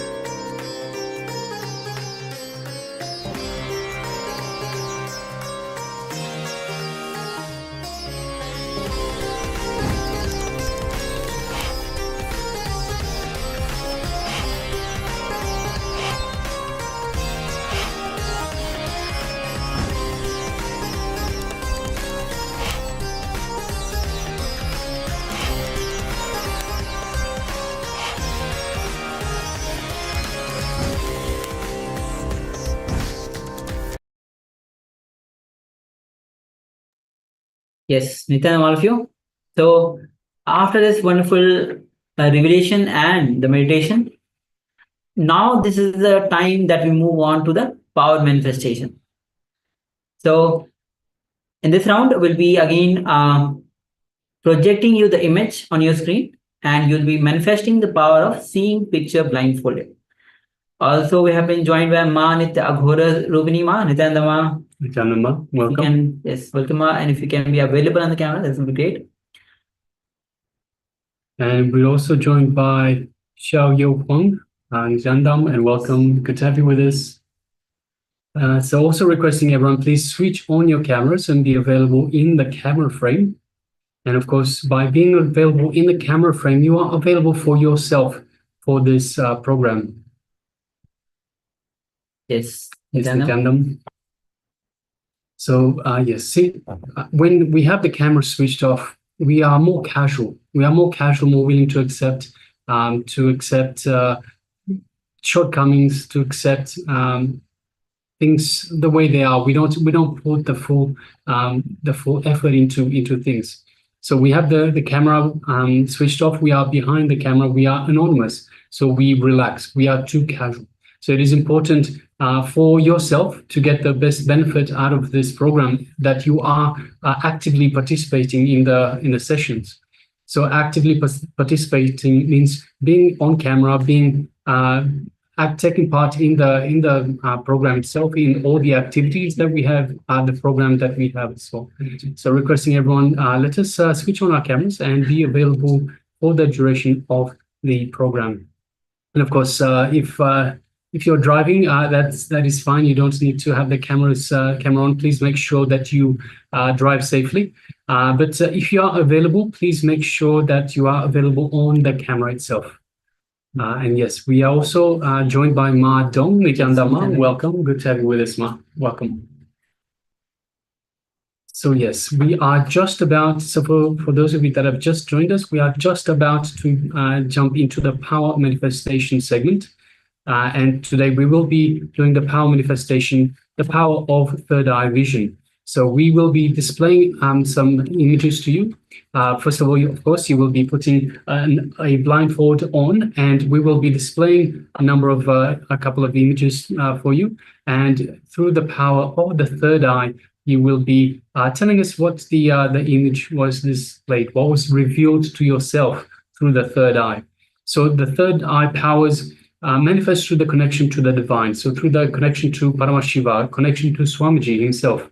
And it's important to understand that it is not through the mind. The mind has nothing to do with the powers. So we need to unclutch from the mind, and we need to find our connection, kindle our connection to the divine, to Swamiji and to Paramashiva himself in order to manifest these powers. And in fact, the more you use effort, it is through the mind. Any effort that you do is through the mind. Any way or you try to manifest the power, it is from the mind. So that is not the way to go. It is when you surrender completely with gratitude, when you go beyond the mind, when you unclutch from every single thought, when you just relax into your own being, when you just completely be in that restful awareness.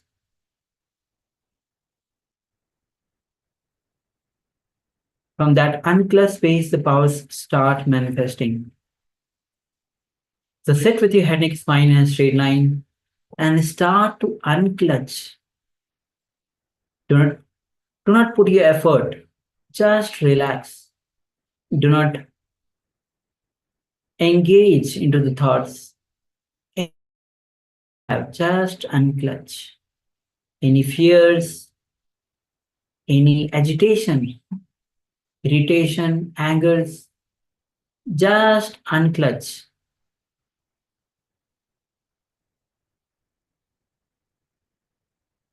Just be in that restful awareness, that bliss, where you find the deep feeling connection with Bhagavan, with Swamiji.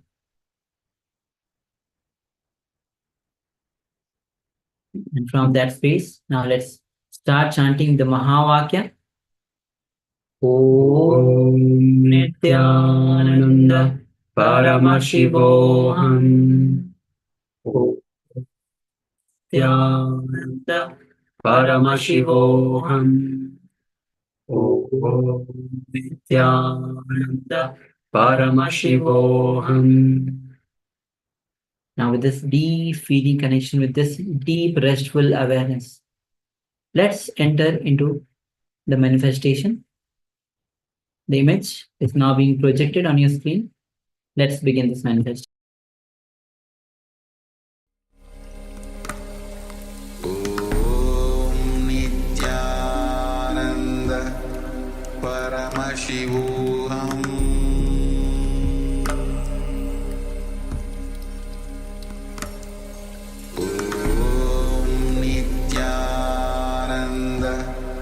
Paramashivoham.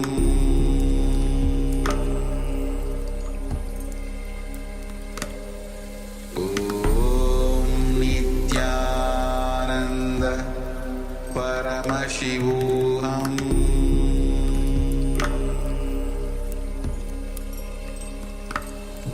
Om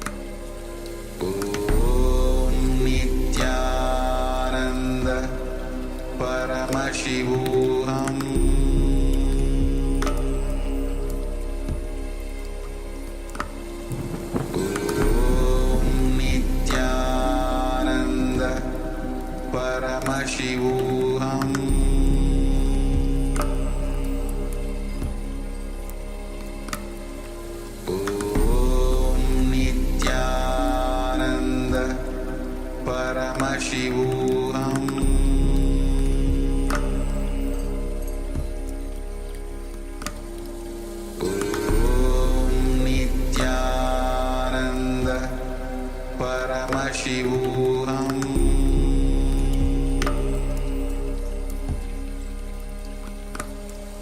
Om Nithyananda Paramashivoham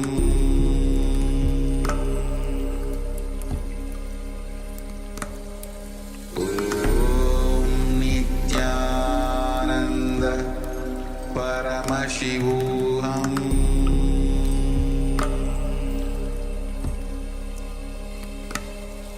Om Nithyananda Paramashivoham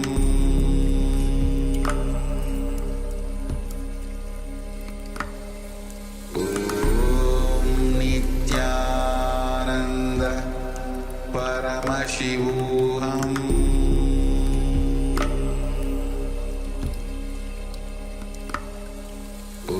Om Nithyananda Paramashivoham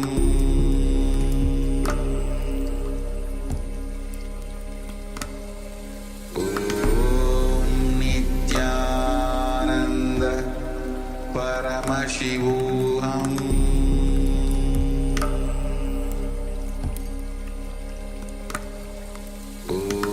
Om Nithyananda Paramashivoham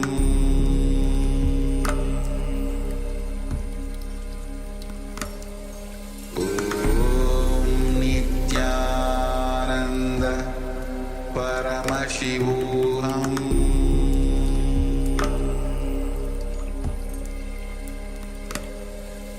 Om Nithyananda Paramashivoham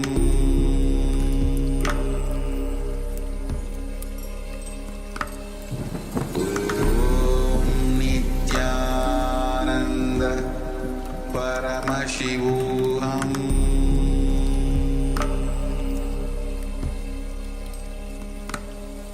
Om Nithyananda Paramashivoham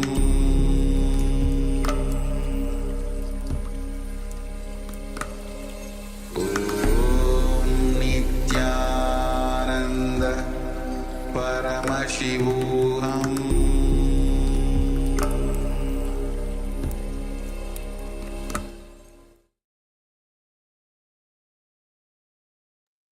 Yes. Slowly, very slowly. Now you can open your eyes and remove your eye bands. You can open your eyes now.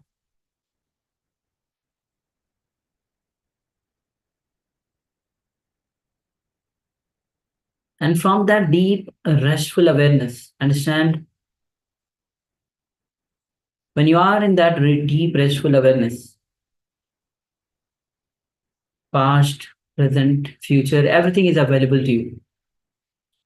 Through the power of third eye, you can see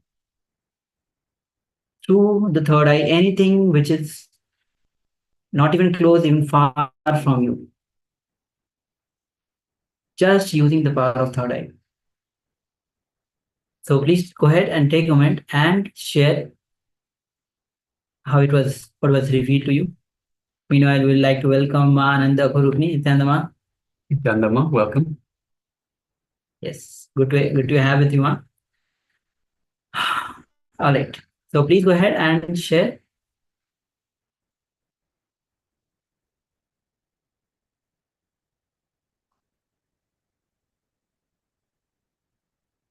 It's requesting everyone that took part in this power manifestation to please take a moment and share with us what was revealed to you. So we displayed an image for you, and through the power of the third eye, you have been revealed the details about the image that we displayed for you. So take a moment and share with us, and shortly after we will be going to the verification stage, where we will be displaying once again the image that we displayed for you for this power manifestation.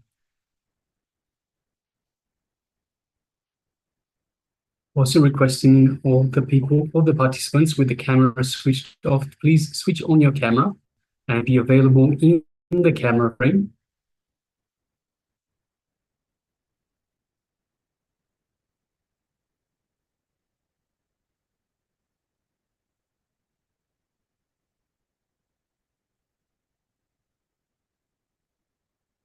Understand that it is the power of third eye. The third eye, as I say again, this is the window to the cosmos.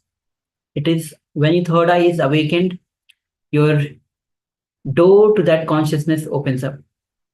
So again and again, go on manifesting the powers of third eye.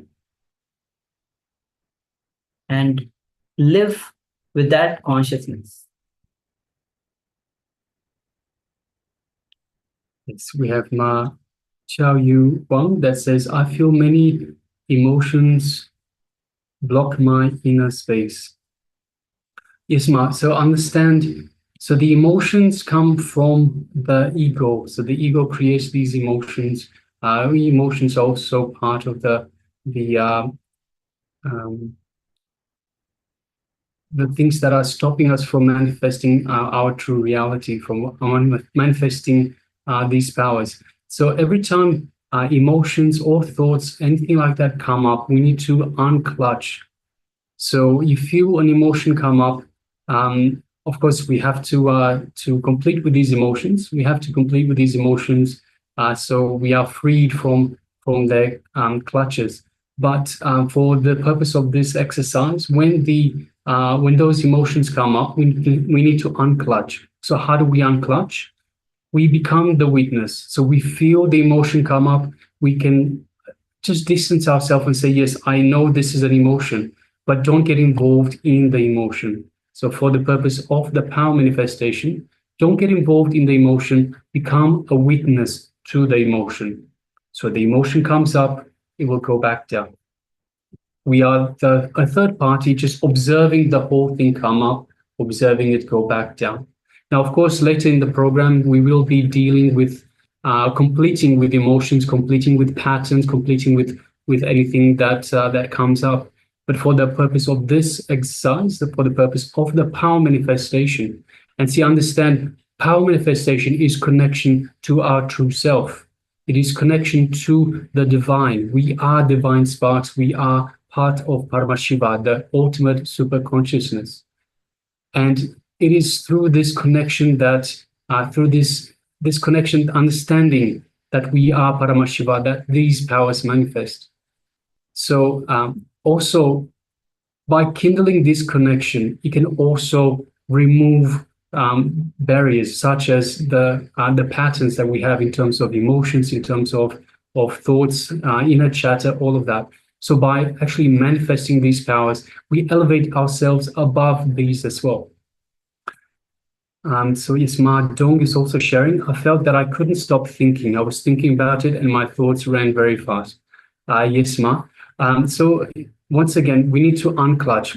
Okay, so there's a couple of things that we can do. So Ma Dong, before you start the power manifestation, just sit comfortably and take 3 long, deep breaths in. So take a long, deep breath in and breathe out through the mouth. And as you breathe out through the mouth, just visualize yourself relaxing more and more and centering yourself on yourself, on your being. So bringing yourself to your being, bringing yourself, your awareness to your restful awareness, so the space between two thoughts. When you do that, so when you bring your awareness to the space between two thoughts, you will naturally find that the thoughts will slow down. There will be less thoughts coming. So this way, just by bringing your awareness to your inner space and also unclutching. So first of all, the first thing we need to do is slow down our breathing. Just take 3 long, deep breaths in. Bringing our awareness to the breathing removes a lot of the thinking, a lot of the thoughts as well. And it helps us center ourselves, to ground ourselves. Then also by unclutching, anything else that comes up, unclutch from it, become a witness to these thoughts. then we can distance ourselves and concentrate, bring our awareness to the space between two thoughts. And it is in between these two thoughts. We had a look yesterday.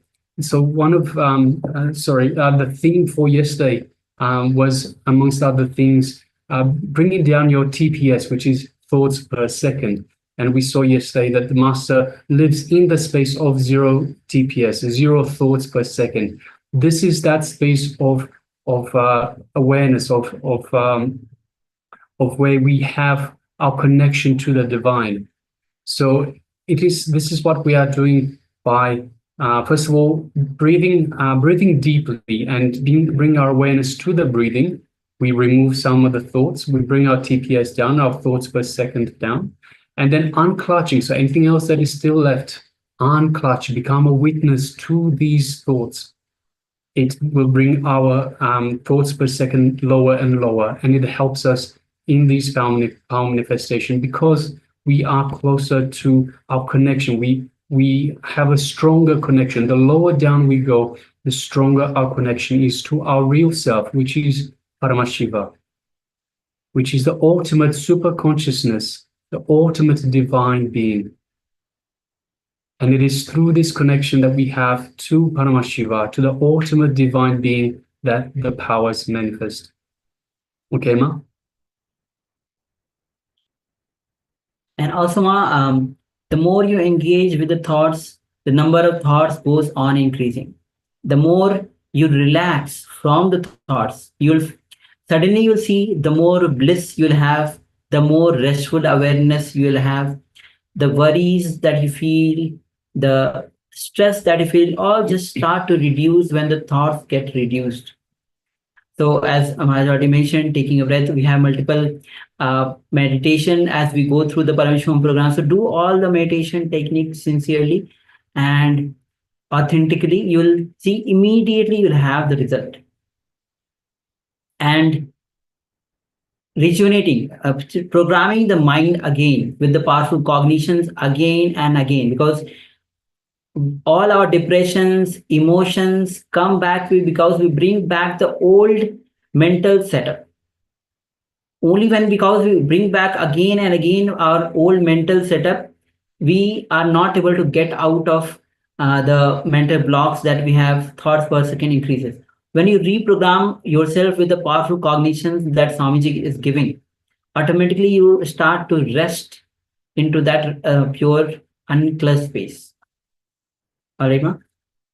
Thank you. Thank you for sharing. So now we'll be entering into the verification process for the third eye manifestation. We'll be projecting the image. So yes, this is the image that we had displayed, which you can see it's a huge mountain and which has the greenery as well. You can see the clouds, blue sky, you can see just the ocean, you can see the boats. Okay, so maybe people are also there. So yes. Yes, so if anyone had seen or had been revealed anything in terms of clouds, blue sky, mountain, green for all the forest, trees, everything that is there, perhaps blue of the ocean, perhaps boats, anything along those lines, then congratulations. Perhaps even triangle, so the mountain looks a little bit like a triangle. So then yes, congratulations for manifesting, and please make sure that you do share with us as well. Every power manifestation, every successful power manifestation should be celebrated. But as Maharaj mentioned, the more and more we practice, the more and more we take part in these power manifestations, the more we kindle our connection to Paramashiva, the more we remember ourselves, the more we get in touch with our true self, which of course is Paramashiva. We are Paramashiva. Yes. So and next revelation by Swamiji is very much related to that. Be established in your own nature. So when you are established in your own nature, any blocks that you have will not be there. Any fears, thoughts, because when you are established in that pure space, that restful awareness, only that can exist. Your problems cannot exist. So let's enter into this revelation by Swamiji on being established in your own nature. So please come to the space of listening and let's go. Please understand, we need to understand the word nature.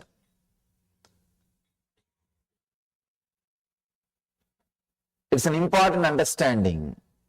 Usually, what we call as nature is the state which is confused, deluded, depressed. We start calling this as our nature. But Patanjali says, Swarupe. Nature means complete, settled, pure consciousness. It doesn't say our deluded state as nature. Usually, when we talk or think or anyway, anytime, when we use the word our nature, we start using the meaning of our nature, what we call or what we think as our nature. That is a big problem. What idea we have about normalcy is our nature, but that is not the true nature. Here, Patanjali says nature means in the state where there is no thoughts. When the chitta vritti nirodha, when chitta vritti nirodha happens, that is what is our state.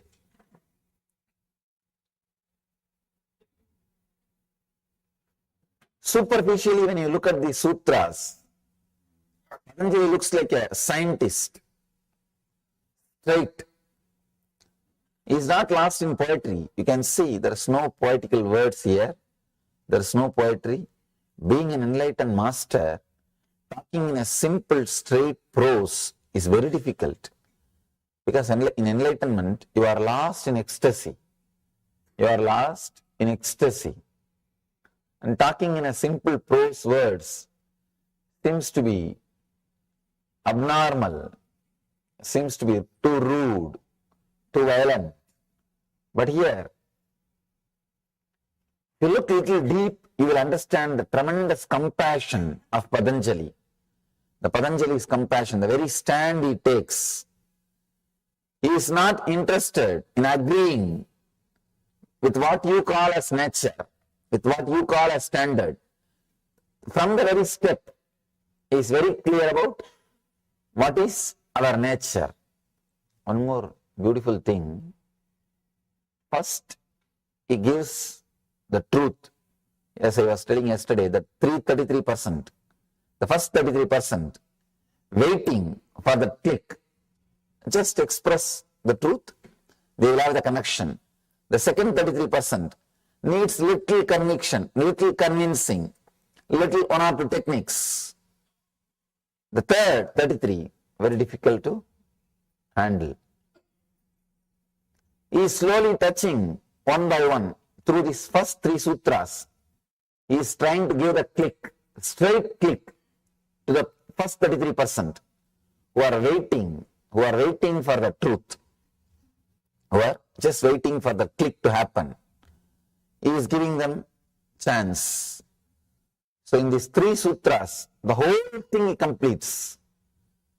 Whatever he is going to tell, the essence of everything, he completes in these three sutras. All you need to understand is understanding this one thing. Mind is not a thing, it is your action.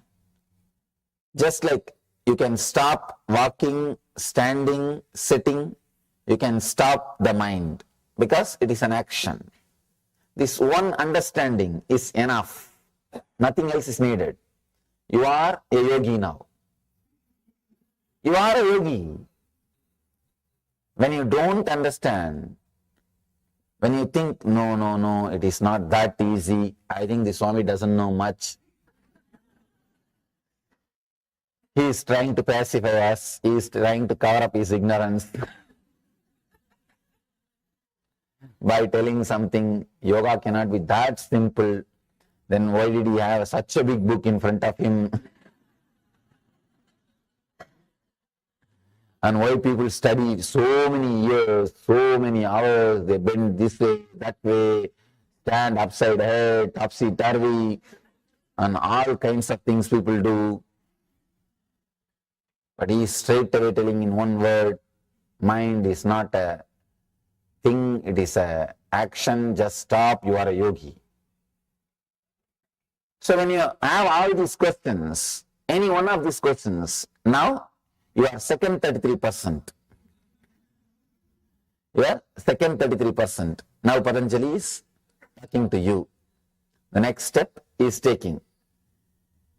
He started using the words of a teacher, a lecturer. First 3 sutras is like a master, straight, Zen master. Now he is going to the second tone. He starts explaining one by one. This is what, this is what, this is what. He is using more word. I can say he is a little compassionate. He is not ready to leave us. After some time, after this chapter, he is handling the third category. You should see the tremendous passions. Tremendous passions. Amazing passions, explaining every inch. Actually, first when I read the Yoga Sutras, I thought, how can an enlightened master be so dry? Because he is not making any jokes, stories or poetry, nothing. Straight away he is talking like an angry husband. And not a single extra word. Nothing. Straight. He's saying tuck, tuck, tuck, tuck, tuck. Now I understand. First he is trying to deal with the people who are waiting for the click. Who experience that now. Ata yogana sasanam. Who are ready. Who are in this moment to receive yoga. Who are ready for yoga. Who are ready to explode. So he's trying to handle them. They are waiting. He can't delay the process. He can't make them wait more and more. So he's straight away delivering for them. Once he is finished with them, then he goes to second 33%. There is little more relaxed. He is using extra words. He is not poetic, but at least using extra words to convince. In the third, when he is touching the third 33%, there he is very poetic. He is very poetic, very tempting, using all the words, methods, techniques to give extraordinary powers, to give all possible bonuses. He has big sailboats. Sail, save 60%. He has all kinds of boats. When he works with the third 33%. Let's enter into the next level sutras. He says, when the chitta vritti nirodha, when cessation of mind happens, it results in relaxation into one's own true nature of limitlessness and total understanding.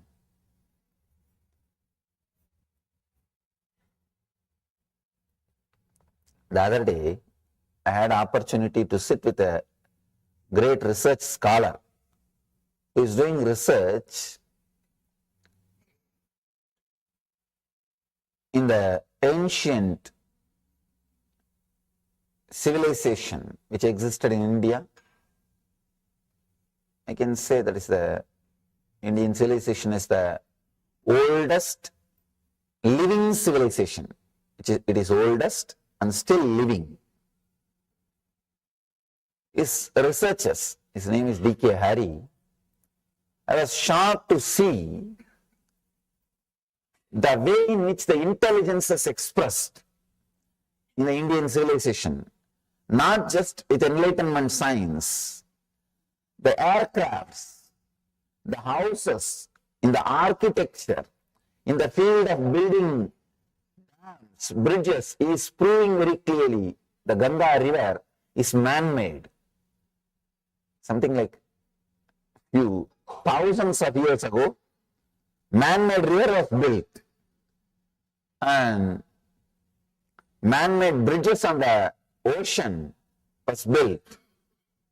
The amazing understanding, clarity, experience expressed.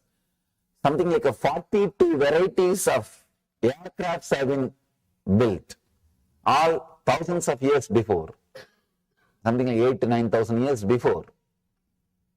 I was shocked. I thought, how could they have so much of clarity, understanding and intelligence? In the meditation field, they did a big research and developed the science of enlightenment. This I can understand. But how could they do so much in the outer world? When I myself dive deep into the yoga, into this consciousness, I understood when there is no thought, when you are in your nature, you have limitless energy and true understanding about everything. That is what here Patanjali says. Limitlessness and total understanding. Any direction you can direct your consciousness, you will have clarity about that truth. You will have total understanding in that direction. Like things will be waiting to reveal itself to you. Things will be waiting to reveal its mysteries to you. All you need, just look in. You will see, it reveals all its mysteries to you. You are able to connect with it and receive all the informations, secrets, mysteries. It's just like downloading. It's just like downloading. If you are a yogi, you are a thoughtless zone, anything, just bring your awareness, that restful awareness. That is what Patanjali calls samyama. Restful awareness. If you direct your restful awareness towards the direction, you know it. I have seen Indian yogis. I had the fortune of living at the feet of many Indian yogis. They just master anything. I have seen a yogi, one devotee brought him very complicated electronic mechanism. I think it's a MP3 player.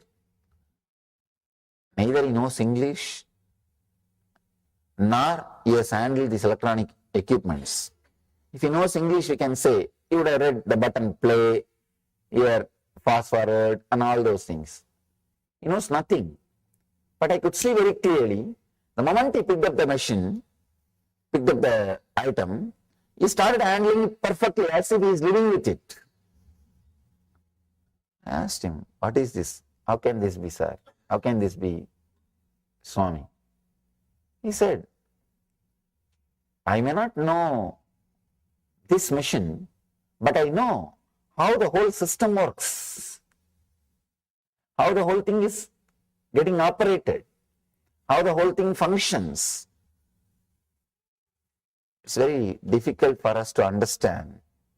It's very difficult for us to understand. I have seen yogis playing with the power of the mind, with the power of energy. See, they can just create sound wave and do what they want. One yogi, Raghupati yogi, who taught me yoga, anything you want to do, you will just only create a sound wave. I have seen that result happening. For example, if you want to throw a stone on a tree, you will just create an exact sound. And that sound wave will be so powerful, it will reach the tree and the fruit will fall. You will take, if you want to break a stone, you will take that stone in the hand and create a sound wave as if it is hit by a hammer. That sound wave will be so strong, the stone will be into pieces. Sometime he will create a sound wave like a dog. All 40-50 dogs in that area, some 2-3 kilometers, will come running towards him.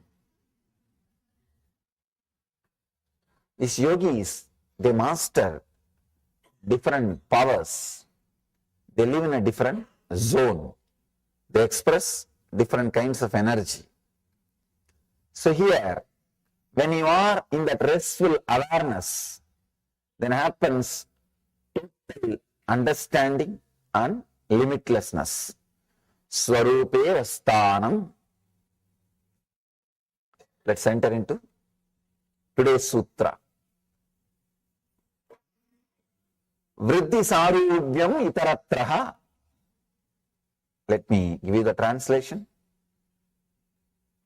Till that state is reached, there is clutching and identification with thought patterns.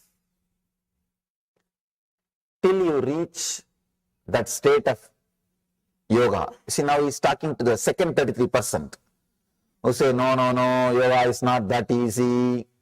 You will talk all these things and go away after 2 days. We know how difficult it is. I am practicing 20 years. I am practicing 10 years.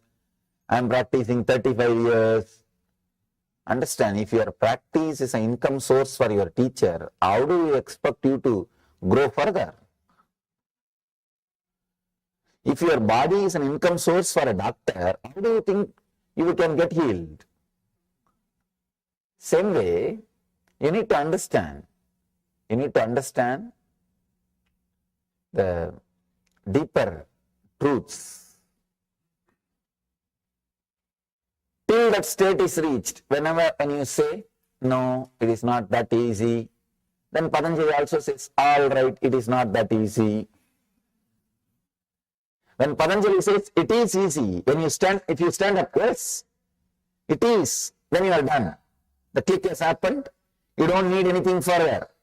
Leave the truth. That's all. If you have the click, now all these things are just entertainment. Oh, this song is there, after all, let me know about this, nothing wrong. If you are reading this further as an entertainment, yeah, it's perfectly all right. But if you are reading this further with bondage, unable to connect, unable to have the first click, all right, at least join the second group. At least join the second group.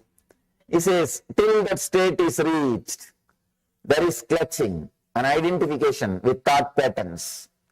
I can see a big sigh in Patanjali's face. I can see very clearly what you would have felt when he uttered this fourth sutra, when he is entering into the fourth sutra. All right, these guys are not understanding. Let me talk to them in their language. That is what he means when he says, till that state is reached. Actually, there is no such thing as state and all. It is simple, straight clarity. When you are not interested in coming with the master, when he is holding your hand and taking you, if you are not interested, no, that and all is not for me, it is for you. When you create all kinds of reasons and when you throw tantrum, then Patanjali says, all right, I'll wait for you. He says, all right, I'll wait for you. That is what he means when he uses the word, till that state is reached, there is clutching and identification with thought patterns. You again and again come back to your old thought patterns. Sometimes when I see people are clutched to thought patterns, I feel so bad. Unnecessary suffering for no reason. See, all the ideas you carry from the young age, if you have suppressed something, you have to release. If you are abused, you have to heal that wound. All these things are nonsensical ideas. Please understand. There is nothing like suffering. There is nothing like healing. There is no such thing as wounds. When I say this, people say, no. Then I tell, all right, it is there. What to do? Somewhere either you have to come to my level or I have to come to your level. Please understand, there is no such thing as abusive childhood. Everybody bothers about that. No, I have such a difficult mind because I had an abusive childhood. I had a very bad teenage. I had a single parent. I had this, I had that. If you had no problem, you try to build.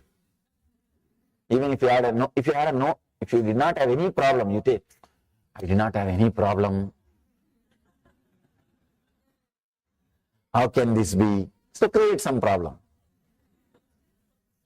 Creating problem out of idea that I did not have any problem. I have seen, see, any mental disorder, psychiatric disease, just create symptom and advertise, you will find patients. Not true, because the moment you see the symptoms, you verify. I think I have those symptoms. Did I not? Did I not? No, I had. You verify the symptoms. And the symptoms are also written in a very technical way. You might have had irritation at least 3 times a week for last 6 months. Who is sitting and noting a diary? So if you had once or twice, you remember, yes. I remember I had outburst more than 3 times in last 6 months. So you come up with an idea. The moment you start believing you had one symptom, then you start connecting with all other symptoms. Yes, I had this symptom also. I had that symptom also. The third symptom, I may not have had it, I think I am yet to have. I am going to have that. And you have created a disorder. That's all. And that's all is happening. So please understand, I am not condescending. I am not arrogant. When I say there is no such thing as wound, there is no such thing as healing needed, nothing is required. Please understand, I am stating simple truth straight away. Simple truth straight away. There is no such thing as you carrying some suppressed desires and you need to release them.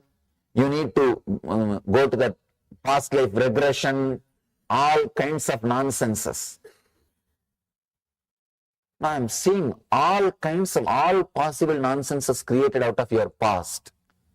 You don't understand. It doesn't have any role over your inner space. It has no say over your inner space. But we are constantly made to believe, no, it has a very strong say. It has a very strong connection with your present. You are constantly taught the idea of you have carrying unconscious, all those things, completely nonsensical ideas. In those days, priests used to exploit the civilization through guilt, saying you have done sin, you have to confess, you have to do this, you have to do that. After some time, psychiatrists have started exploiting the society by saying you have unconscious. It is just a game. Understand, it is just a game. At least with the priests, whatever money raised, go for public charitable activities. It is pure game. There is no such thing as unconscious, all these things.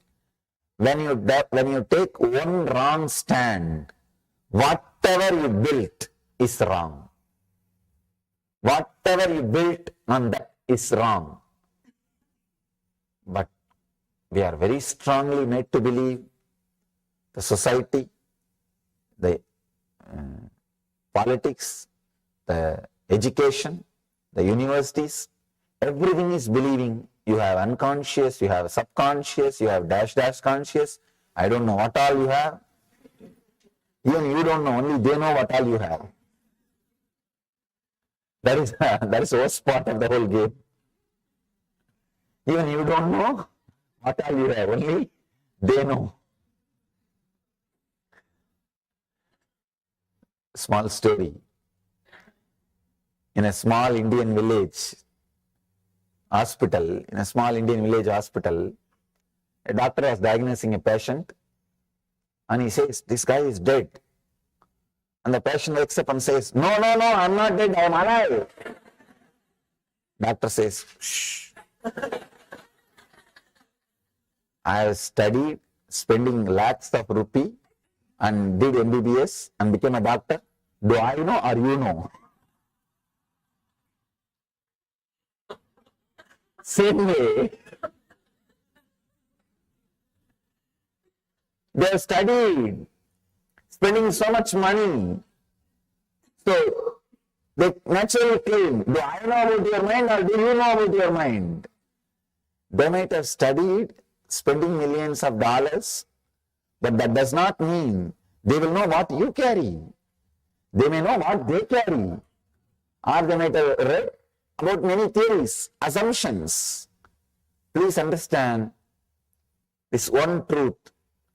Mind is not a thing, it is an action you can stop the moment you want. Over. Anything else taught to you is a lie. Anything else, when I say anything else, I mean anything else. Any idea taught to you, no, you carry this much of engraved memories, that much of engraved memories, this karma, this sin, this past wound, that past wound. People ask me, Swamiji, how can I heal my past life wounds? I tell them, oh God, now I don't know how to help these people. If you talk at least this life wounds, I can somehow manage and tell you, no, it got healed. I have already healed you. And I can tell all these things. And these guys are now started talking about past life wounds. I have to go into past life regression, 10, 12 lives, and release those karmas, release those wounds. Oh God. Now the madness has gone to the extreme. Nothing can be done. Now what to do? If I talk in my own language, then the disconnection happens. I can't help them. Then I have to come down. That's what Patanjali is doing. First he says, your mind is an action, subtle action which you are doing. If you want, you can stop, just relax. Actually he wants to complete with this and get up and go. He says, Yoga Sutras are over, let's go. You also enjoy, let me also have a vacation. But these guys are not able to relate. The second 33 is sitting,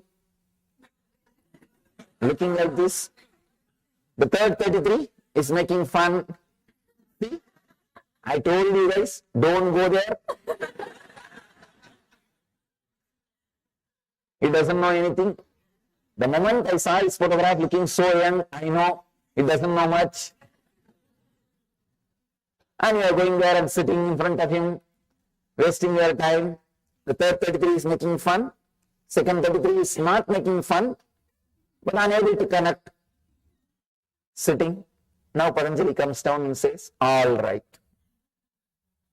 Anyhow, at least let the connection not be disconnected. Let the connection not be disturbed. See, that is the ultimate thing a man can have. Feeling connected to a living master. Anything can be sacrificed for that. But for no reason, that should be sacrificed. Anything can be sacrificed to have that feeling connection with the master.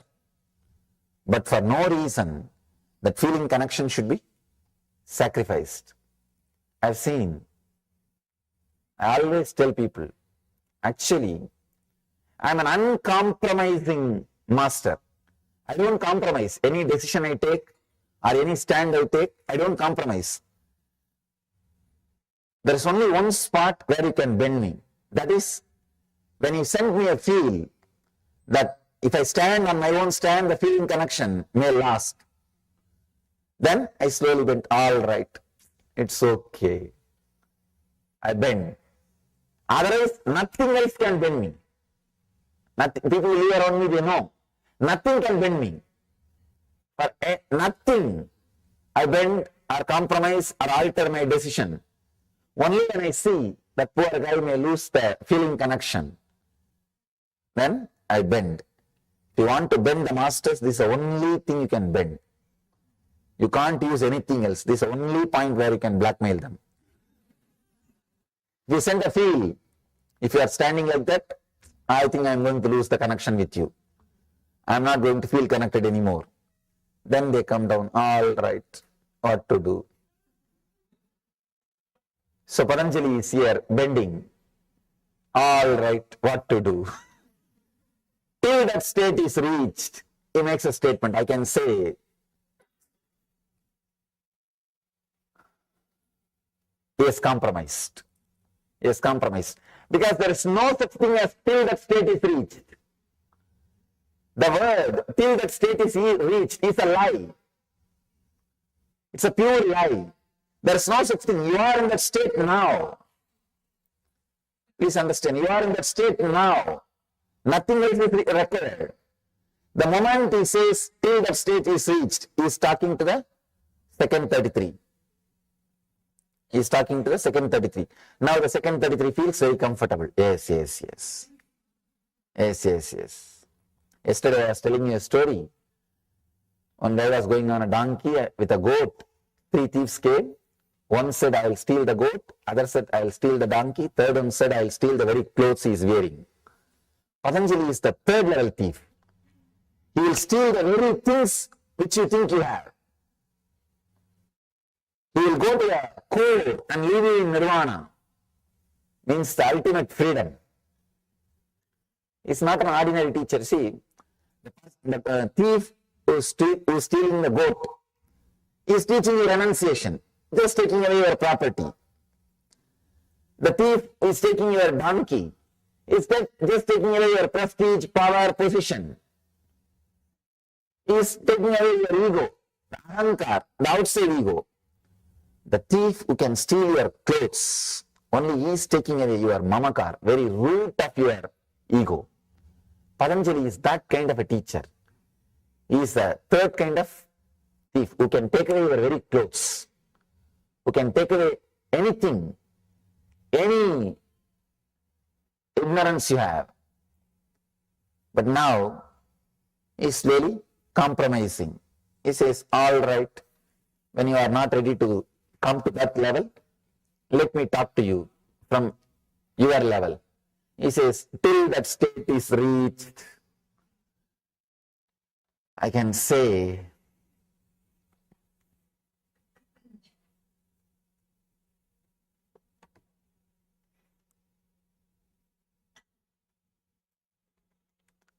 I'm just seeing the word, itaratra, till that state is reached.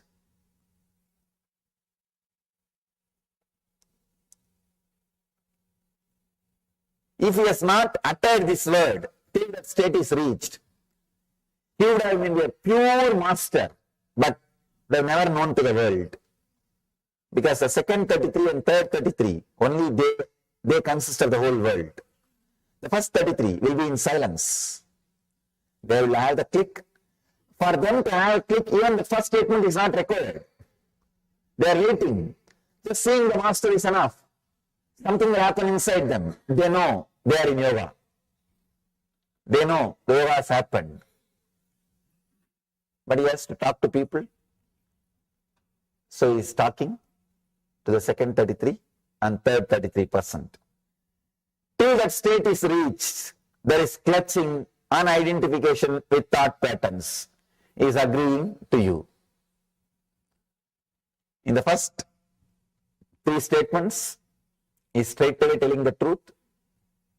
In the 4th sutra, he says, all right, as you say, till that state is reached, there is clutching to the thoughts, identifications, and thought patterns.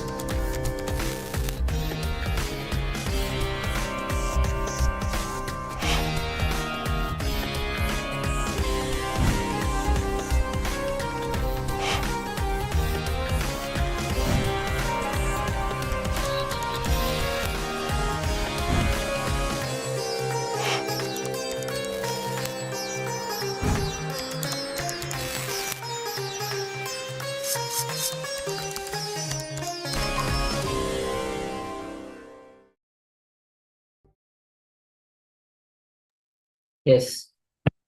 So this is the Chitre Brahmohosam that is coming up.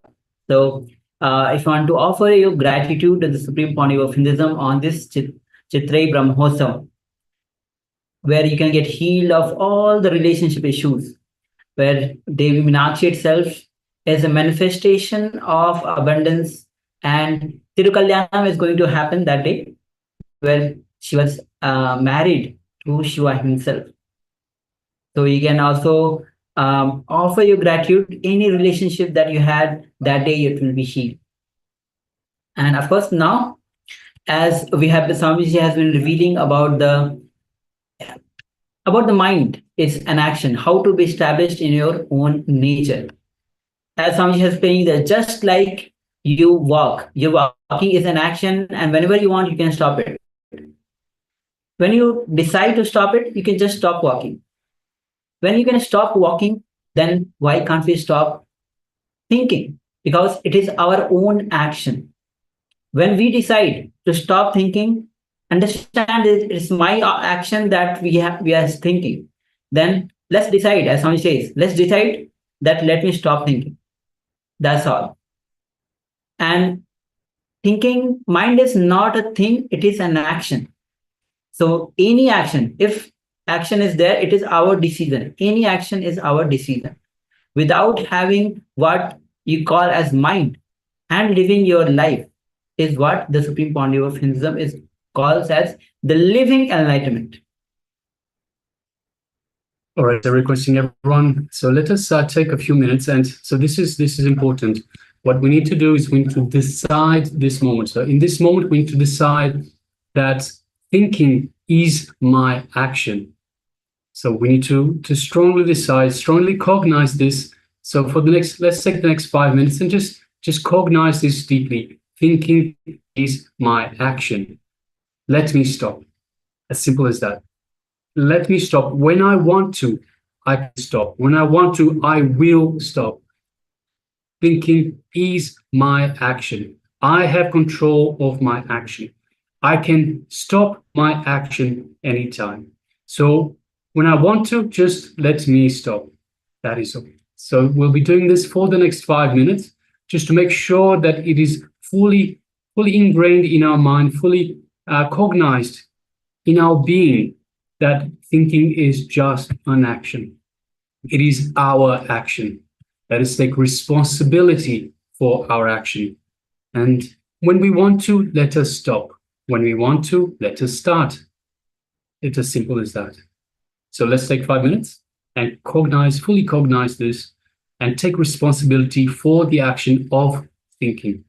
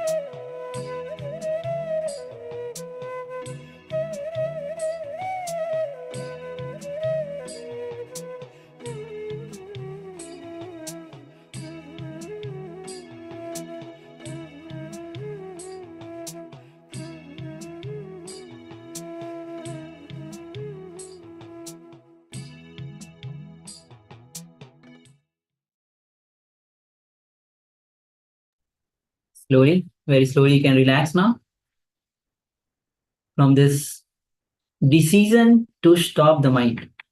Because mind is an action, as Swami mentions again and again. Yoga Chitta Vritti Nirodha. Alright, so with this, now we'll be entering into a Kriya for illness care. So this is going to be a Kriya by Swamiji himself, a rapid recovery from illness care. So Nithya, all the Nithyas actually Swamiji himself has experimented on himself and gifted to the whole world. So let's get ready to enter into this Kriya. So make sure that you are having enough space for you to perform this Kriya, as it will include asanas, and make sure that you are having a proper ventilation as well, so that you all the kumbhakas, bandhas that you perform will give you the full benefit of it. All right. So let's come to a space of listening and requesting all of you to practice this Kriya, rapid recovery from the illness care. All right. So let's begin. And let's directly hear and listen directly from Bhagwan himself.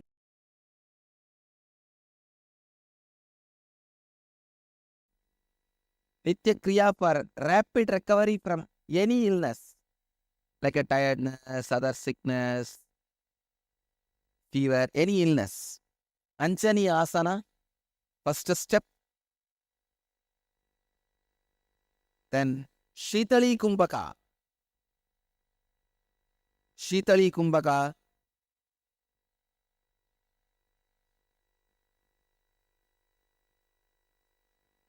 Stretch your tongue.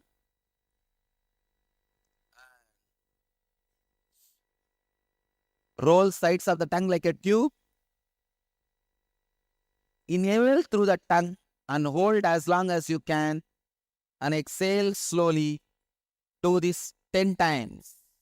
Not 21, 10 times.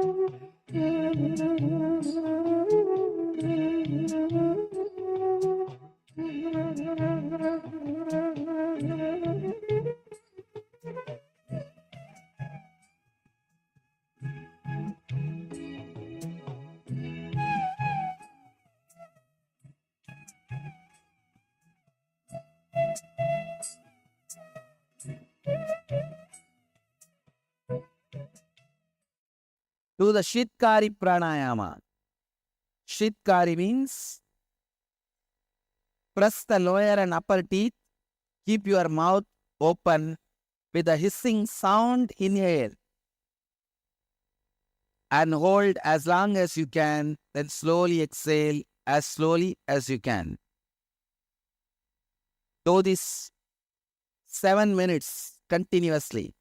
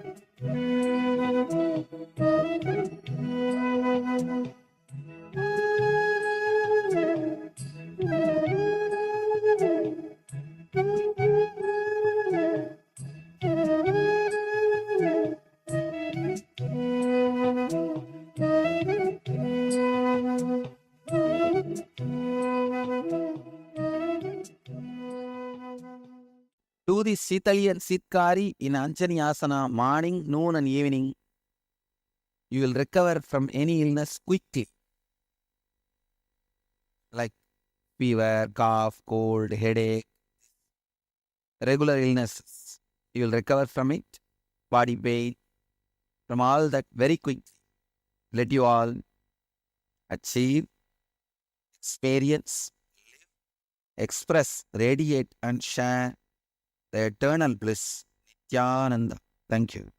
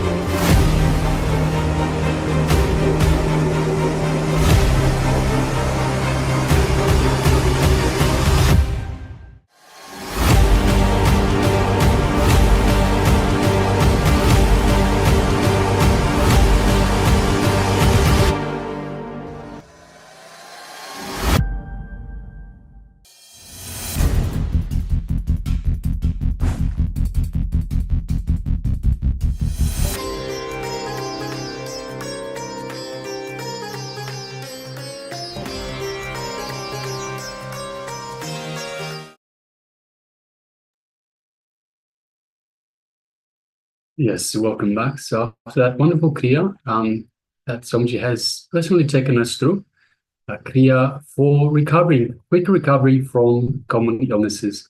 And of course, Swamiji recommended that anytime we need to recover from common illnesses, to practice that morning, day and night. So if you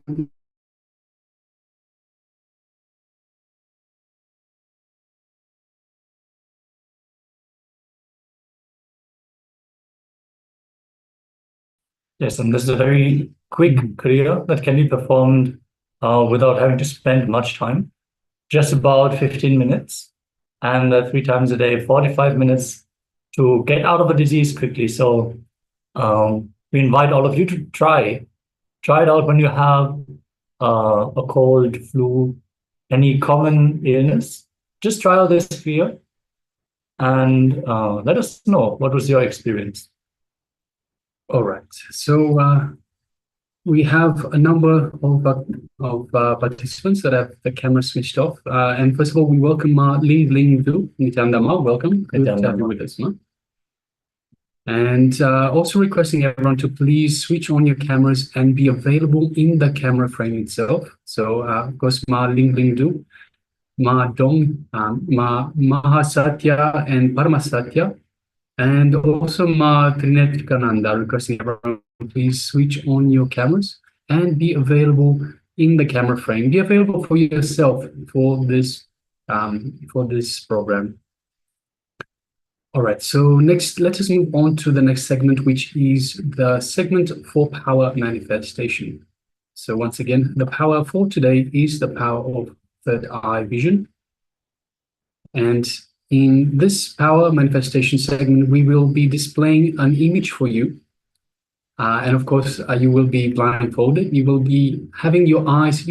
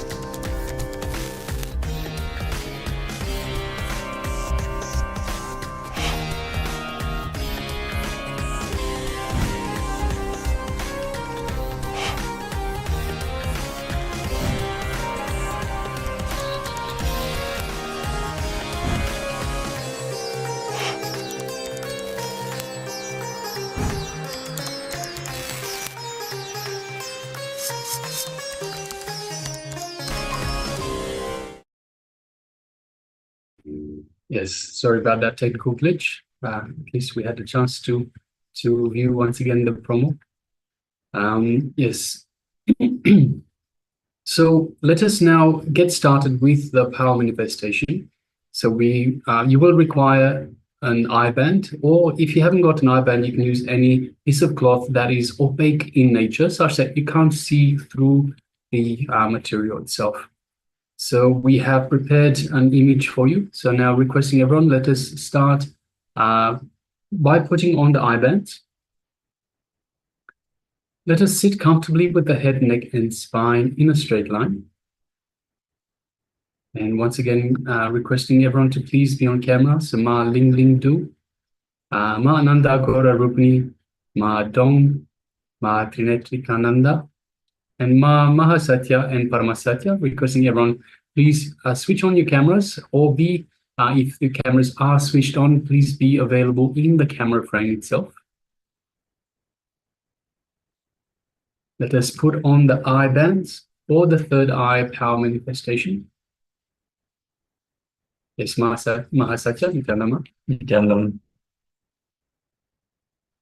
So requesting everyone, let us put on the eye bands and get ready for the third eye power manifestation. Yes, ma'am. Yes, ma'am. All right. Yeah, sometimes you have to get creative. Just take whatever cloth is available for you, and let's get ready. And also requesting Ma Dong, if you're there, Ma, switch on the camera and let us take part in this power manifestation, Ma. All right. So let us sit comfortably with the head, neck, and spine in a straight line. Let us take a couple of long, deep breaths in and out and center ourselves in our own being. Let us ground ourselves.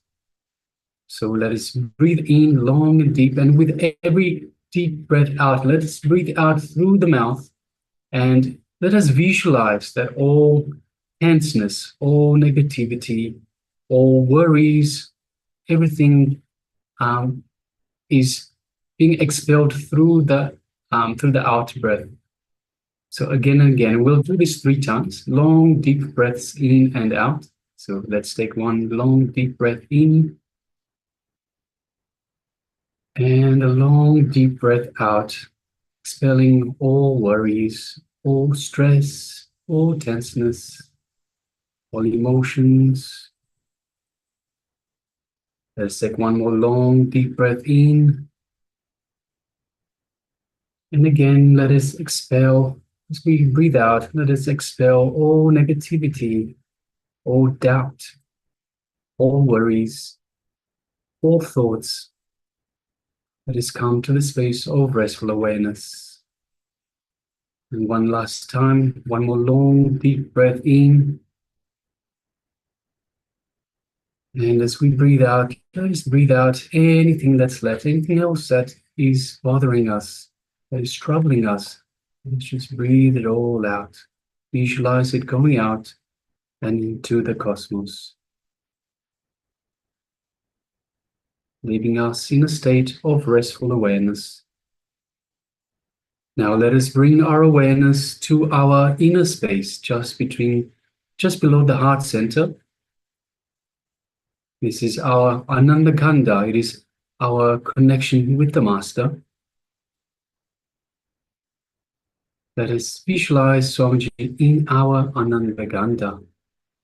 It's just a mere remembrance of the Master invokes Swamiji in our inner space. Let us feel this feeling connection that we have to Swamiji, the Supreme Pontiff of Hinduism, the living avatar and Supreme Pontiff of Hinduism, the incarnation of Paramashivoham himself. Let's just take a moment and feel all of that. The love, the compassion, and infinite grace that is bestowed upon us, that is showered upon us by Swamiji from our inner space. Let us bring our awareness to this feeling connection that we have with the Master. And let us feel this feeling connection get stronger. Let us feel the space of oneness with Swamiji, space of oneness with Paramashiva.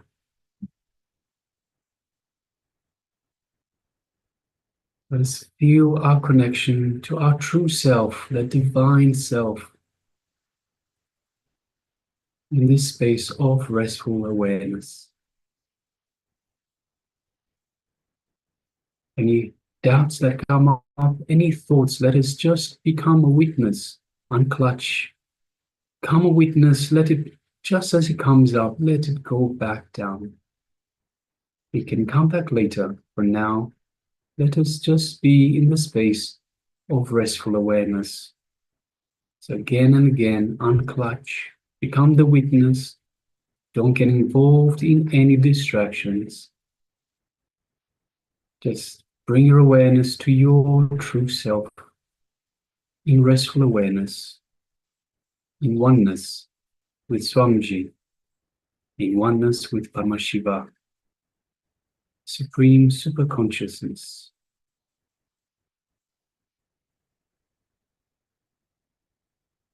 Now let us bring our awareness to the third eye, just between the eyebrows, the Anya chakra.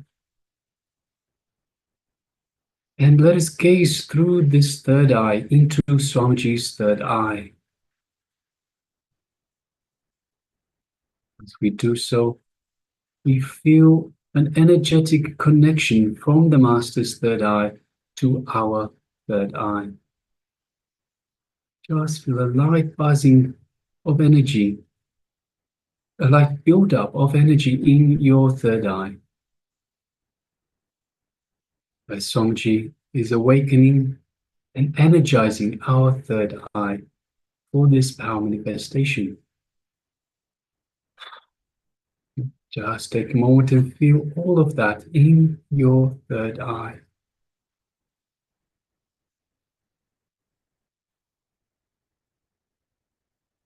Now let us start chanting the Mahavakya. Om Nithyananda Paramashivoham. Om Nithyananda Paramashivoham. Om Nithyananda Paramashivoham. Let's continue chanting this Mahavakya for the duration of the power manifestation. And let us begin manifesting this power of third eye vision. The image is being displayed for you now. Begin.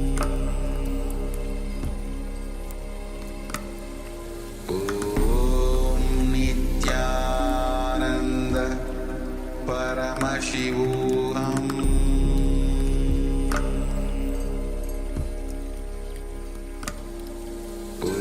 Om Nithyananda Paramashivoham.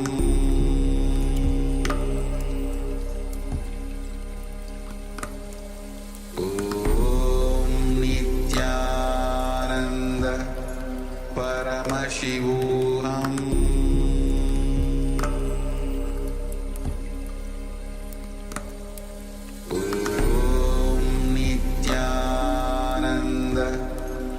Paramashivoham.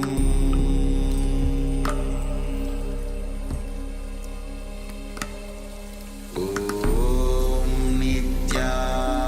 Nithyananda Paramashivoham.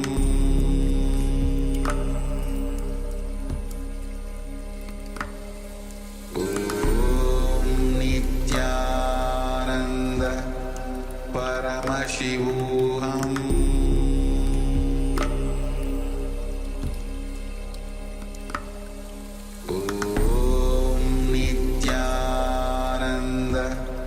Paramashivoham.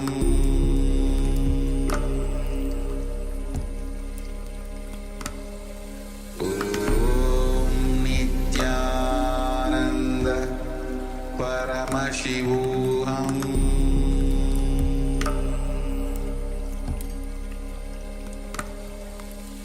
Om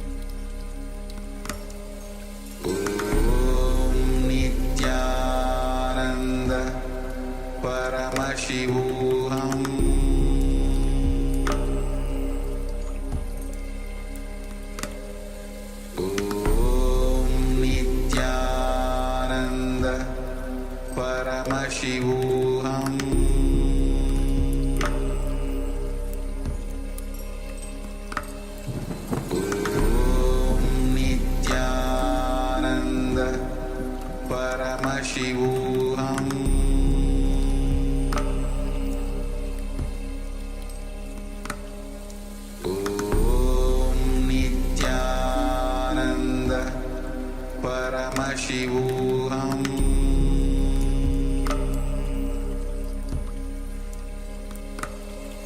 Om Nithyananda Paramashivoham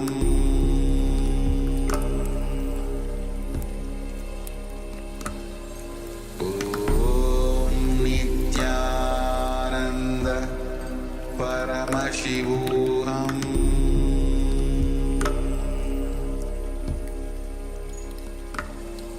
Om Nithyananda Paramashivoham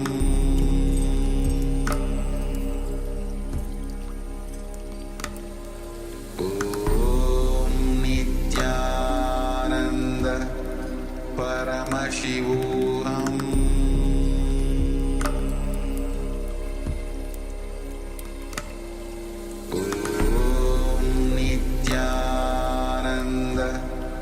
Paramashivoham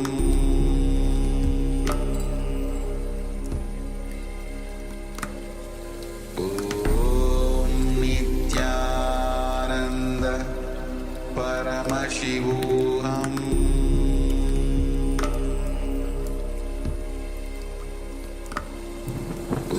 Om Nithyananda Paramashivoham Om Nithyananda Paramashivoham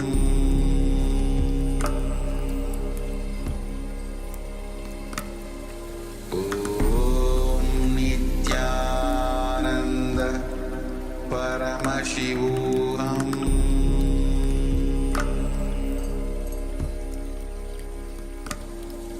Om Nithyananda Paramashivoham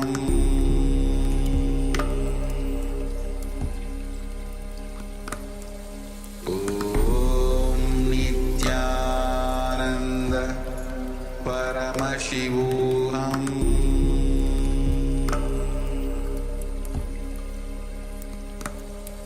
Om Nithyananda Paramashivoham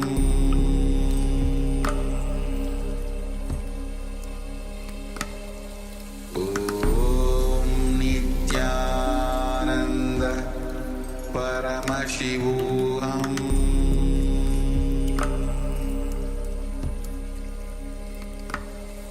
Om Nithyananda Paramashivoham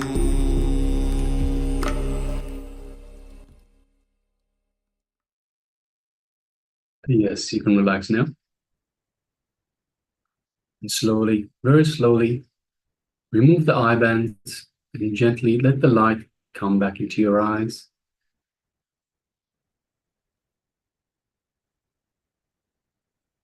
And now take a moment and share with us what was revealed to you in your third eye. So what are the details of the image that we displayed for you for this round of power manifestation? Please go ahead. Make sure to describe everything in as much detail as possible. So any insights, any images, any sounds, any perceptions that you had during this power manifestation, go into as many details as possible and describe them. Don't discard anything that you have experienced. Let us know what the third eye revealed to you during this round of the power manifestation before we go ahead and project the image once more for all of you to verify.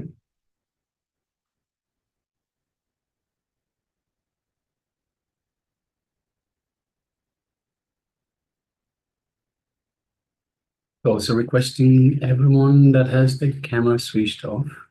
We have Ma Ling Ling Du. We have Yu Sum. We have Ma Trinetrikananda requesting everyone please switch on your cameras and be available in the camera frame. And of course, if you have taken part in this power manifestation, so if you're with us, please take a moment and share with us what was revealed to you in your third eye.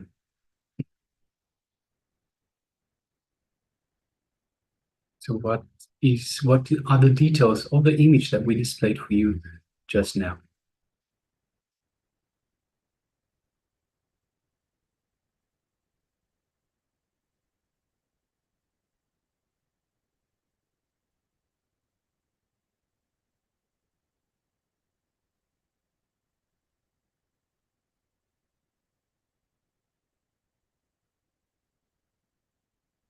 And of course, as we mentioned, it is through this feeling connection that the powers manifest, the third eye powers manifest. So the feeling connection we have to Swamiji, the master, and the feeling connection that we have to the divine, the ultimate divine, ultimate consciousness, which is Paramashiva. In the understanding that we are Paramashiva, we are the sparks, the microcosm in the macrocosm. So microcosm ourselves in the macrocosm, which is the universe, the cosmos, the universal superconsciousness.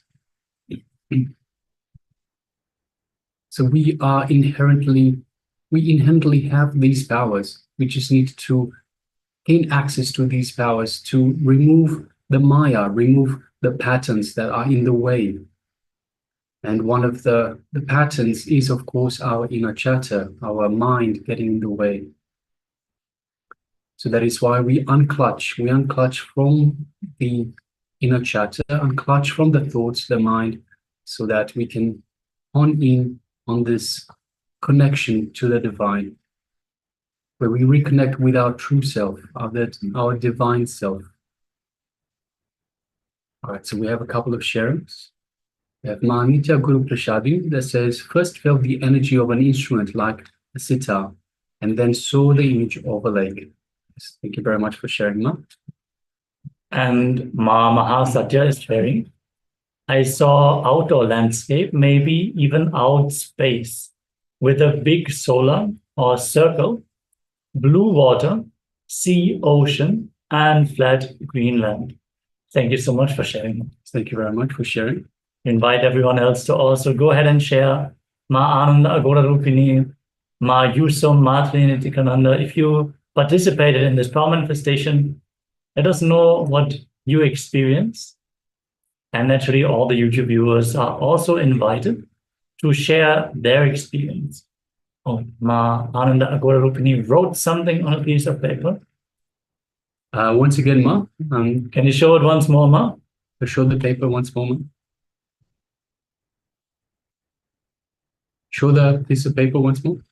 Paper. Oh, those are Chinese letters.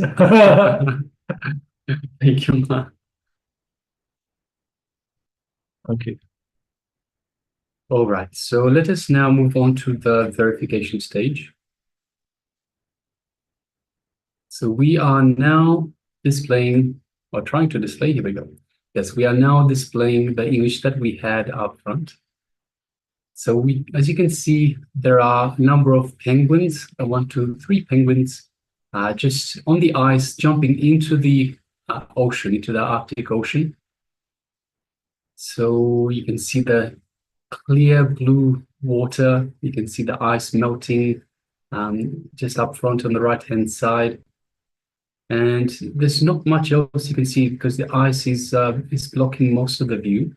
But there's a lot of colors of white, blue, and shades in between. And of course, you have the white and the black of the penguins themselves as they prepare to launch themselves into the ocean. One is currently flying already towards the water. So we have 2 participants who actually shared about water. So Mahanitya Guru Prasadini saw a lake, and Ma Mahasatya also saw blue water, sea, ocean. So precisely correct. And Ma Mahasatya also shared out of space. In Sanatana Dharma, being elevated above ground is already considered being established in space. So one of the penguins is actually, it's not flying because it can't fly, but it's gliding midair. So that is also relatable. So definitely congratulations for manifesting this aspect, like seeing the water. That is definitely correct for both of you. So yes, well done. Congratulations for manifesting this power. And Ma Ananda Agora Rupini, if it's possible, maybe someone around you is able to translate. Then you can also share your power manifestation results. Thank you anyways, everyone, for joining us in this round of the power manifestations. Thank you.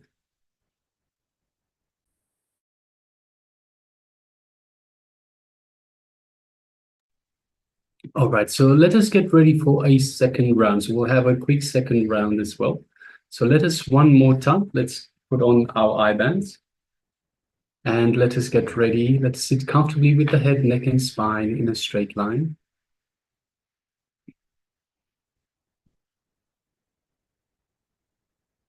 Requesting everyone, let us put on the eye bands once again. And for those of you that haven't taken part in this power manifestation, let's switch on the cameras and let us take part in this second round of the power manifestation, the power of third eye vision. So when you're ready, let us get started.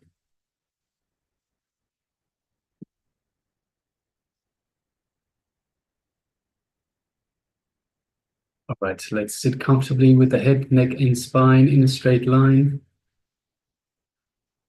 And let us start once again with the long, deep breaths in and out.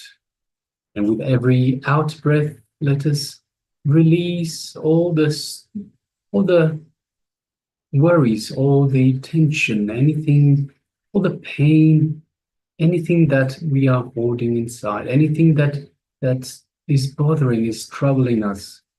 Just breathe it all out. Visualize it going out as if a black smoke or a gray smoke is leaving your body. All the negativity is leaving out through this gray smoke. So let's taking one long, deep breath in and breathe out through the mouth.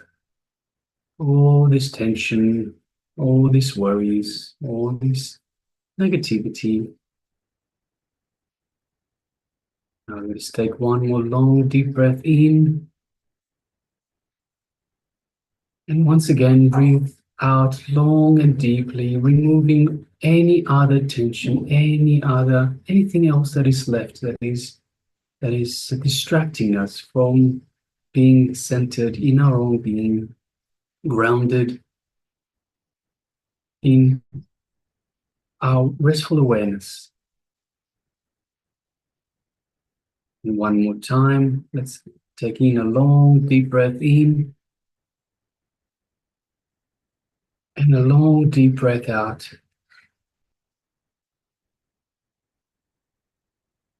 Bringing ourselves now to a state of calmness, groundedness, and restful awareness.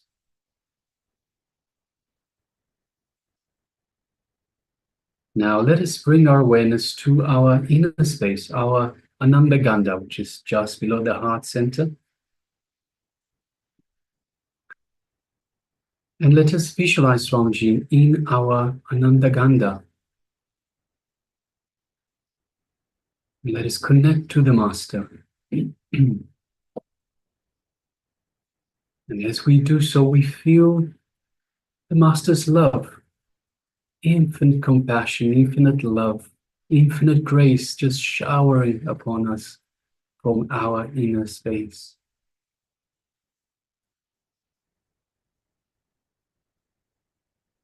Feel the space of oneness with Swamiji.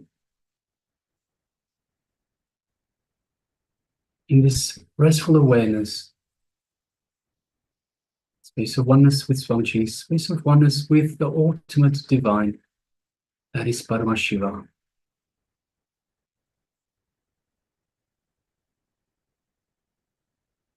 Now let us bring our awareness to our third eye, and gently, just gently, let us gaze through our third eye into Swamiji's third eye. Don't concentrate, don't strain, just the way you would look at a flower. Just lightly gaze into Swamiji's third eye. As you do so, you feel the energetic connection from Swamiji's third eye into your third eye. You feel a light buzzing of energy in your third eye as Swamiji is awakening your third eye and energizing it.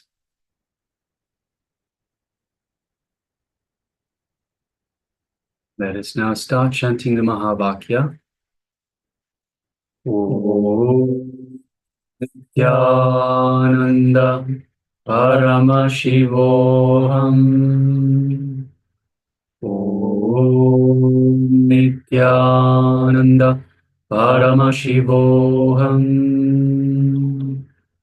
Om Nithyananda Paramashivoham. Yes, let us continue chanting the Mahavakya. As we start this round of power manifestation, the power of third eye vision, the image is being displayed for you now. Let us begin.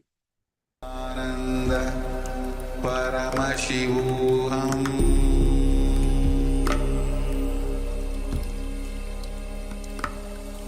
Om Nithyananda Paramashivoham.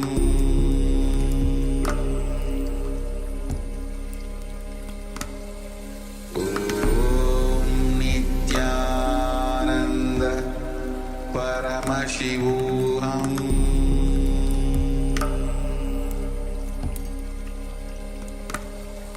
Om Nithyananda Paramashivoham. Om Nithyananda Paramashivoham. Om Nithyananda Paramashivoham.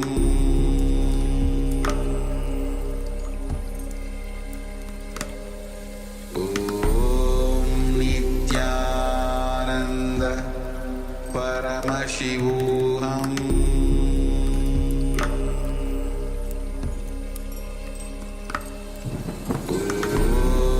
Nithyananda Paramashivoham.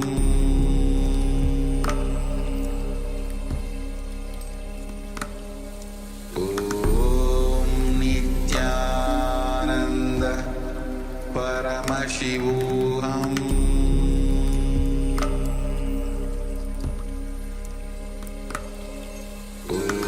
Om Nithyananda Paramashivoham.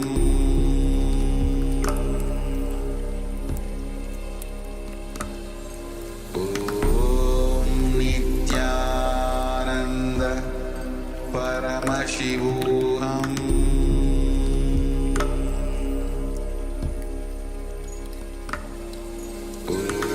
Om Nithyananda Paramashivoham.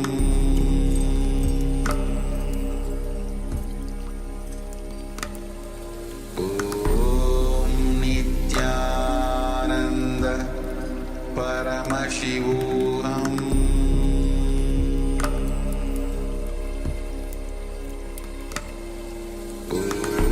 Om Nithyananda Paramashivoham.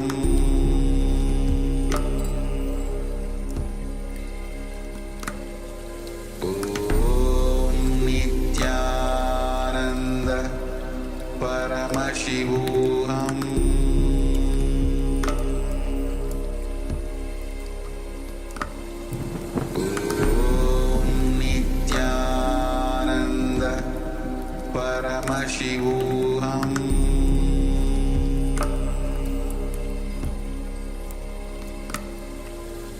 Om Nithyananda Paramashivoham.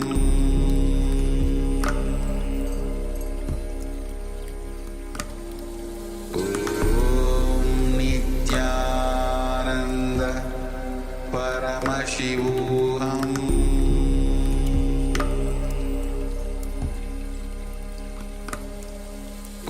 Om Nithyananda Paramashivoham.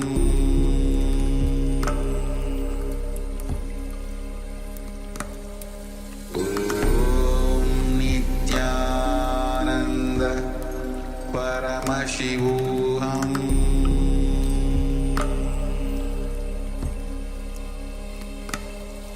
Om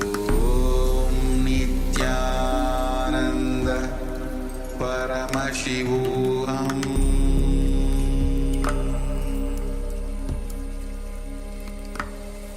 Om Nithyananda Paramashivoham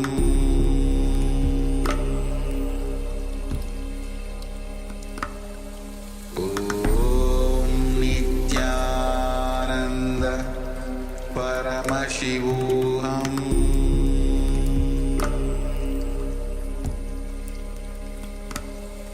Om Nithyananda Paramashivoham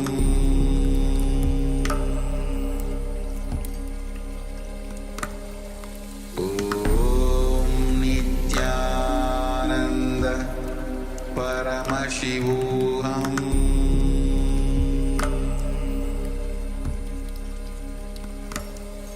Om Nithyananda Paramashivoham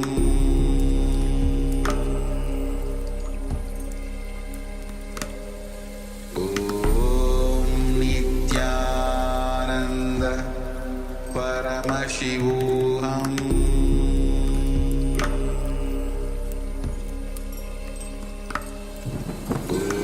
Om Nithyananda Paramashivoham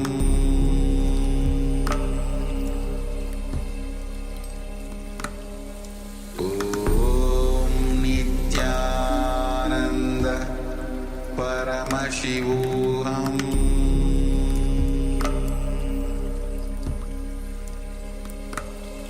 Om Nithyananda Paramashivoham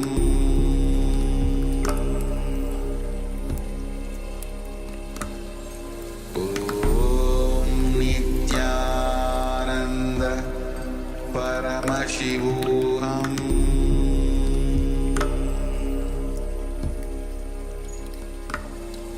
Om Nithyananda Paramashivoham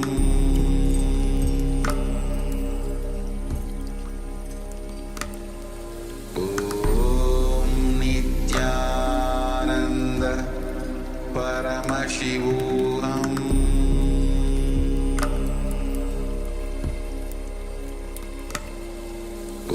Om Nithyananda Paramashivoham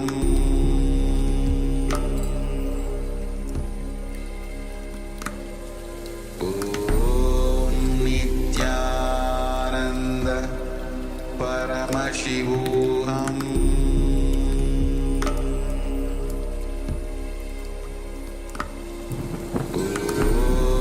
Nithyananda Paramashivoham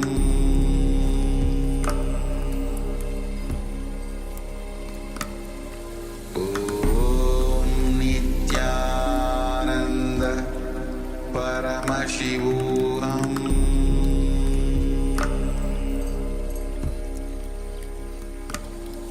Om Nithyananda Paramashivoham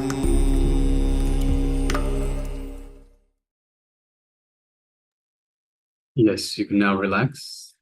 Slowly, very slowly, remove your eye bands and gently let the light come back into your eyes.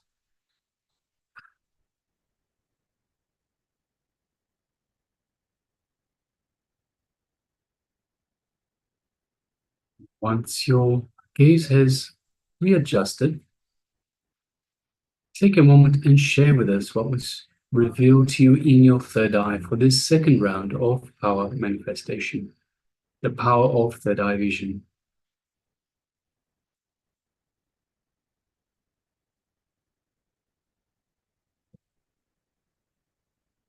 Ma, and Guru Rukmini, maybe you can draw what you've seen. So instead of writing the letters, you can just scribble something. Ma.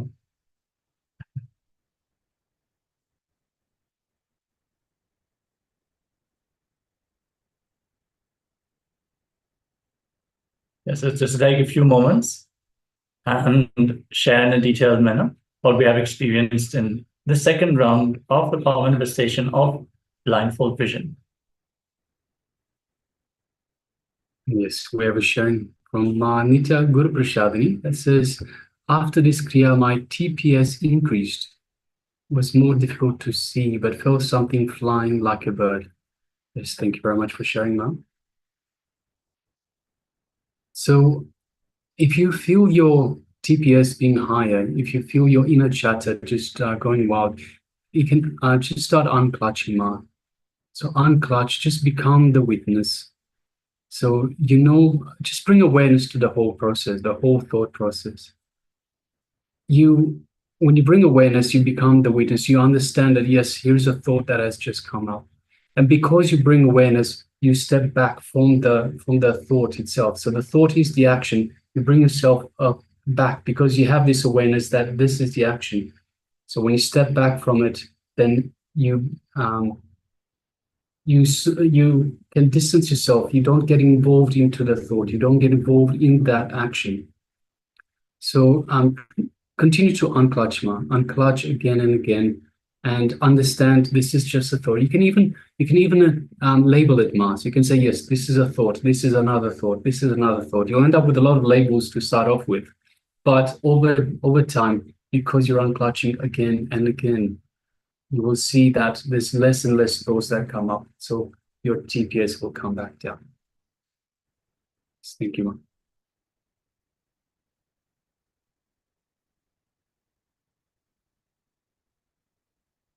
And also it's worthwhile having a look at why the TPS has increased after the Kriyama. So have a look through, have a think and see what has triggered. So there must be something that has triggered some sort of incompletion. And have a look why the incompletion has come up. Have a look at what that incompletion is, and have a look and complete with that. So identify when that first come up, why it has come up, how it has come up. See, go back as far as possible. And it might be, for example, you might go back to when you were a child, and whenever that first experience has come up, relive that entirely. Relive it again and again until you feel that it no longer has a hold on you. So check in every time that you relive it, and you relive it exactly the same, with the same mindset, the same sounds, smells, the same clothes you were wearing. Just relive it in your mind, visualize everything exactly the same. And with every time you relive it, just check in with yourself. Is that still having a hold on me? If the answer is yes, continue, do it again. So you'll find that you need to do it 5 times, 6 times, but eventually you'll find that with each time you'll feel less and less power over you till it gets down to 0.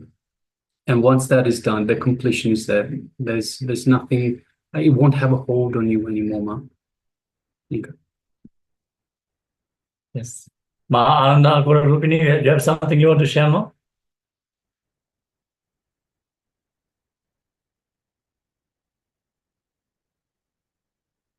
Okay, no problem. All right, ma'am. No problem. All right, so let us move on to the verification stage. Yes, we're going to portray the image once more. So if you are yet to share your message, maybe on YouTube, you can still do that. But let us now review what was shown on screen. Yes, you can see the dark night sky, the Milky Way. You see some green light. There are some trees, lots and lots of stars. You get a nice glimpse into our galaxy. And yeah, this is a video. So it's moving from left to right. Yeah, so we play the trick on it. It's not an actual image, it's a video. But it's a background basically that we can use. But it's a recurring video, and it's a very nice, pleasant night sky sight. So flying like a bird, definitely we're looking at the sky, we're looking at space itself. And something gliding across. Yeah. And there's trees. There might be some birds sitting in there. Who knows? It's sleeping, tucking in for the night. So thank you for sharing. It's definitely related, Ma. And Sarabheshwara is the manifestation of Paramashiva, who is always established in space, and is depicted as having huge wings. So it's definitely related. Oh, Ma Ananda Gururupini is pointing out something. Just wait a moment, Ma. Show once more. So we're seeing trees. No, it looks It's like a mountain and there's some trees, but at the front there's some plants. Yes. All right. Thank you very much for sharing that. They're also in the same position. The trees are also in the bottom corner of the image. So that's great. All right. So let us now move on to the next segment in our program. Yes, we're going to dive deep, and we're going to learn about right knowledge. What is right knowledge? How do we achieve it? How do we discern it from wrong knowledge? And after that, we're going to enter into a powerful meditation technique that can bring us beyond verbalization. So Ma Nitya Guru Prasadini shared that the thoughts per second have increased. So this meditation is going to be exactly for that to go beyond any internal voices, any language that we are cherishing inside. So first, let us listen. Swamiji is sharing about true knowledge, and then right enter into the meditation, requesting everyone to be in a space of deep, restful awareness and listening as we enter into this powerful jnana segment.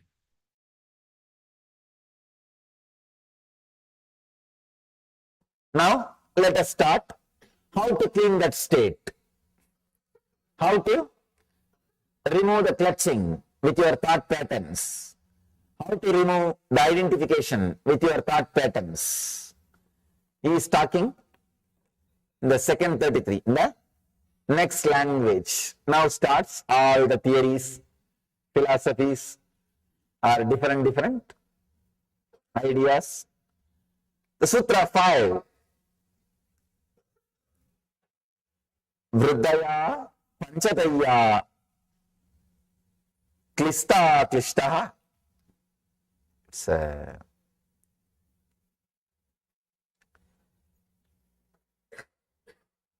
wonderful sutra. Vriddaya Panchataya Taya Klishta Klishtaha. Let me translate. The modifications of the mind are 5. They can be either a source of anguish or of non-anguish. They can be source of suffering or joy. He says, now he's coming to theories. He says, the mental pattern is 5-fold. The modifications of the mind are 5. The 5-fold thought patterns result in the alteration of anguish or of non-anguish, suffering or peace. Is coming down, is expressing a little different theory. He says, mind consists of 5-fold thought patterns. Now he's agreeing to your level. But when you say, no, this is there, that is there, clean it.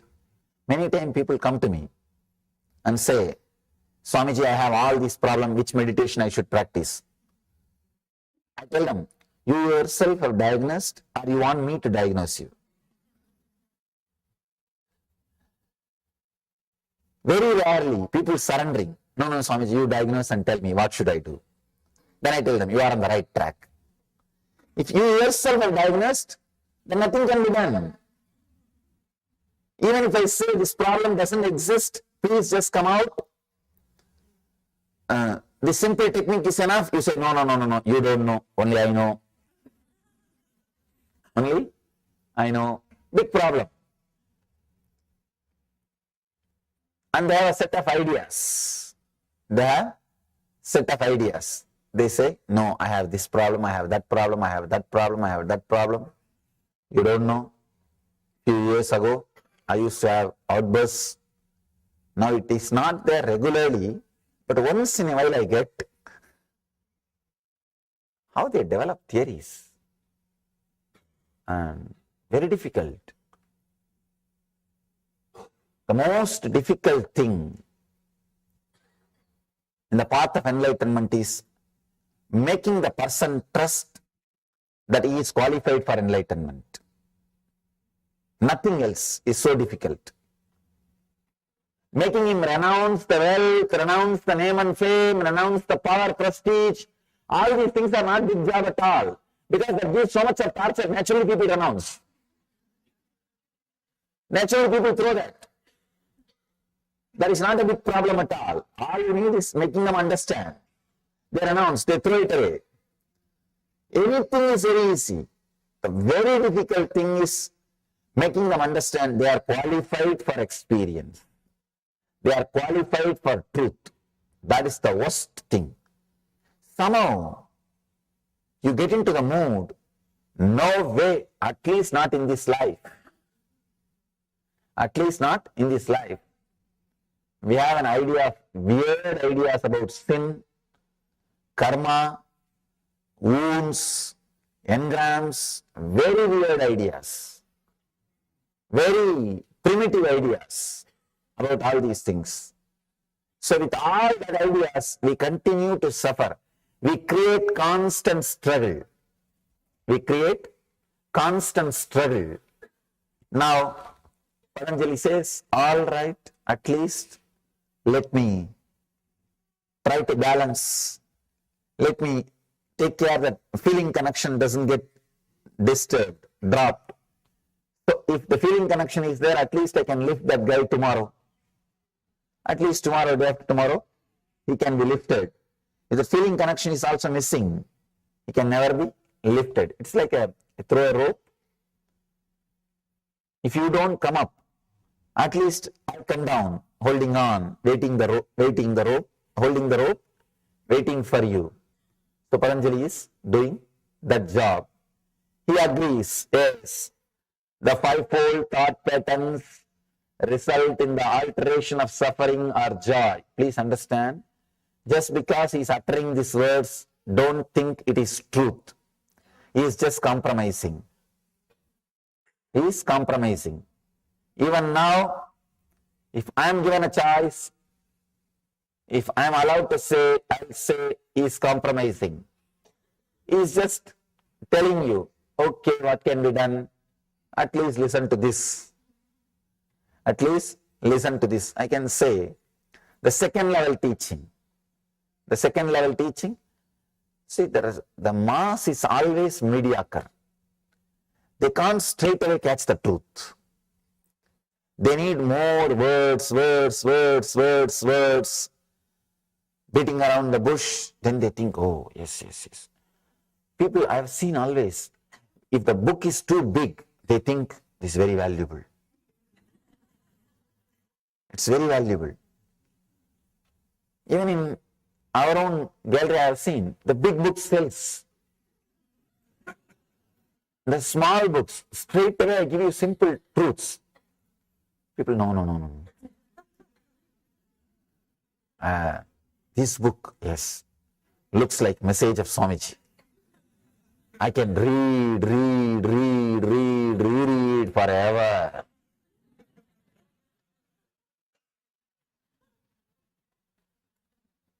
When you have a lot of material, your ego feels satisfied. And you feel you achieved something. You achieved something and you got something worthy for your money. No, really, that's what you feel. That is what here Patanjali is trying to do. The fivefold thought patterns, the modifications of the mind are five. They can be either a source of anguish or of non-anguish. That's a beautiful incident with Bernard Shaw. He wrote a book of 100 pages. Somebody asked him, what happened? Just 100 pages. He says, I don't have time. If I had time, I would have reduced it. I would have written only 40 pages or 30 pages. I don't have time. Please understand the paradox. He says, I don't have time, that is why I wrote 100 pages. If I had time, I would have written only 40 pages. I would have reduced, refined. Only when you don't have that much of patience, time or energy, you go on elaborating. Go on elaborating. I know Patanjali had intelligence, no doubt. But the disciples did not have intelligence. The disciples, I know what would have been the scene. And Patanjali says, mind is not a thing, it is an action, just stop it. You would have been about to get up. And disciples said, no, that is not the thing. I have tried many years. I have been with some other gurus, some other teachers, some other masters. I have been to this class, that class, this, that. Then Patanjali says, all right, you would have sat back, started the next session. The fivefold thought patterns result in the alteration of suffering or joy. Then people, yes, now he talks. See? Now we are able to connect. 5 different fold, 5 different things happening inside, the result in the alteration of, which results in the alteration of suffering or joy. He's trying to give you more words. Let me tell you an honest truth.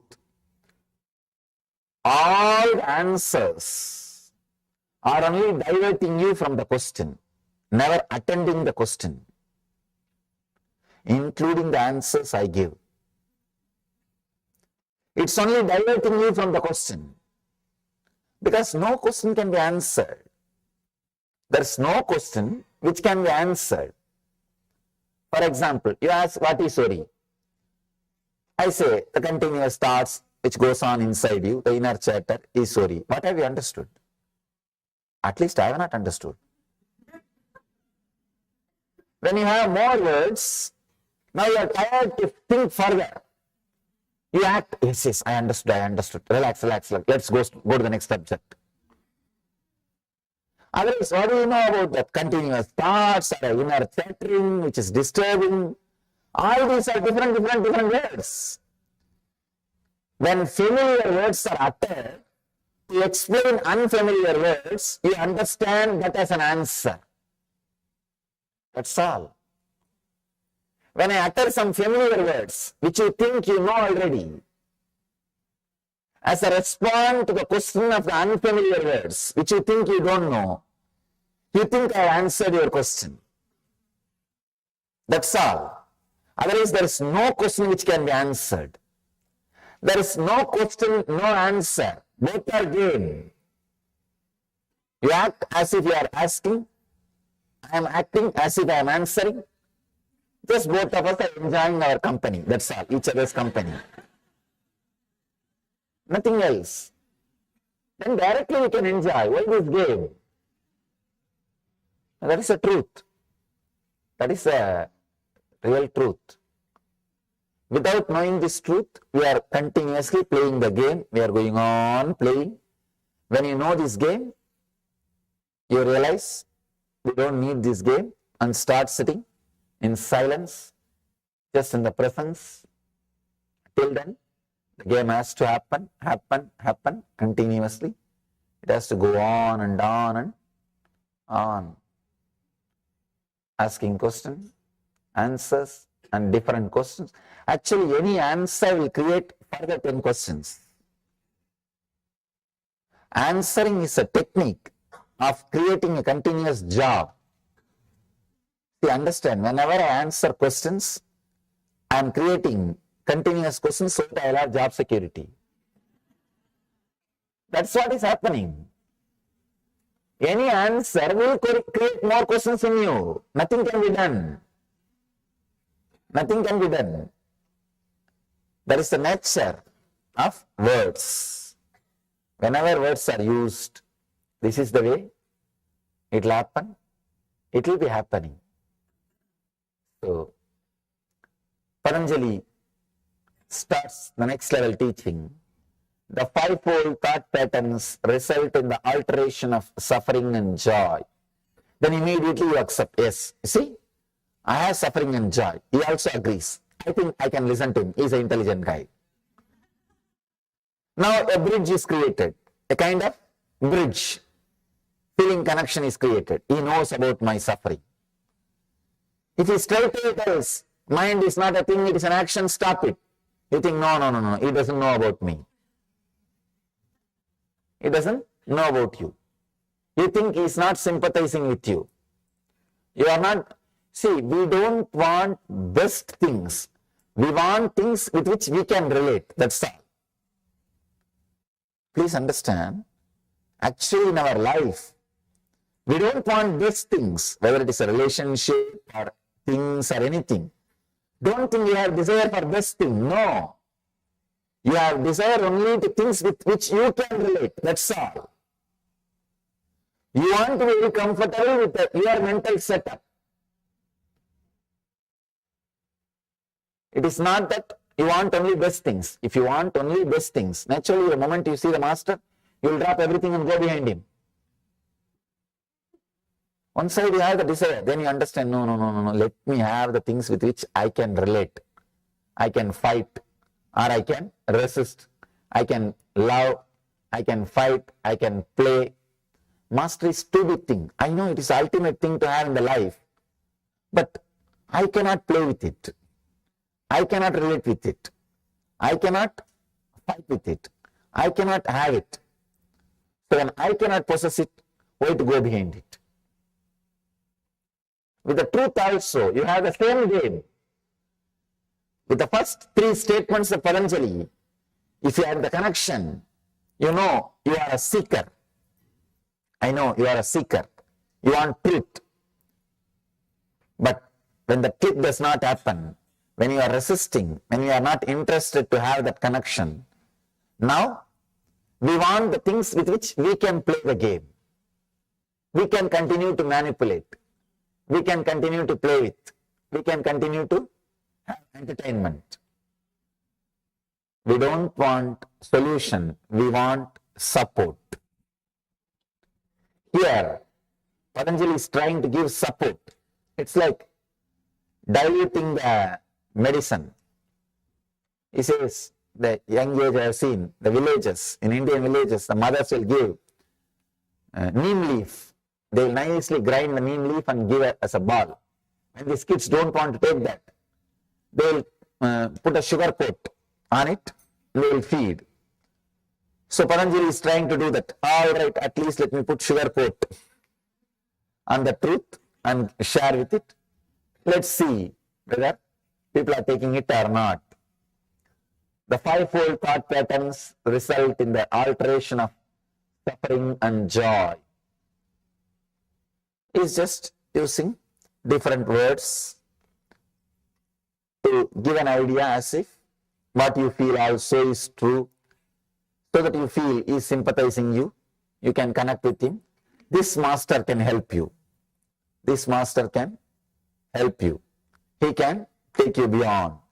Now, so that you will continue to hold on to him, continue to be connected to him, continue to have the feeling connection. Let's go to the next sutra. Here, the next sutra, sixth sutra, Patanjali is explaining that 5 modifications of the mind.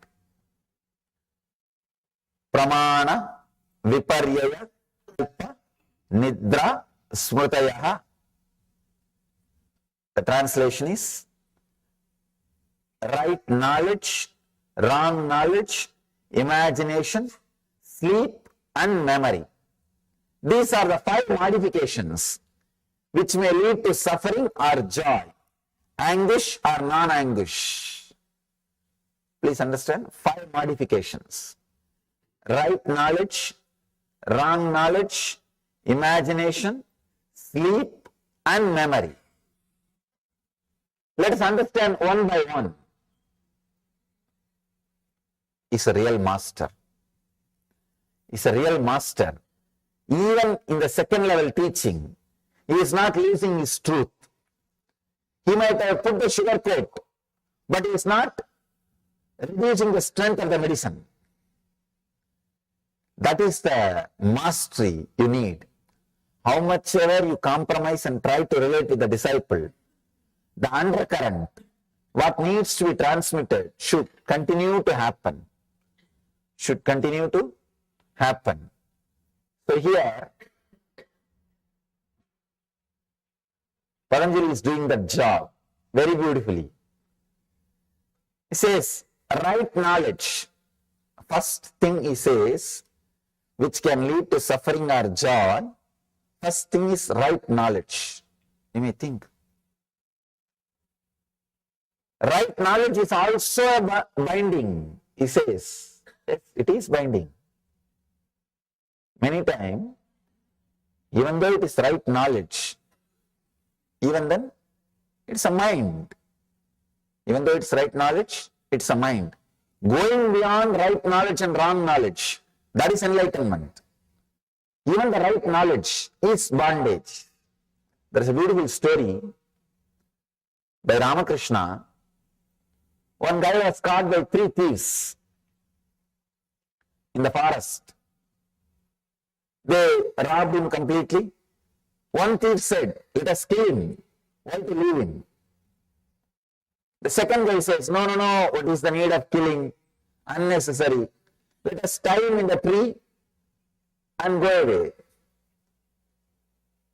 Third guy, he waits after the other 2 guys leave. The third thief, he comes near and releases him, says, all right, I'll show you the way, go to the nearby village and escape. He leads him to the nearest highway, leaves him. Then that guy who got robbed, he asked the thief, even though you are a thief, you helped me. Why don't you come to my house and have a cup of tea? Thief says, no, after all I am a thief. I can only help you this much. You go on your own, now I will go on my path. So these 3 thieves are the 3 characters. The first thief who said, let us kill him. That is the tamas, inertia energy, the depression energy.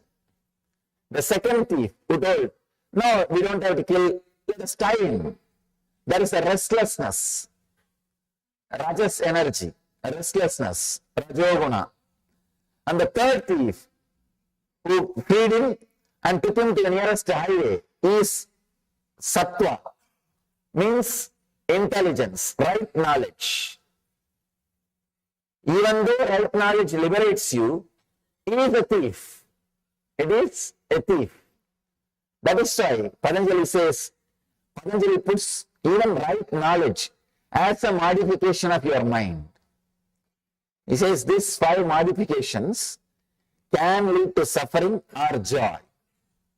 Even if it leads to joy, it is not enlightenment. Please understand. He says only it can lead to suffering or joy. It cannot lead you to enlightenment. It can lead you to only suffering or joy.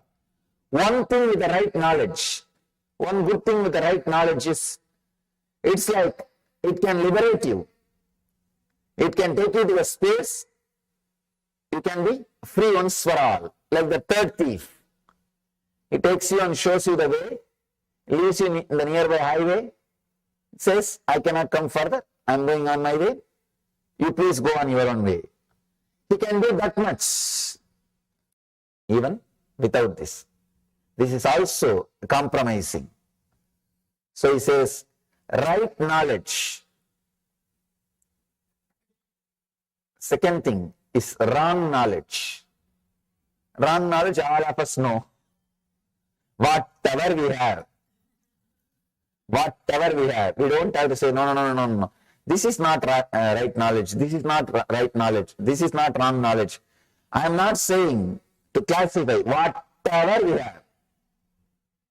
It's a simple, straight statement. Whatever we have is nothing but wrong knowledge. Whatever name you may give it, it is wrong knowledge. You can say, when you associate yourself with the mood swings of pitta, the liver function, see, your mood swings will be based on your liver function. That is why early morning when you are out of bed, your mood will be different. In the noon, your mood will be different. In the night, your mood will be different. Means your thought pattern, mood swings are based on your liver functions. Anything which is out of your liver function is wrong knowledge. Please understand, any mood you go through, any knowledge you gain through the mood swings is wrong knowledge. It's like you are drunk. When somebody is drunk, whatever he sees is wrong knowledge. A small story. One guy is teaching his own son how to drink moderately. He thought, if I don't teach, his friends will teach him. If I teach, at least I can say where to stop. At least he will be in control. So he continues the class. After some time, the son asks, Father, when should I stop taking? When should I stop taking alcohol? Father says, see an opposite table, 4 people are there. When you see them as 8 people, you should stop taking. Son says, Father, no, don't you see there are only 2?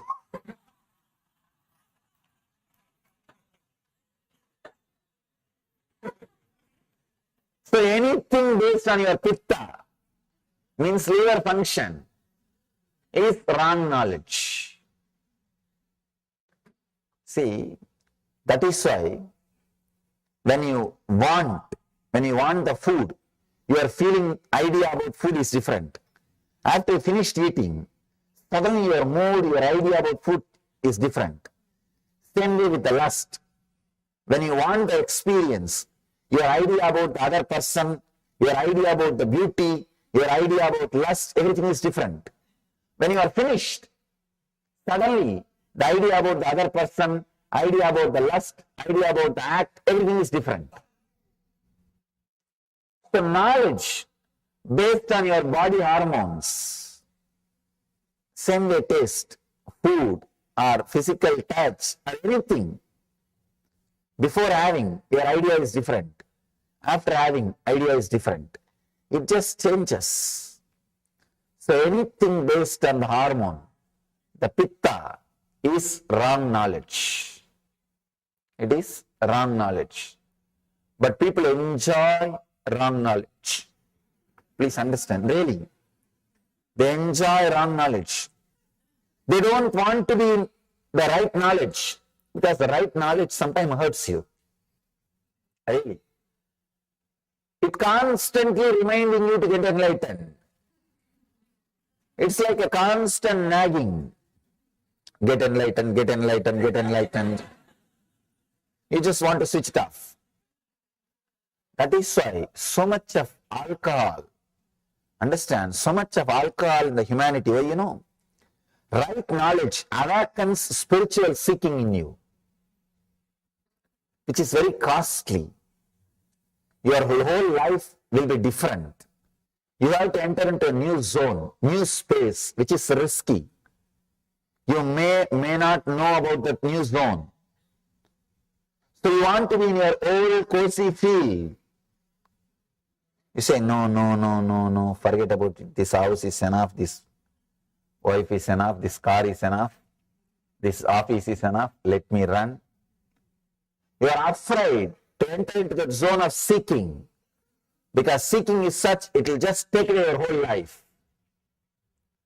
It is internal tsunami. It just changes you. Nothing else is required.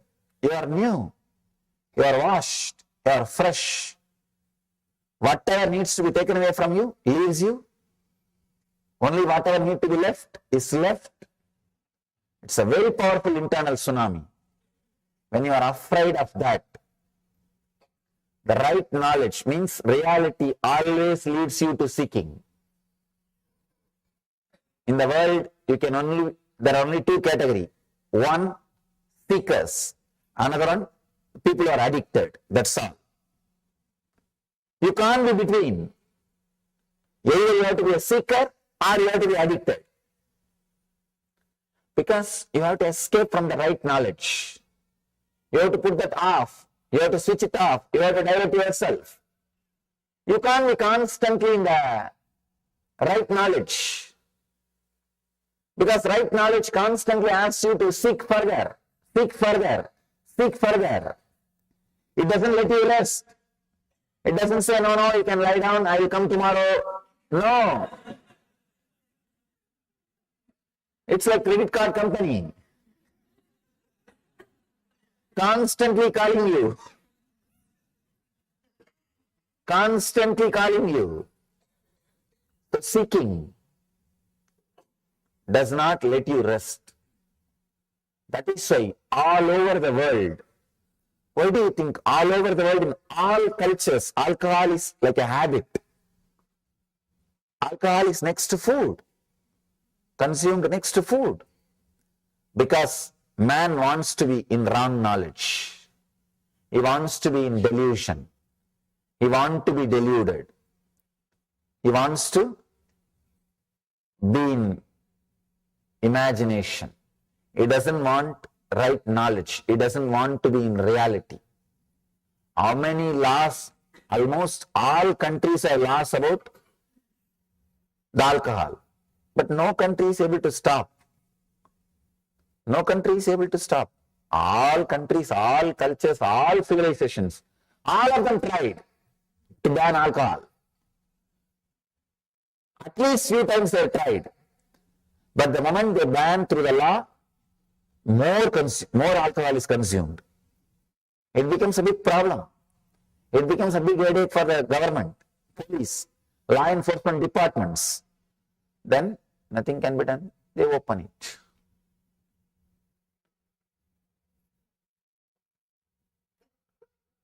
There's only one thing which can liberate human beings from alcohol. That is encouraging spiritual seeking.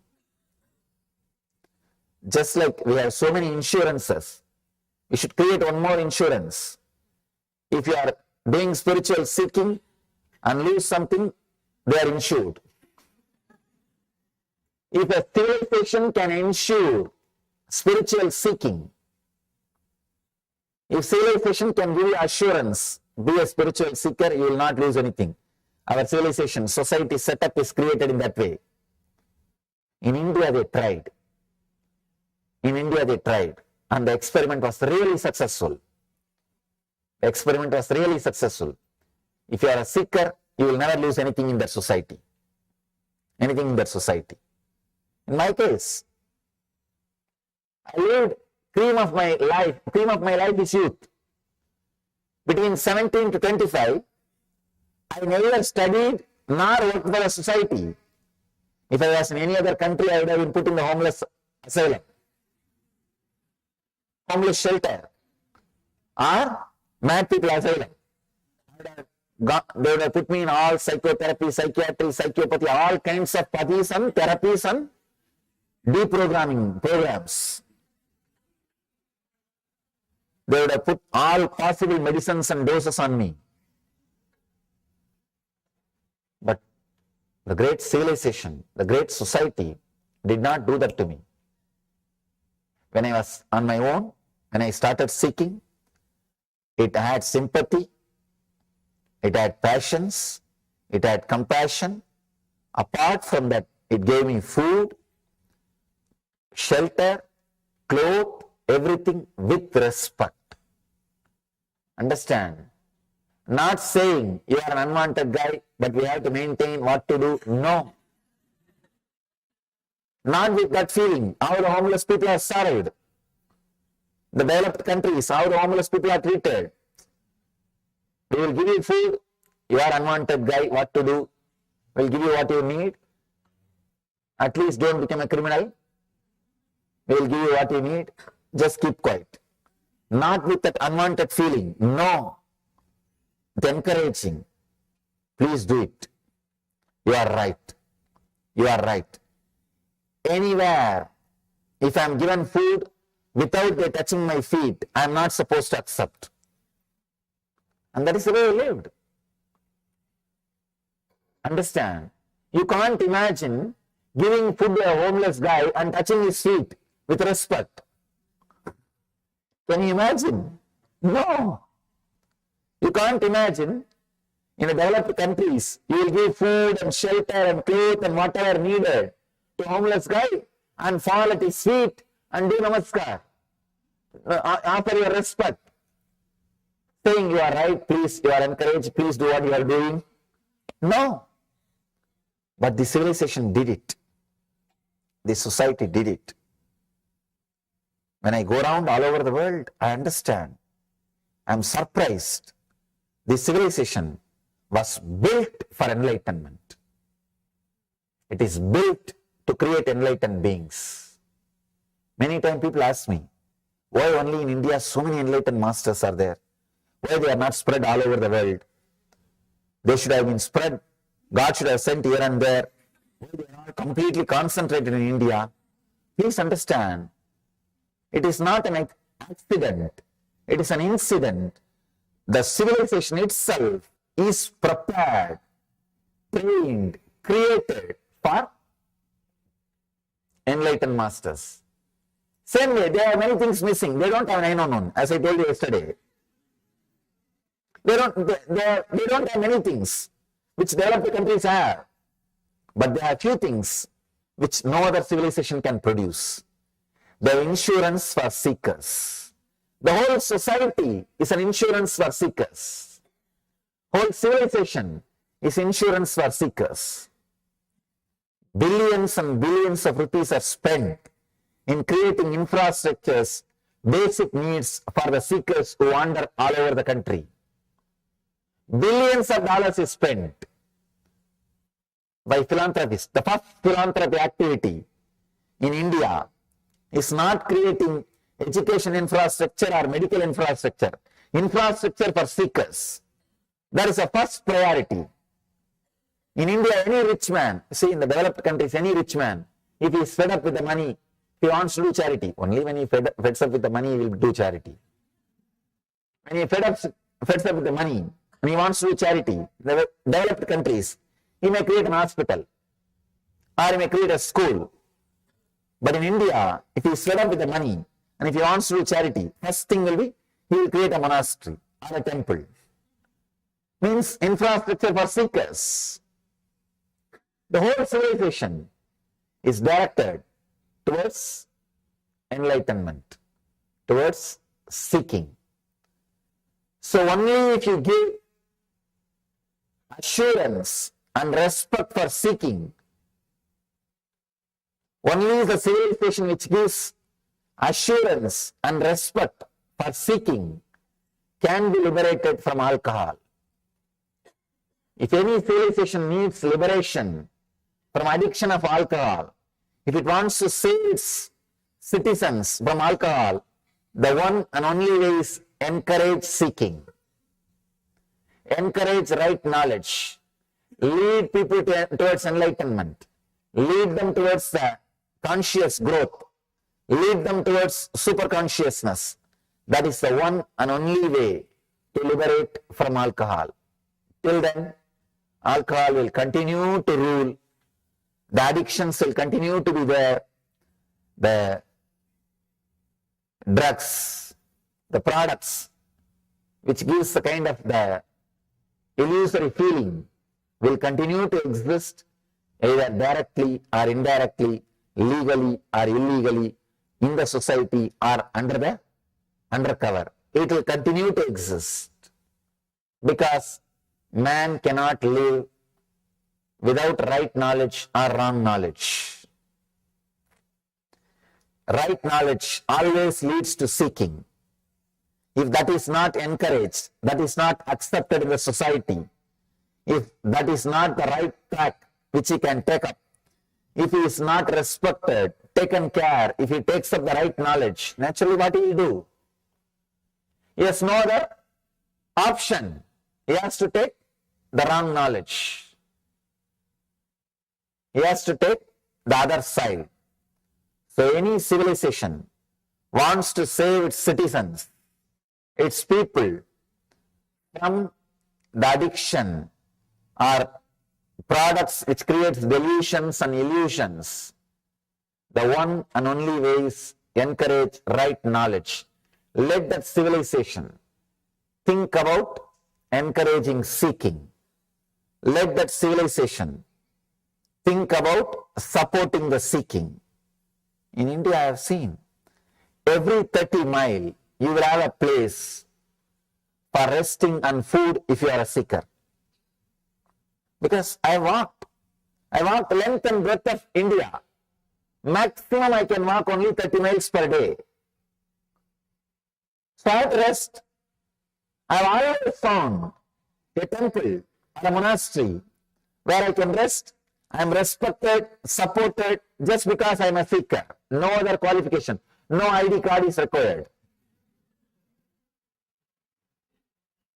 In India, there is no social security number. Please understand. But first of all, there is no security. What about social security number? There is no social security number. There is no way to track.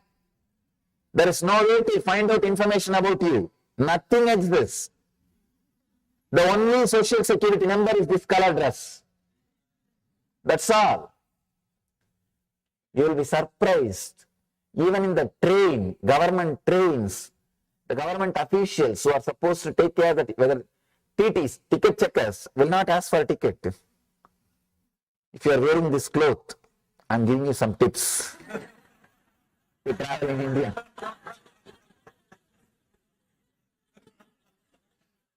Now I am telling you from my experience.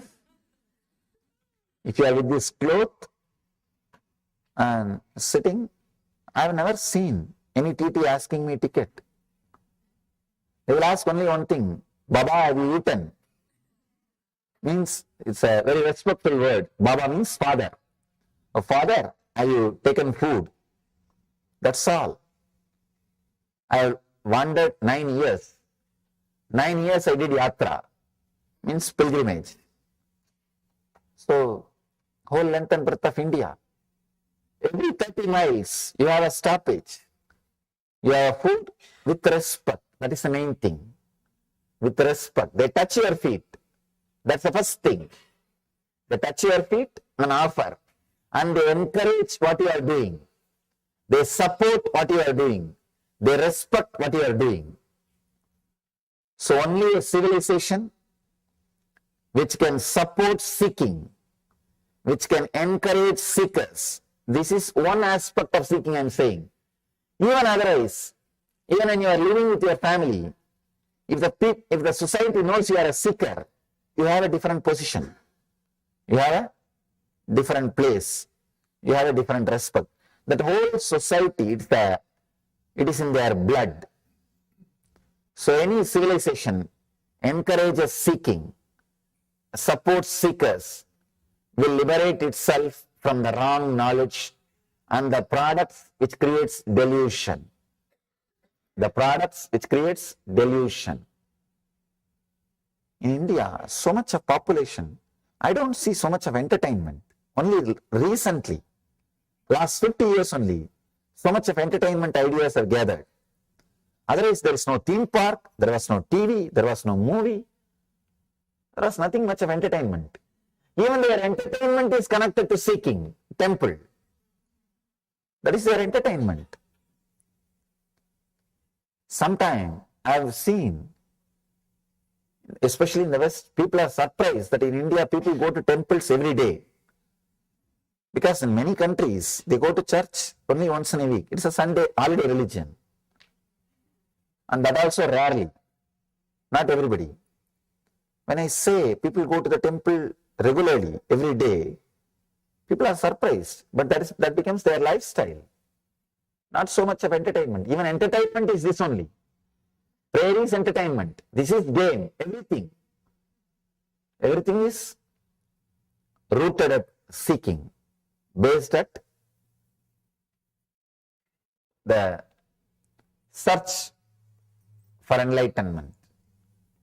So civilization which encourages right knowledge helps their citizens to go beyond wrong knowledge, to go beyond addictions. Right knowledge, wrong knowledge, the third pattern, third mental structure, third chitta vritti is imagination. Is another one big problem. This imagination can lead you to right knowledge or wrong knowledge. This can lead you to suffering or joy. If the imagination is used properly, rightly, it can lead you to ecstasy, joy, spiritual ecstasy. It can lead you to ultimate. You will be in the heaven. You can see in your own life how you imagine about yourself plays a major role in your decisions. I've seen sometimes when I work with the people, the moment they get an imagination, strong imagination, no, I cannot continue this for whole. Please understand, a simple technique, very powerful technique. Let me describe the technique.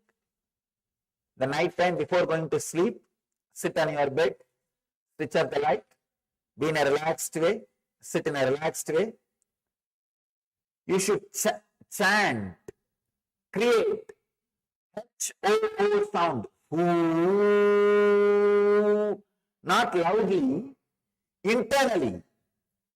Visualize that sound is getting ringing, filling your whole being, and create internally. Maybe little sound will come out. You can't keep completely silent when you chant, but it should fill you.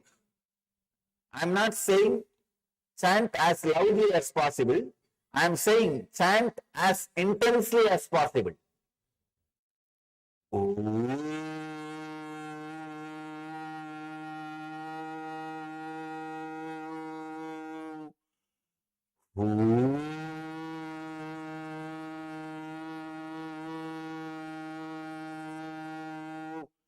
The whole body should be filled with that sound, with that one chanting.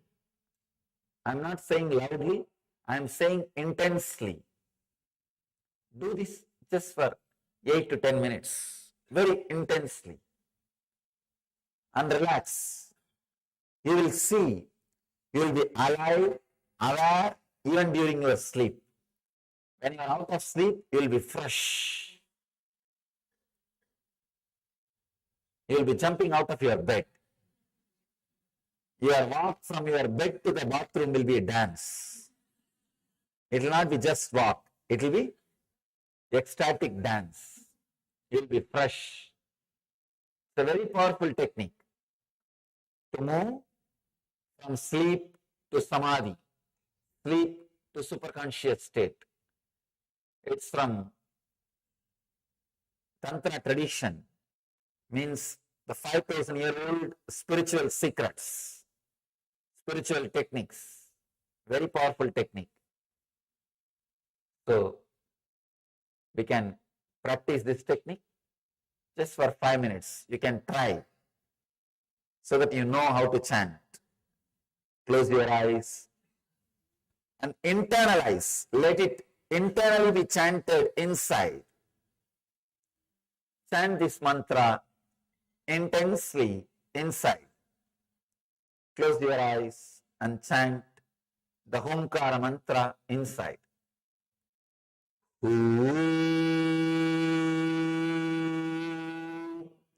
As intensely as possible.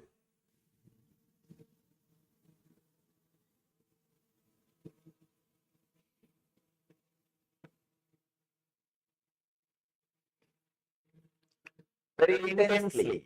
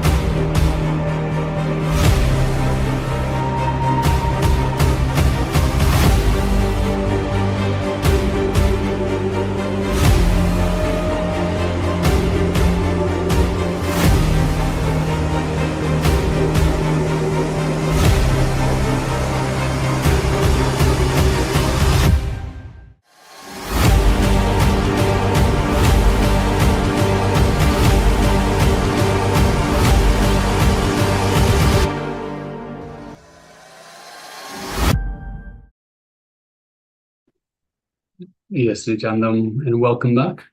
So we had a wonderful Jnana segment, Revelations by the Supreme Pontiff of Hinduism on right knowledge and wrong knowledge, as well as the Hukara meditation.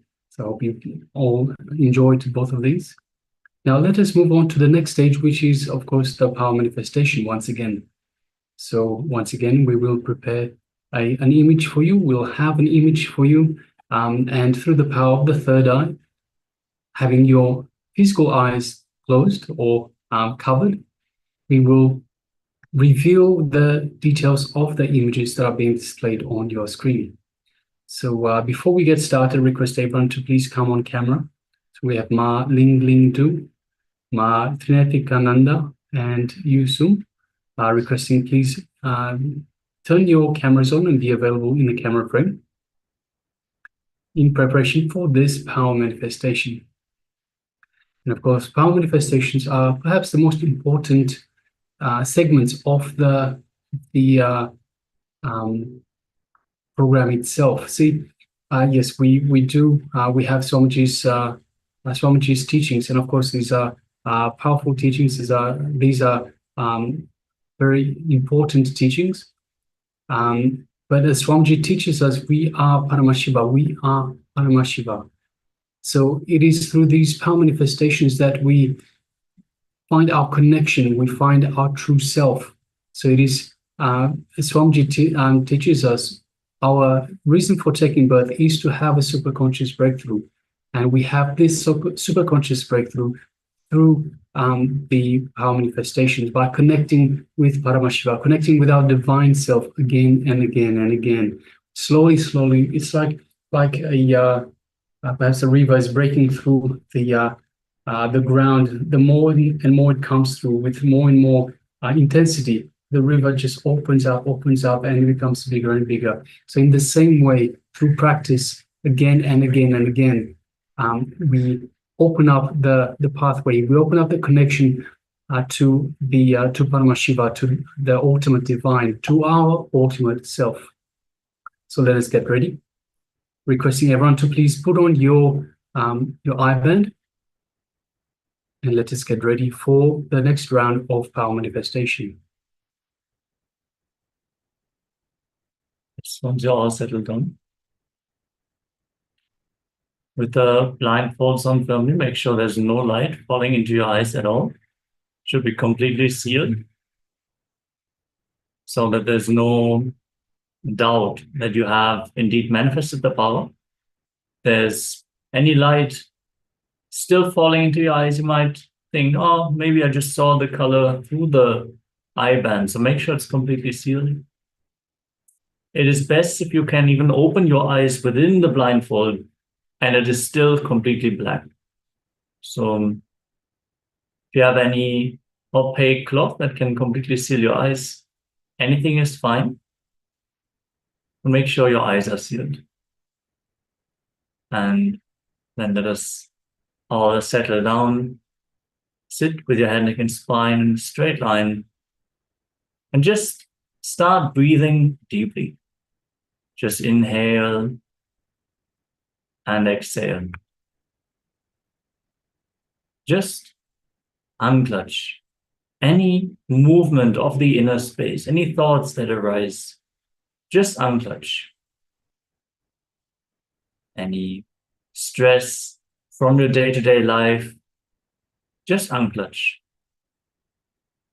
Any worries from your daily life, just unclutch. This is not the time to worry. This is a time to explore the depth of your consciousness. So with every inhalation and every exhalation, sink a little bit deeper into the space between two thoughts. Any plans about the future rise up in your inner space. Any thoughts, unclutch. This is not the time to plan. This is not the time to think. There's no need to fight your thoughts. Anything that rises up in your inner space, let it be there, but don't engage with it. Don't encourage it. Just witness the ingoing and the outgoing breath and sink a little bit deeper into this meditation. If you are yet to tie your eye band, please go ahead. Just inhale and exhale. Bring awareness to the Ananda Gandha region, just below the heart center, just above the navel region. With every inhalation, you fill your body with energy. With every exhalation, you sink a little bit deeper into that space just above your navel, the umbilical cord connection to the divine, where Swamiji resides. He's directly available for all of us. Just witness his presence in your inner space with every inhalation and exhalation. Now gently bring your awareness to your third eye, in between the two eyebrows. Just reside in that space, the Ajna chakra. And request Swamiji to reveal what is being shown. Chant the Mahavakya. Om Nithyananda Paramashivoham. Om Nithyananda Paramashivoham. Om Nithyananda Paramashivoham. Keep chanting the Mahavakyam. Vibrate with this powerful cosmic passcode. And let Swamiji reveal any details of the image we are about to project. Unclutch from any movements of the mind as we enter into this round of the power manifestation. Keep chanting the Mahavakya. Make sure your eyes are completely tied. And let us enter into the power of blindfold reading. Let this round of the power manifestation begin.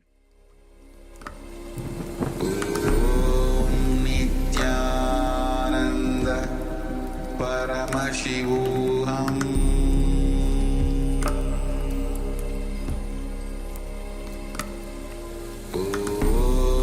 Nithyananda Paramashivoham.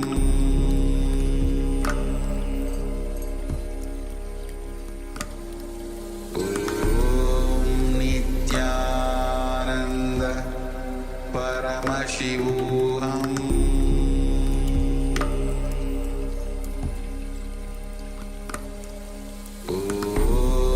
Nithyananda Paramashivoham. Nithyananda Paramashivoham.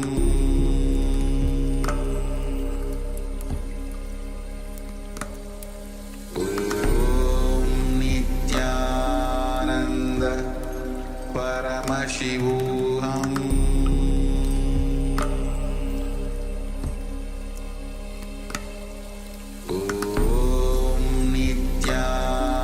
Nithyananda Paramashivoham.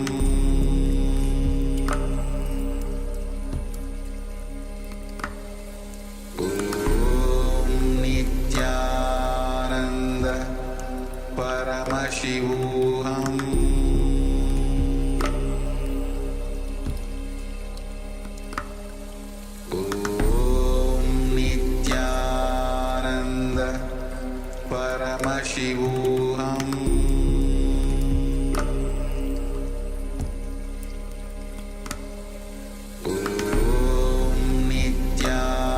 Nithyananda Paramashivoham.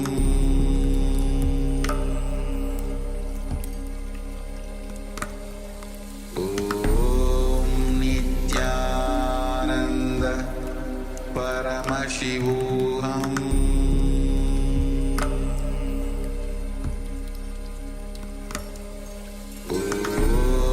Nithyananda Paramashivoham.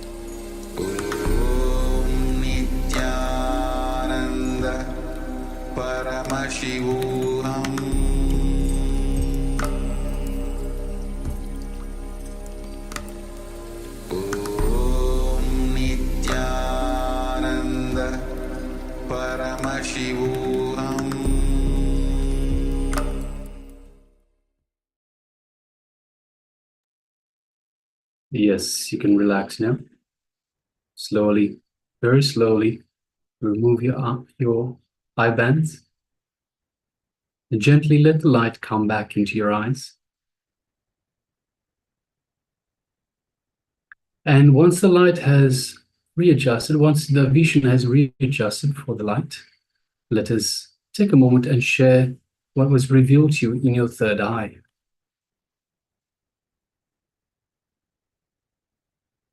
Just take a moment and describe all the details. Go ahead and share whatever you have seen during this power manifestation.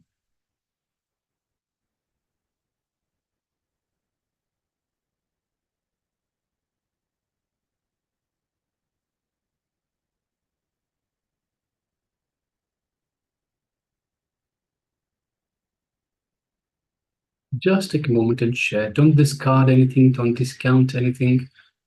Don't have any self-doubts. Anything and everything. Just write everything down. Just the way you saw it, the way it was revealed to you, just write it down. Trust that it is right.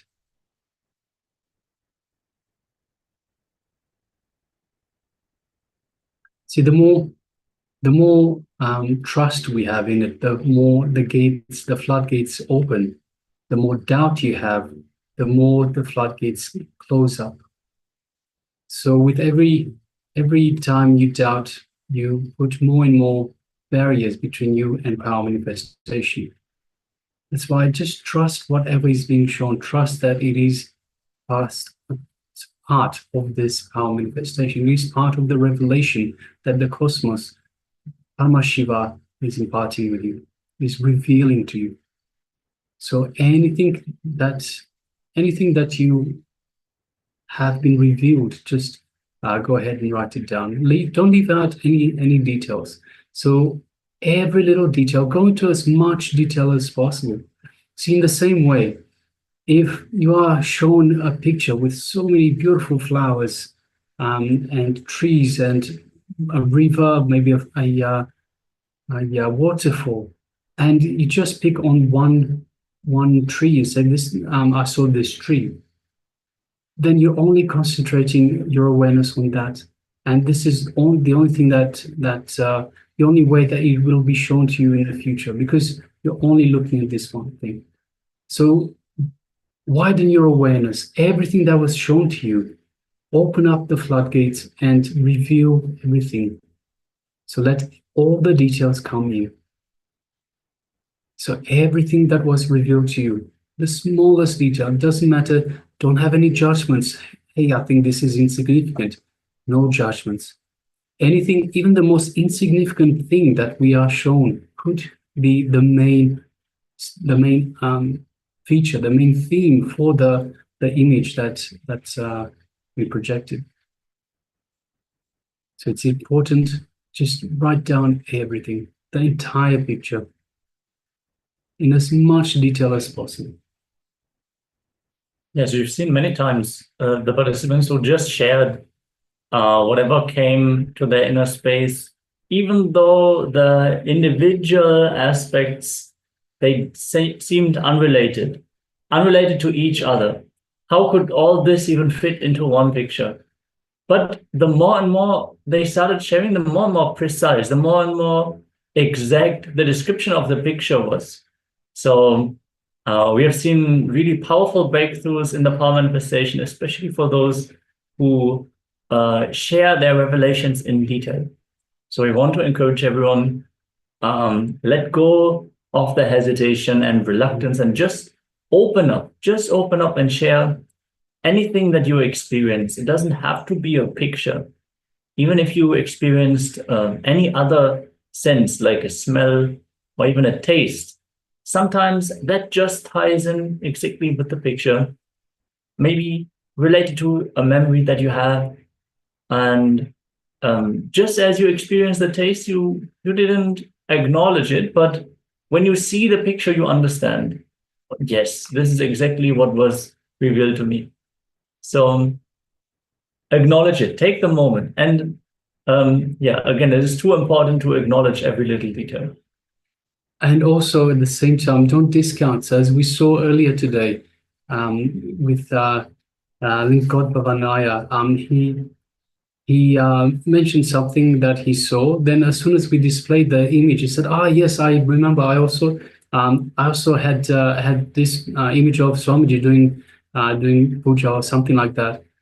See, because you think, hey, this is too common. I always see Swamiji perhaps doing puja. I'm discounting it. Don't discount anything, because it could be the key. As it happened in that moment, it was Paramashiva in a linga itself, and it was, of course, Swamiji doing puja to the linga. It is Swamiji is the incarnation of Paramashiva. So how important was that? That was the key moment, which it was discounted just because they started judging it. Hey, it can't be, because this is too common. So don't discount anything. Don't judge anything. Everything, write it down. Yes, Maharaj Guru Prasadini is sharing, felt the energy of a structure like a temple. Thank you so much for Thank sharing you for that. sharing that. And requesting all other participants, if you've taken part in the power manifestation, so Ma Ling Ling Du, Ma Nithyananda, and you, Sum, please take a moment to share with us your revelations, your experience in this power manifestation. Yes, we also want to welcome Ma Nithyananda, who joined the newly Nithyananda Ma. Nithyananda Ma, Nithyananda, welcome. Good to have you with us, Ma.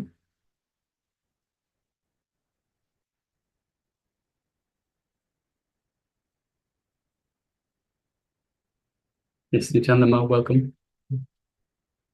Yes, and if you're yet to share, go ahead and do so, as we are about to enter into the verification step.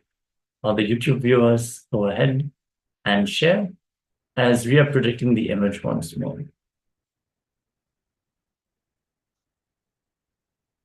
Yes, so it is, as you can see, it is grass. We have an image from the grass level. Now in the background, you can possibly see a water body. It's blurred out, but it looks like a water body in the background. We have the sun that's peering through the trees. Again, still blurry, but we are looking at the grass level, and we have a few blades of grass, perhaps a little bit of some flowers that are visible. And yes, there's a lot of green, a lot of yellow. The sun itself, we have some gray, a little bit of red on the left-hand side as well. Red, yellow, brown, something along those lines. And yes, the rest is in the background. We have a lot of shadows as well from the trees and across the water body. And so, yes.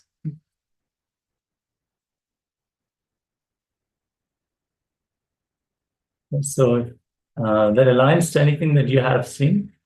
Congratulate and celebrate yourself for this manifestation.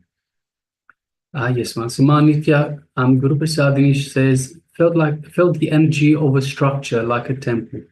Yes, ma'am. So we had some resemblance of structures. We have the blades of grass.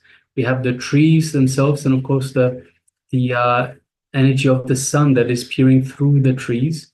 So that might be somehow the relation there, ma. So yes, thank you very much for sharing, ma. All right. Yes, with this, we come to the end of this round of the power manifestation. If you're yet to manifest the power, if you just joined in, don't worry, we're going to have more power manifestation rounds today. Now we're going to dive deeper into the mind, and Swamiji is going to reveal how the mind is actually not negative. Many times people think that the mind is a negative manifestation. Swamiji is teaching us, no, your mind can be both bondage or lead us to freedom. It can lead us to both bondage or freedom.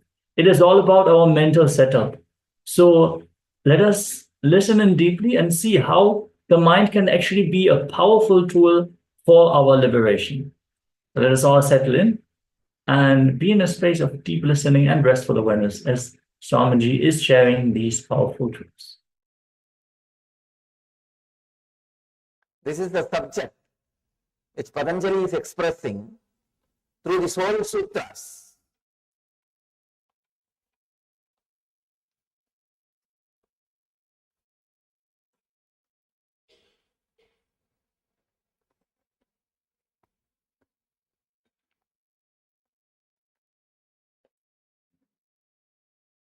Illumining your comprehension means seeing things properly, with a proper light, with awakened vision. Your mind is your bondage. Your mind leads you to freedom. Mind can make anything out of anything. Any situation can be experienced as any situation. It can either enjoy or suffer the same situation. It can experience joy or being defamed in the same situation. It can comprehend pleasure or pain in the same situation. It can make you experience anything out of anything. I have seen people coming to me for healing. After 2 days, they will come. There will be few people, they will come with so much of joy. They will say, oh God, Swamiji, 50% disease has disappeared. I am surprised. How can this happen just by a touch? They will be in ecstasy, jumping. There are few people who come and tell, still 50% not healed, Swamiji. The deep suffering, sorrow. They don't, then I ask them, how long this disease is there? They say it's there for 20 years. They don't even understand, which was there 20 years, melted down more than 50% within 2 days. They have wrong comprehension, unable to see what is happening. Mind can make anything out of anything. See, both are helped 50%. One guy is in ecstasy. God, I am helped. So much has happened. 50% got healed. The other guy is not even able to feel or enjoy that 50% he got healed. So this is the usual mind. You can comprehend anything out of anything. Any situation can be experienced as any situation. Here, Patanjali says,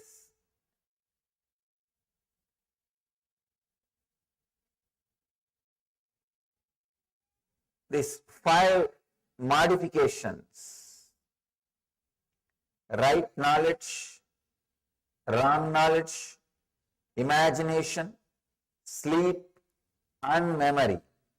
These 5 can be the reasons for your pleasure or pain, for your anguish or joy, for your peace or restlessness.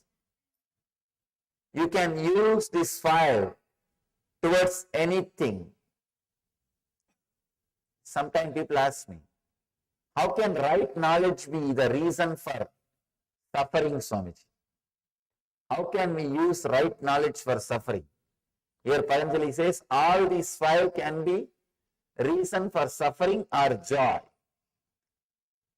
Please understand, many times I have seen people creating guilt out of right knowledge. I told you a story a few days before. People understand an enlightened person should be very calm, cool, collective, balanced. This is a kind of a right knowledge. But they use that knowledge and start creating guilt, expectations difficulties inside them. Even right knowledge in the wrong hands can create suffering, can create difficulties. I have seen people having some idea about how life should be, this, that. Actually, if you see, it will be right knowledge, just like this situation. I was telling you a story, one Zen master crying when his master died. We have an idea, enlightened person should not cry. He is supposed to be balanced. It's a kind of a right knowledge only. But when you apply, misunderstand, misuse, it can create agony inside you. You can use that same idea to create guilt in you, or questions in you, doubt in you. Even right knowledge in the hands of wrong person can create suffering. Of course, wrong knowledge always creates suffering. People ask me. One more question. Patanjali says here, all these five can create joy or suffering. How can wrong knowledge create joy? Can create suffering, we know. How can wrong knowledge create joy? Sometimes accidentally, even wrong knowledge leads you to joy. Even wrong knowledge leads you to next level, next step. I have seen many instances. They may not know the reason, the right reason, but they do the right act. Without knowing right reason, without having the knowledge about right reason, but doing right act. That kind of situations, even wrong knowledge leads you to joy. Wrong knowledge leads you to pleasure. Actually, what really needs to happen inside us is a cognitive shift. Means your comprehension should be illumined. Straight away able to relate with the truth without difficulties, complications, torturing. Straight away ability to relate with the truth. I have seen many times in my experience, people can neither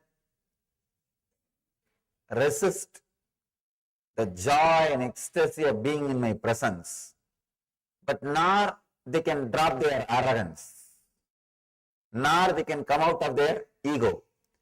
They continue to come and continue to criticize something.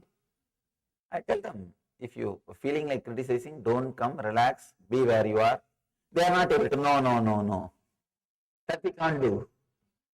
They will continue to come, but continue to criticize something.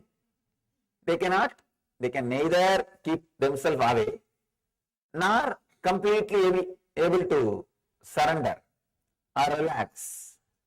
Means the wrong comprehension. The cognitive shift has not happened.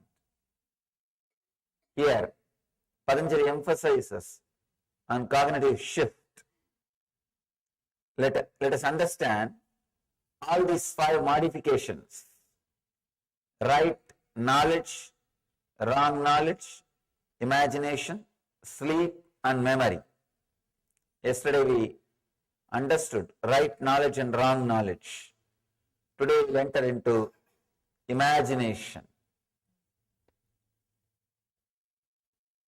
Imagination, same way, can lead you to joy or pain, suffering or ecstasy. See, almost all meditation techniques are based on imagination, except very few techniques.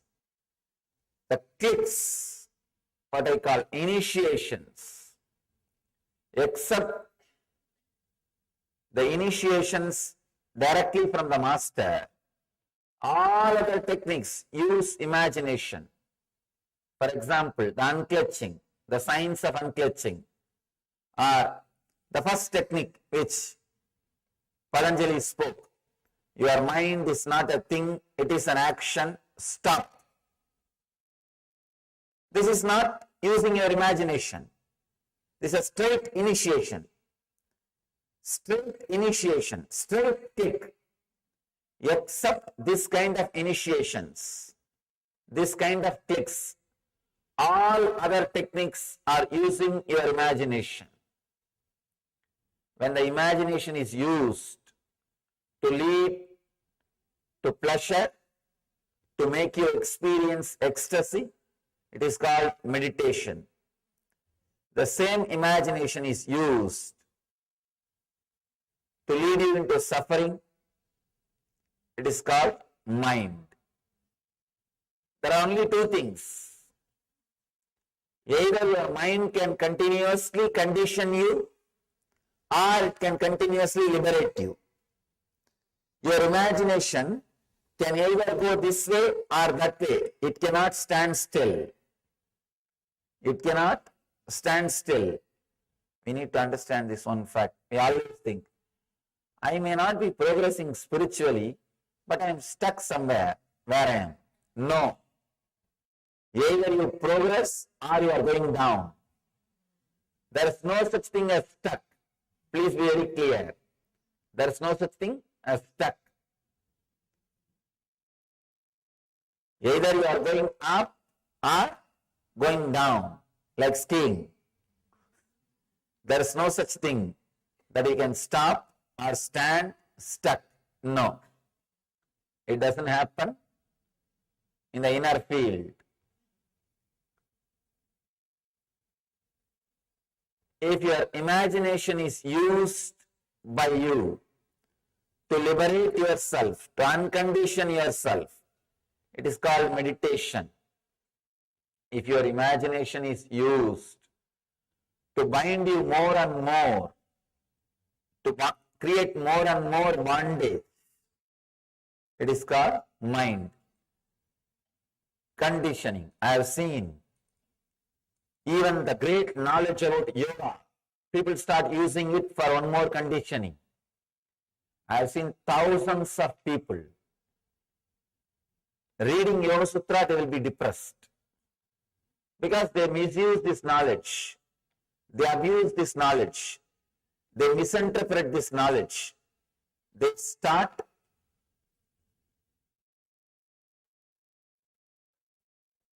imagining their own things out of this knowledge. That is why this great truth should be heard directly from an enlightened being. Then he knows where Patanjali put comma, where Patanjali gave strong emphasis, where Patanjali gave the gap. He knows. Please understand, the other day I was reading a beautiful line. God is nowhere. Somebody put a comma next to W. Then it says, God is now here. Sometime you need an enlightened person to put the comma, to create the gap. Only he knows where Patanjali gave gap, where Patanjali put the comma. The other slogan I read, there is only one God. One guy put the comma, next to the word there is only one. Then it reads, there is only one God. First line it says, there is only one God. It's more like a moral science, uniting all the religions, creating peace. The second line, there is only one, comma, God. It's a spiritual experience. It's a spiritual truth. These two statements may look similar, but it has tremendous different significance. Its significance is totally different. See, there is only one God. It can be uttered by anybody. Everybody utters the same thing, but they say in the end, There is only one God, that is my God, not your God. That is where the problem starts. Everybody accepts there is only one God, no doubt. But everybody says that God is only my God, not your God. The path to that God is only my path, not your path. That is where the problem starts. So if you put one comma, there is only one God, there is only one comma, God, then it's a spiritual experience. This statement means there is only one thing, nothing else. So, when you listen to these great truths from an enlightened master, you know where to put the comma, you know where Patanjali gave the gap, you know where he emphasized, you know where he was connecting or disconnecting words. Imagination can either lead you to hell or heaven. It's like a drug, LSD. Many people experience ecstasy if they take a drug. Many people experience suffocation, suffering also. If you are habituated for nightmares, you take LSD, you will have a suffocation feeling. Your LSD experience will be nightmarish. If you are habituated for sweet dreams, if you take LSD, you will feel like you are in heaven. That's all. It is intensifying what you think, intensifying what you imagine. The drug experience is nothing but intensification of what you are imagining, your imagination. Your imagination can lead either towards this direction or that direction. I can give you thousands of examples, thousands of stories. Especially, I am constantly working with people's imaginations. It's my life. Last 6 years, I am working with imaginations of the people. Millions of people directly and millions indirectly. Either trying to remove their imagination, alter their imagination, or redirect their imagination. Just today, one of my disciples was telling me,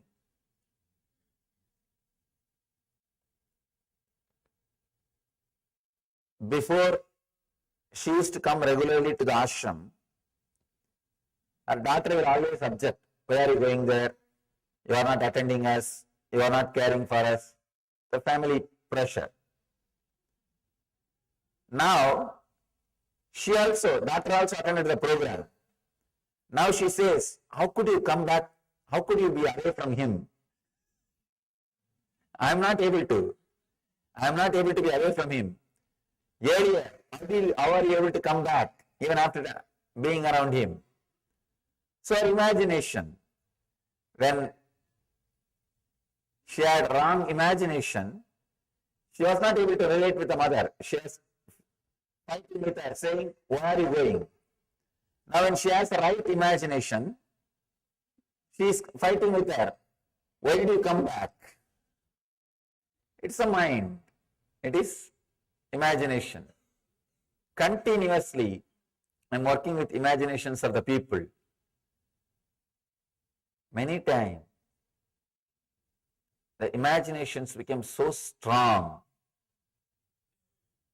they can either completely move from the spiritual path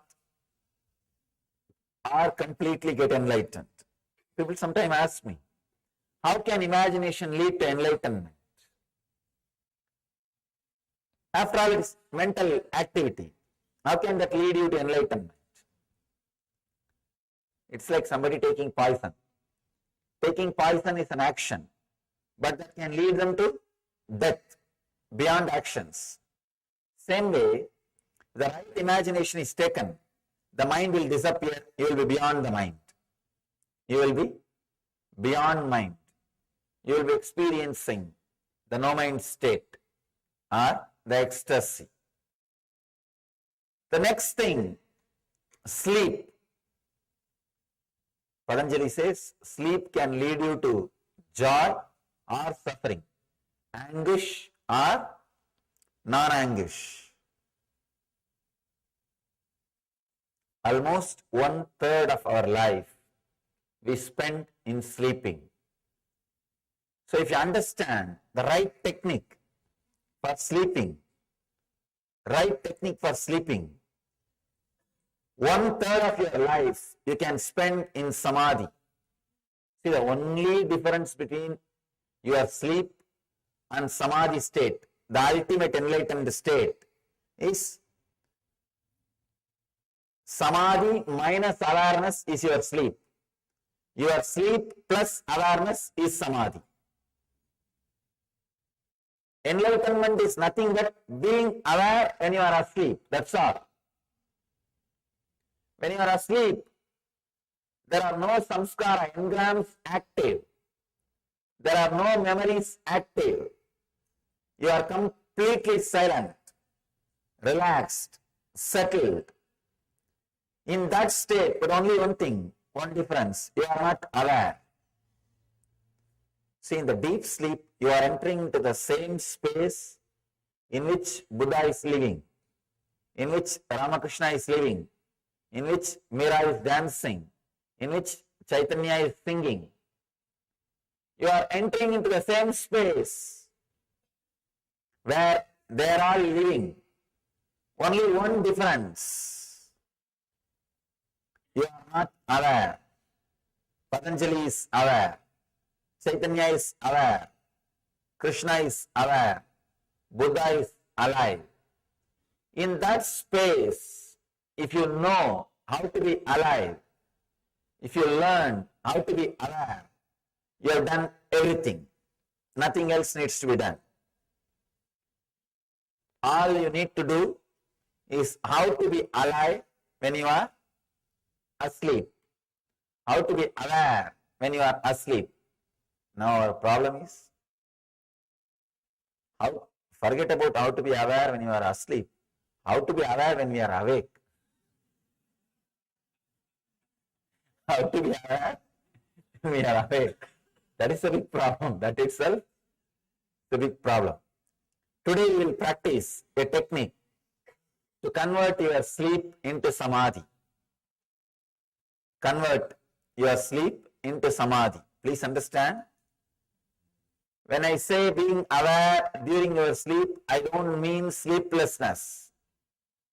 I am not saying be sleepless. No, that is sleep disorder. That is a disease. I am not saying be sleepless. A sleep disorder. You will be sleeping, but your whole awareness will be alive. Means there are no engrams, there are no thoughts, there are no memories, but the pure I will be alive. That will be radiating. That will exist.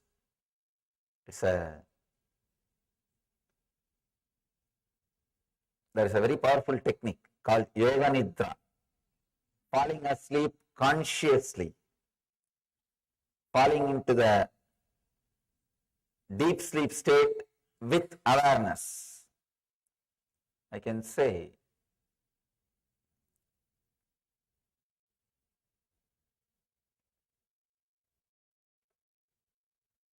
if you can drop into that state with awareness and come back, suddenly your whole system will be new.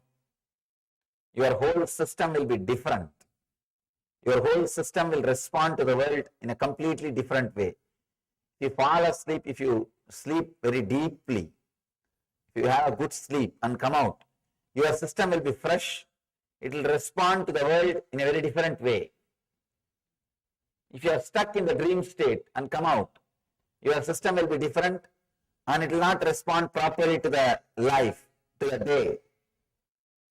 If you fall into the samadhi and come out, if you fall into that deeper state than the deep sleep and come out, You will eternally respond to this world only through joy, only through bliss. That is why we call that state as eternal bliss. If you experience that state and come out, you will see you are radiating eternal bliss, eternal joy. Sleep is one of 5 modifications Patanjali speaks about. There is so much we can talk about sleep. So much can be said about sleep. Maybe instead of saying, we'll use a technique by the end of today's session. A very powerful technique. How to relax with awareness. How to go into deepest states of sleep with awareness. Usually we don't sleep more than 20 to 25 minutes. Then we come back, continue to dream, play in the dream world, then again fall asleep. After 20 to 25 minutes, come back and move in the dream state, have some dreams, then again fall asleep. That is why early morning when we get up, we don't feel we had a good rest. Because you never rested. You are continuously playing the game. Your body might be resting or your body might be relaxing, but you are not in a relaxed mood. You are not completely resting. You are not aware. You are not in peace. The sleep can be used for suffering or joy. That state can be manipulated to reach samadhi state or to be in suffering state. I have seen people using sleep to lead to suffering.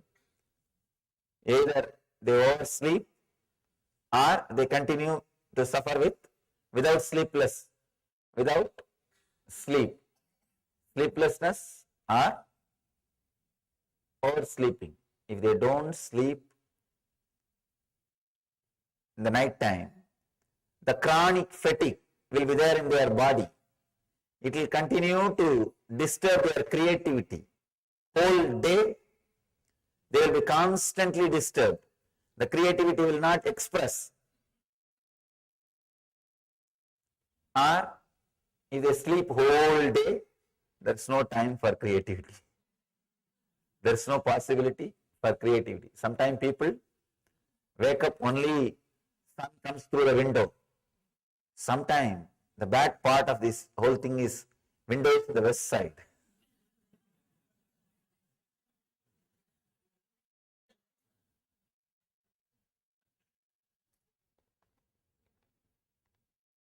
Tired of taking rest. Human being is the only animal who are tired of taking rest. Any other animal, morning if you wake up, you will be fresh, jump, act very alive. Human being is the only animal, when he wakes up in the morning, just rolls and pulls the blanket. Especially that early morning sleep with the blanket will be tired of taking rest. Sleep is the 4th item, Patanjali says, which can lead us to either suffering or joy. The 5th item is memory. It's a very powerful thing. Please understand. Memory is what I call pain body. Here, with the right knowledge, only with your action, connection with it can create suffering or joy. With the wrong knowledge, only your response can create joy or pain. With imagination, only your support into imagination, only that can create joy or pain. With the sleep, your support to your sleep, your thought also If it is done, only then you will have joy or pain. But with memory, you don't need to do anything. They are independent. Suddenly they will come up, they will occupy the whole inner space, put you in suffering. For no reason. You can't say, why did you come? They are uninvited guests. Memory is uninvited guest. Suddenly you will come and create so much of joy in your inner space and fill you with ecstasy. You can't ask, how did you come? Why did you come? Who invited you? No. Suddenly some memories will raise. You know you are in joy. You are in ecstasy. Why that memory came? Why so strongly it came? You can neither question nor understand. Suddenly you know the memory of Master is inside you. For last 10 minutes you are in ecstasy. You are in joy. Just soaked in his memory. Being in his presence. You can't say, why did this memory came? You can't ask your mind how this memory came. Same way, suddenly, memories which you don't want to cherish, some suffering will raise. You can't even ask, why did it come? And your whole day is gone. Your whole day is gone. Just one wrong memory, one wrong awakening. Your whole day will be in depression, low mood. Memory is such a powerful thing. It can come up by itself and put you in joy or suffering, put you in anguish or peace, put you in bliss or suffering. It can lead you to anything on its own, by its own right. It doesn't need cooperation from your side. Right knowledge, wrong knowledge, imagination and sleep needs cooperation from your body and mind. All the other four things, your body and mind needs to cooperate. But with imagination, with memory, you don't need to cooperate at all. It will just erupt and you don't know why it is there. You can't ask why it is there. You can't even question why did you come.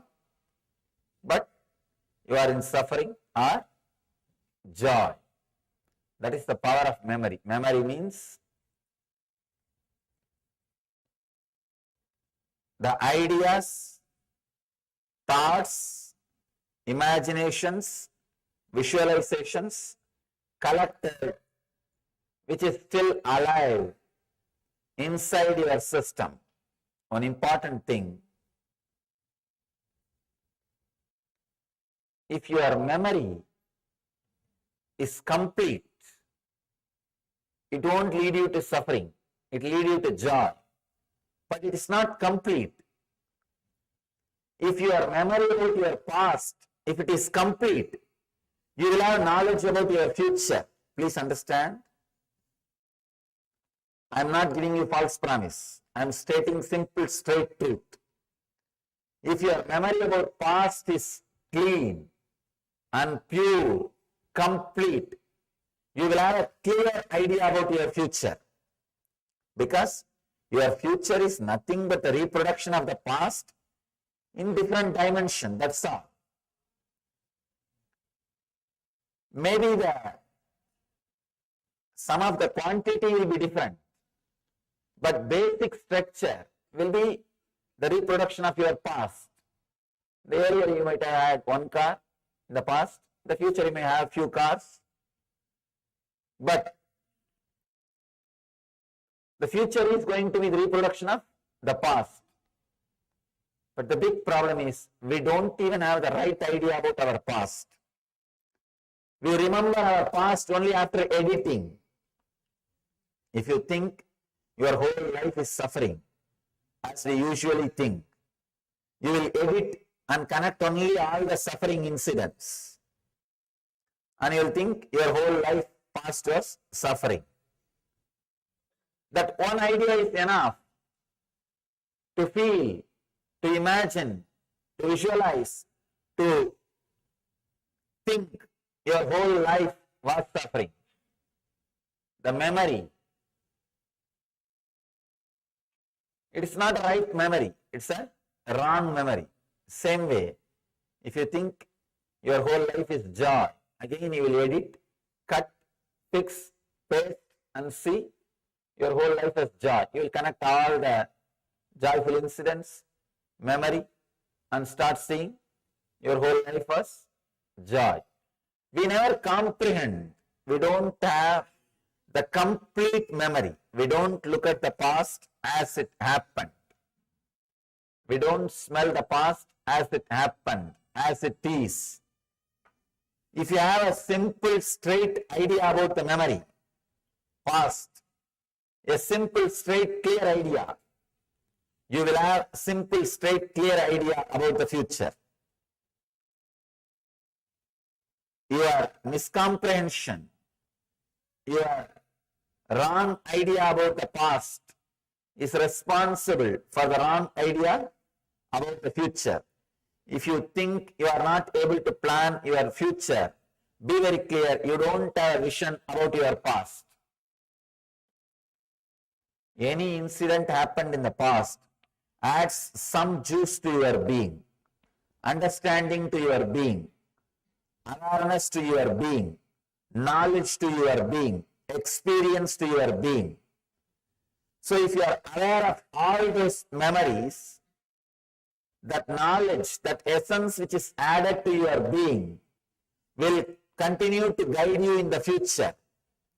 But when you forget those incidents, those memories, when memory loss happens, which is happening in all of us, that juice of that experience, knowledge of that experience, memory of that experience will not express itself in the future. So confusion.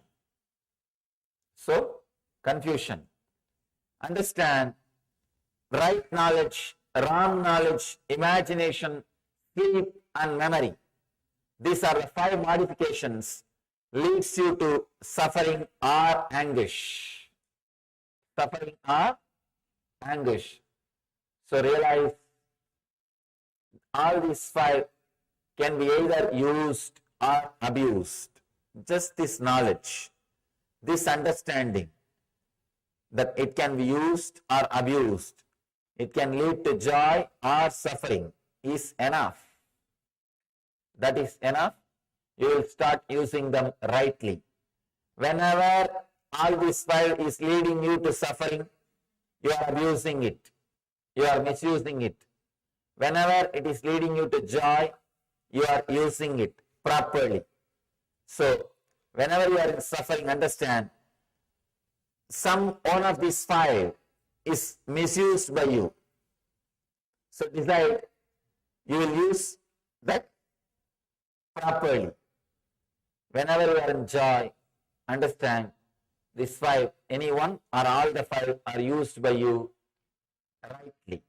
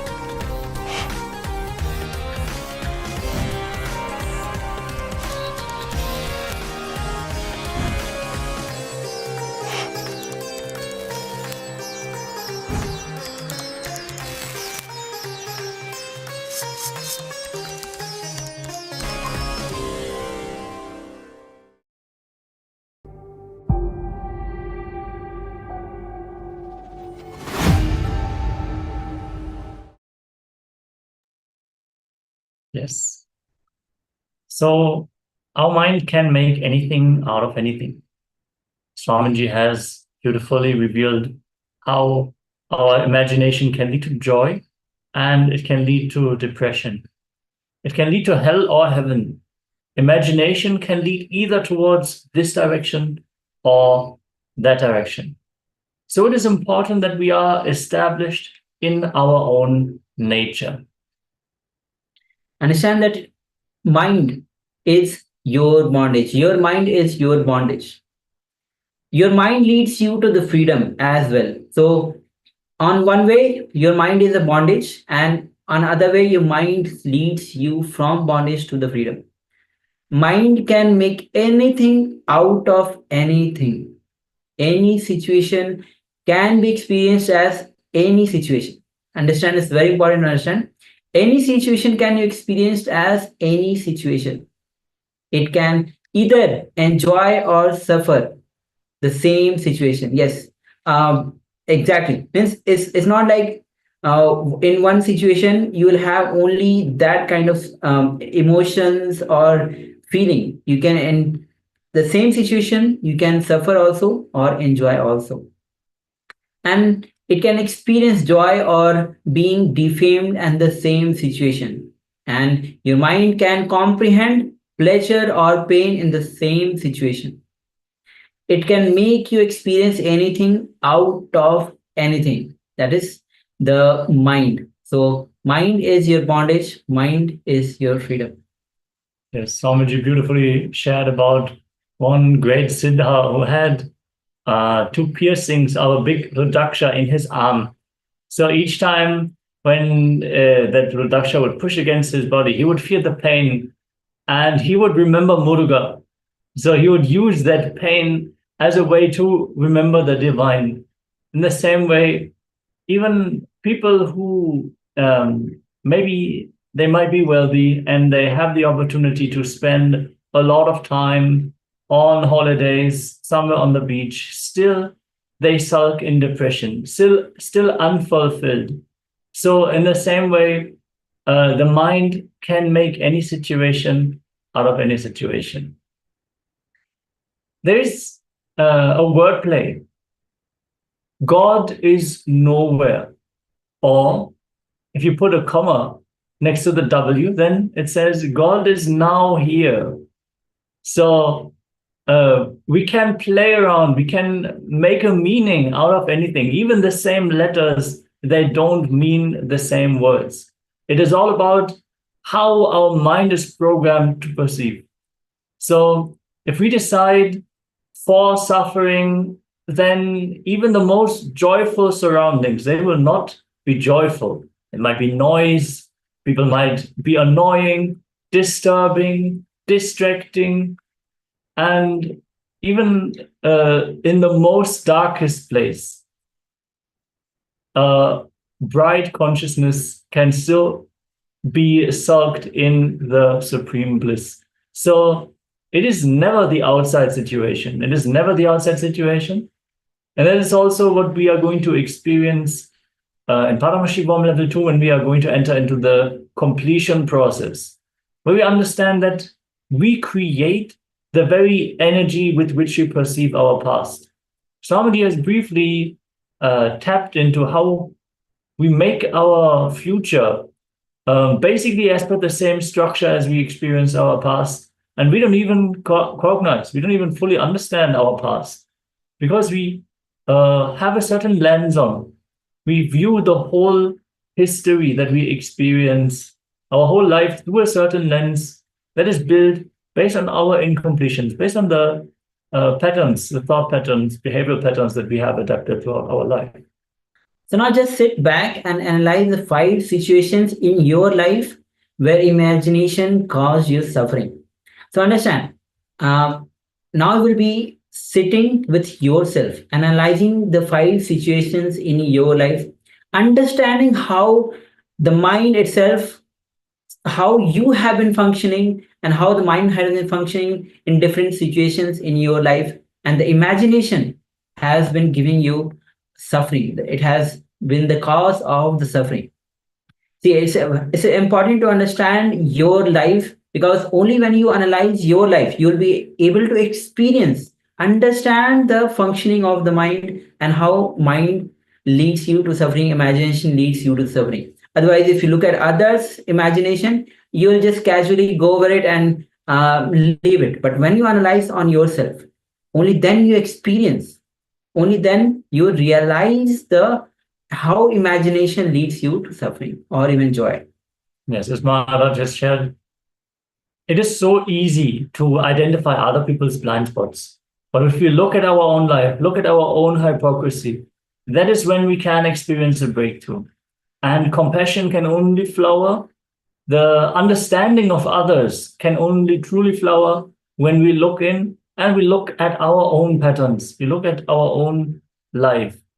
So, requesting everyone to get your pen and papers ready and pen down 5 situations where imagination has caused you suffering. So, not actually the outside situation, it is our imagination that twisted the whole circumstance, made us experience suffering.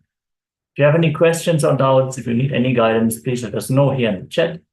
And let us now enter into this exercise.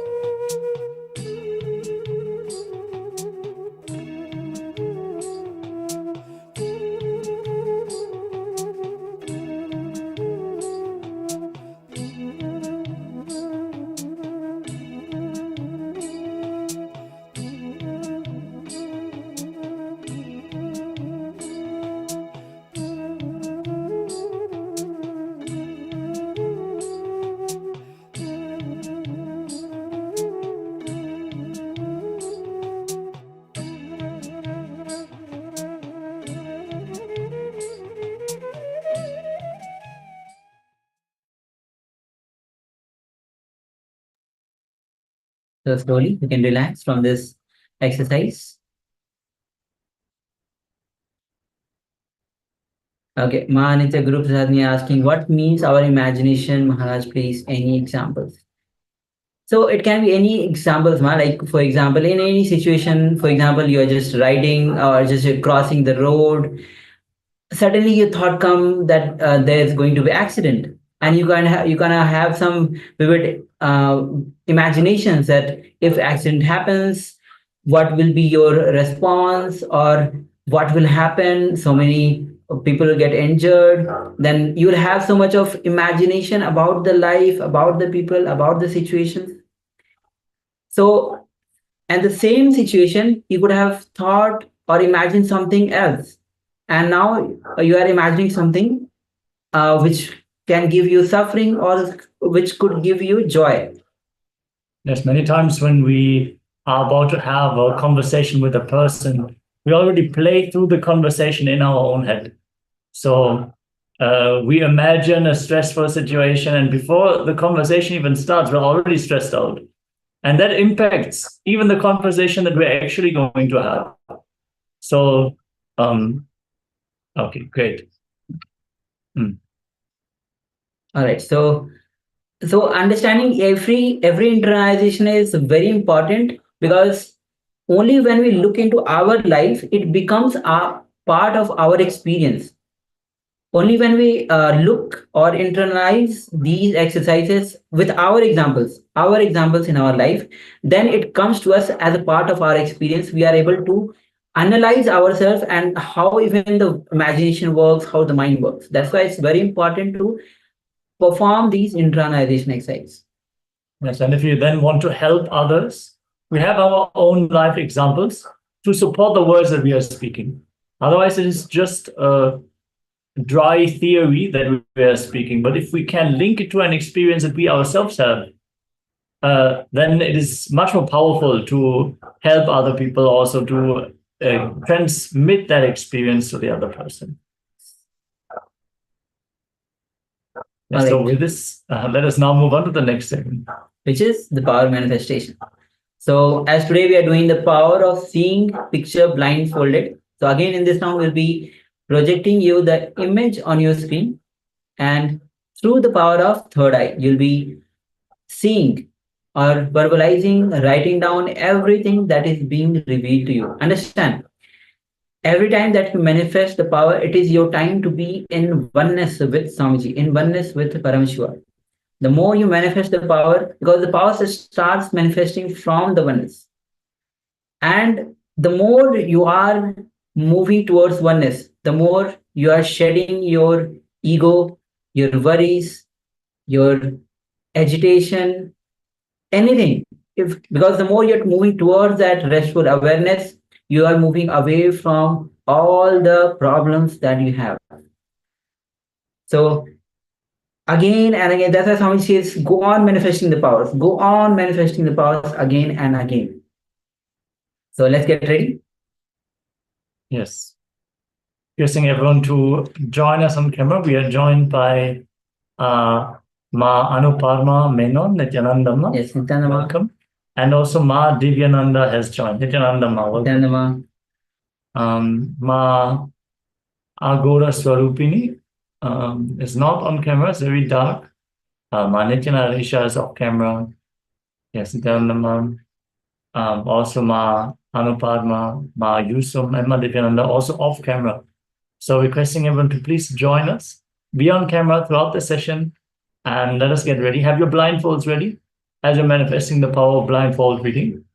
If you do not have a proper blindfold, you can use any opaque cloth, maybe a towel, or just anything that can really firmly seal your eyes. It should not allow any light to fall into your eyes, even if you open your eyes under the blindfold. So that will really help you to also have the confidence that you are manifesting the power.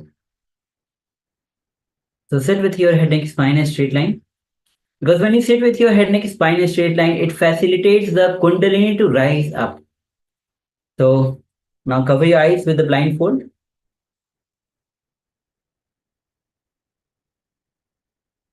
And visualize Swamiji in your space, the sweetest moment that you cherish with Swamiji.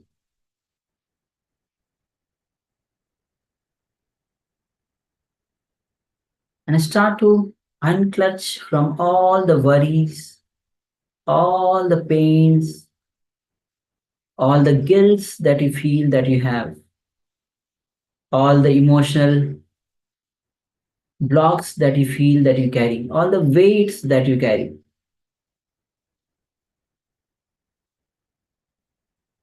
Unclutch from every single thing. Any strong identity that you feel that you are hanging on to, just unclutch.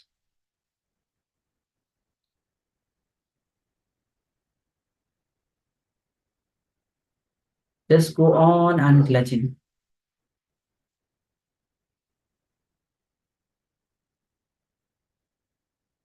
Do not engage with the thoughts. Do not get carried away by the thoughts. Just unclutch.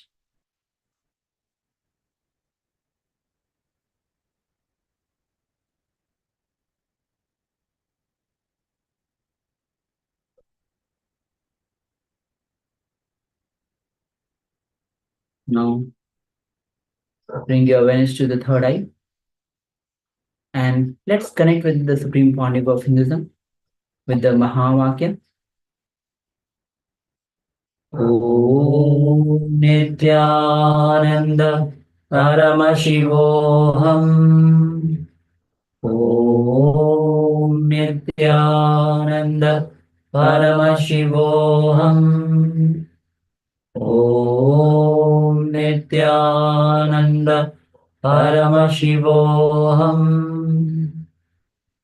I'll keep chanting the Mahavakya with deep feeling connection with Bhagavan. Let's manifest this power of seeing picture blindfolded. The image is being projected on a screen. Let's begin. Paramashivoham.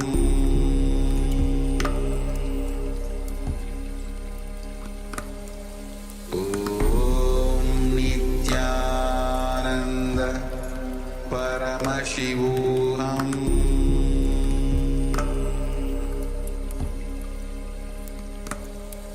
Om Nithyananda Paramashivoham. Om Nithyananda Paramashivoham. Om Nithyananda Paramashivoham. Om Nithyananda Paramashivoham. Om Nithyananda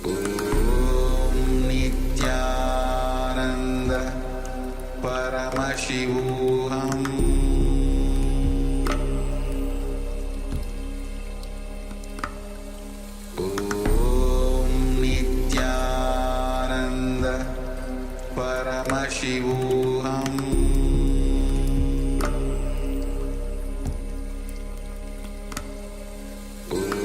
Om Nithyananda Paramashivoham.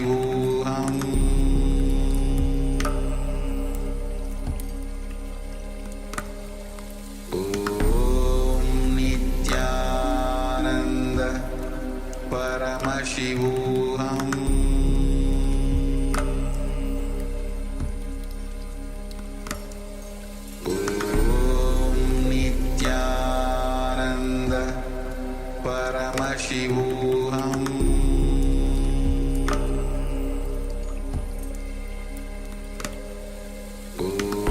Om Nithyananda Paramashivoham.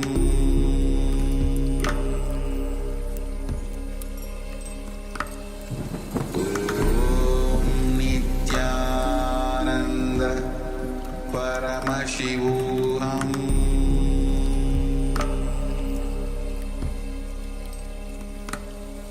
Om Nithyananda Paramashivoham.